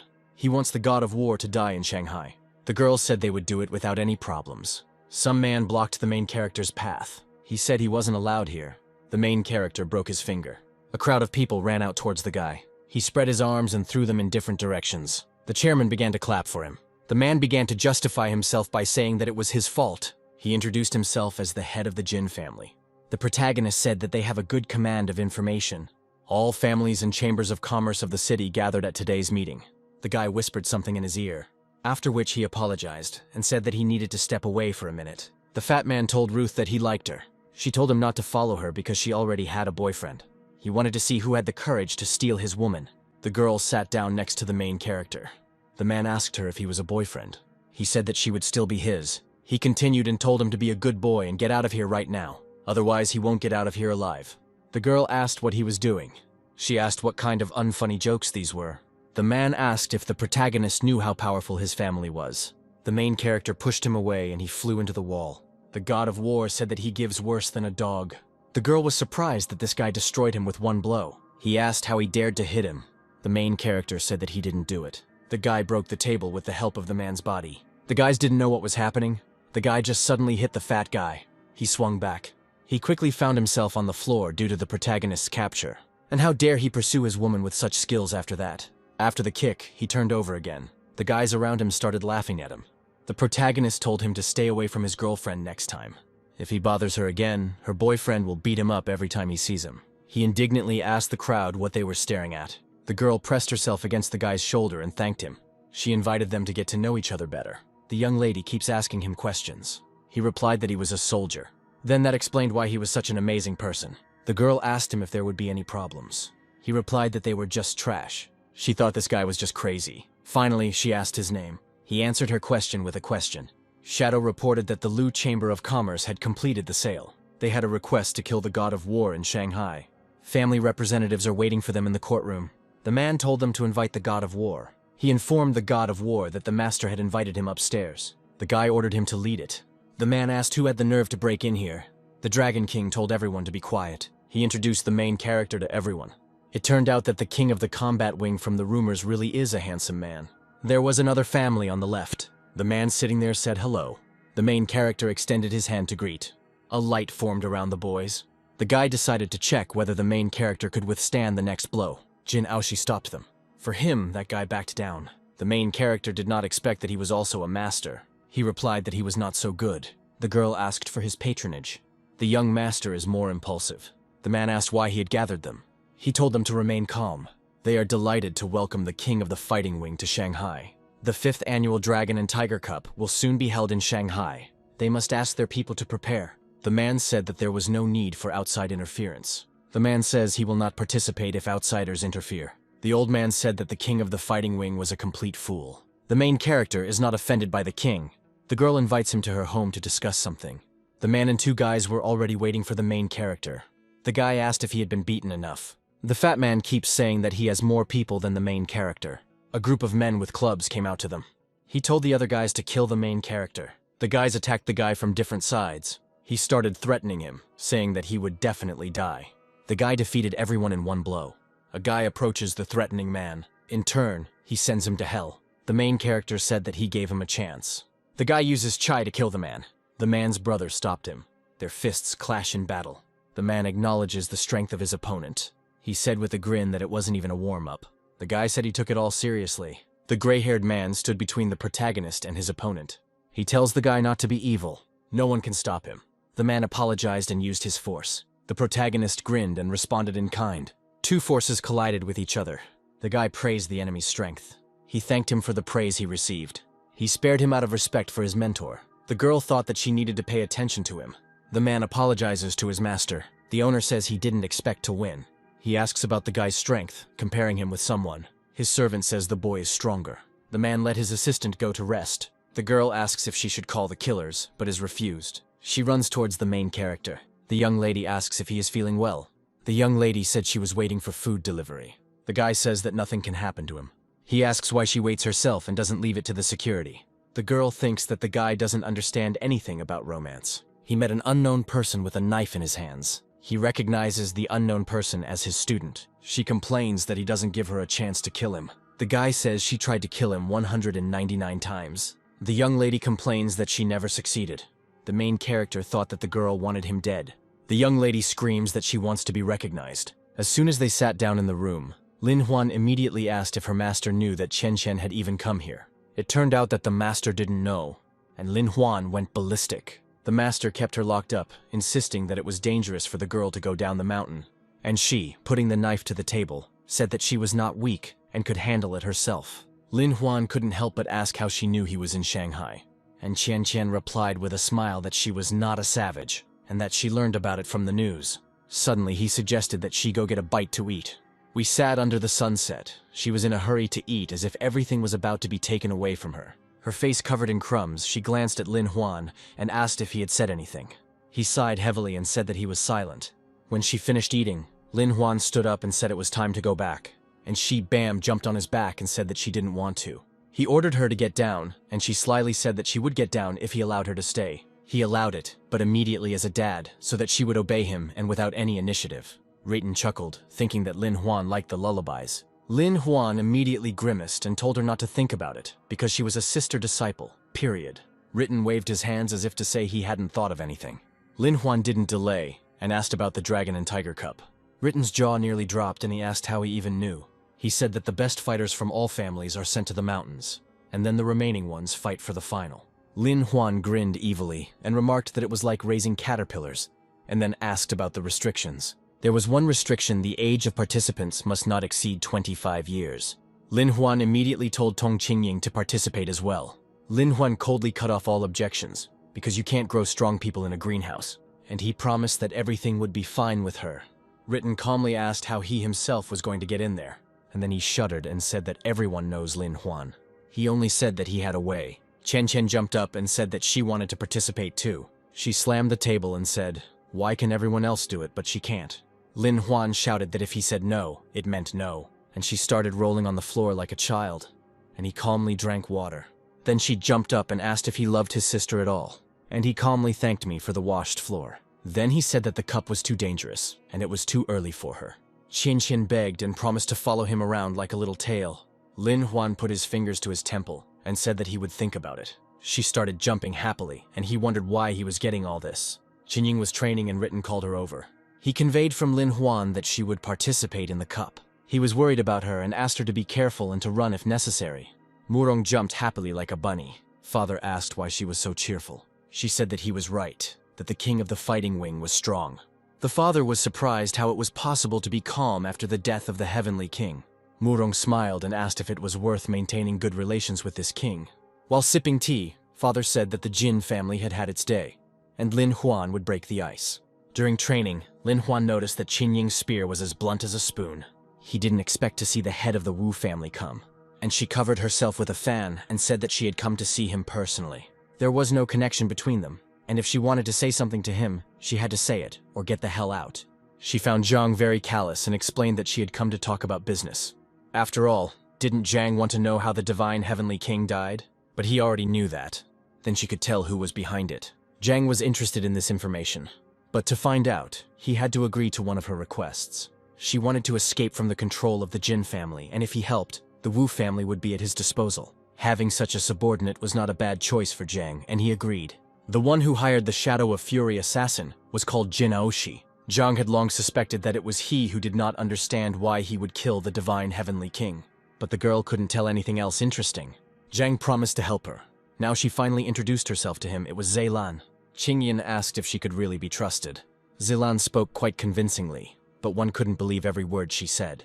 Suddenly, a girl came running to them, and Zhang was annoyed that for some reason she didn't stay home to eat her treats. Smiling sweetly, she pretended to miss him very much. But Zhang knew exactly the reason for her appearance. After all, she simply ran out of these goodies. The girl devoured a whole mountain of food in a very short time. She was very upset that Zhang called her a glutton. Qingyan volunteered to take her to buy some goodies and have a snack at the same time. The girl was extremely happy about this. She hugged her and said that she was very good, not like her older brother, who always scolded her for eating his food. And the two of them went about their business. At this time, Zeylan met Miss Murong and asked her why she came, apparently to seduce the king of the fighting wing. Miss Murong indignantly shouted that she was not a whore like Zilan. But they were very similar, innocent on the outside. But behind their backs you couldn't count who they had slept with. Miss Murong, blushing with anger, shouted after her that they would still see who could outdo whom. She walked down the corridor towards Zhang and his companions. Seeing her, he asked why she came to him. She replied that it was nothing special and asked to go for a walk with them. The girls were unhappy with such company, because at first glance it was clear that she was plotting something. But Zhang wanted to see what was on her mind. When the girl came to the amusement park, she wanted to ride the Ferris wheel. Grabbing Qingyin's hand, she ran towards the attraction. Miss Murong invited Zhang to sit down and take a ride too, but he abruptly pulled his hand away and refused. Miss Murong caught the eye of a guy in the park. He pointed her out to the rest of his friends, and one of them came up to her to meet her. But she wasn't happy with such attention. I told him to get lost. His friends didn't like the girl's reaction at all, but he turned around and told them not to scare her. Suddenly, one of them sat down on the ground and cried because with such actions the boss was disgracing their mafia. But he got a slap on the back of the head from his boss for disgracing himself. It seems that their boss liked her, but he liked everyone in a row, because just yesterday he was hitting on someone else. But Miss Murong took Zhang as her friend and introduced him as her boyfriend. The bully shouted at Zhang to leave her on good terms, but Zhang pushed her away, saying that he didn't know who she was. Miss Murong, with frightened eyes, screamed at him not to leave her, and promised not to make any more scandals. The guy from the mafia said that he wants her and will take care of her, but she didn't need such an acquaintance, and she advised him to look in a puddle before showing off. For such words he promised to kill him, but Zhang intercepted his hand, preventing her from hitting him, and he began to frighten him with his boss, Zhang Wanlong. But Zhang was not impressed and kicked him into the air. The friends grabbed the guy, but he pushed them away. Approaching Zhang, he told him to wait for him here if he wasn't a coward. Zhang decided to wait and see who he would bring to help. The bully called his boss and complained that he was beaten up in the park near the Ferris wheel. The boss promised to come to this place, and he suggested that Zhang ask for forgiveness on his knees while it was not too late. But instead of an apology, he received another knee to the face. The other two stood there, wondering whether they should go and help their boss, but they were afraid that they themselves would get caught in the crossfire. A girl who returned from the Ferris wheel saw a strange picture of a guy lying on the ground and asked what was going on. Zhang explained that these guys came looking for trouble, and the girl put her foot on the bully and said that apparently he was sick to death of living since he decided to hurt his brother. Zhang didn't like her words. In her defense, the girl said that he simply misheard it. Zhang, using incredible strength, held his sister in the air with one hand when suddenly the crowd screamed shrilly, "Move aside." Noticing his boss, the bully rushed towards him and fell to his knees in front of him. He began to shout and be indignant at who dared to offend his man. But when he saw Zhang, he was so frightened that he was completely covered in floodwaters. Zhang stood and silently wondered what this death demon was doing here, and the very next second he gave his man a powerful slap in the face, kicking him with his foot for almost killing him. He grabbed him by the hair and pulled him to the side, and with all his might he threw it at Zhang's feet with an apology. After all, his subordinate is stupid and doesn't understand anything at all, and he lay on the ground and was perplexed by what was happening.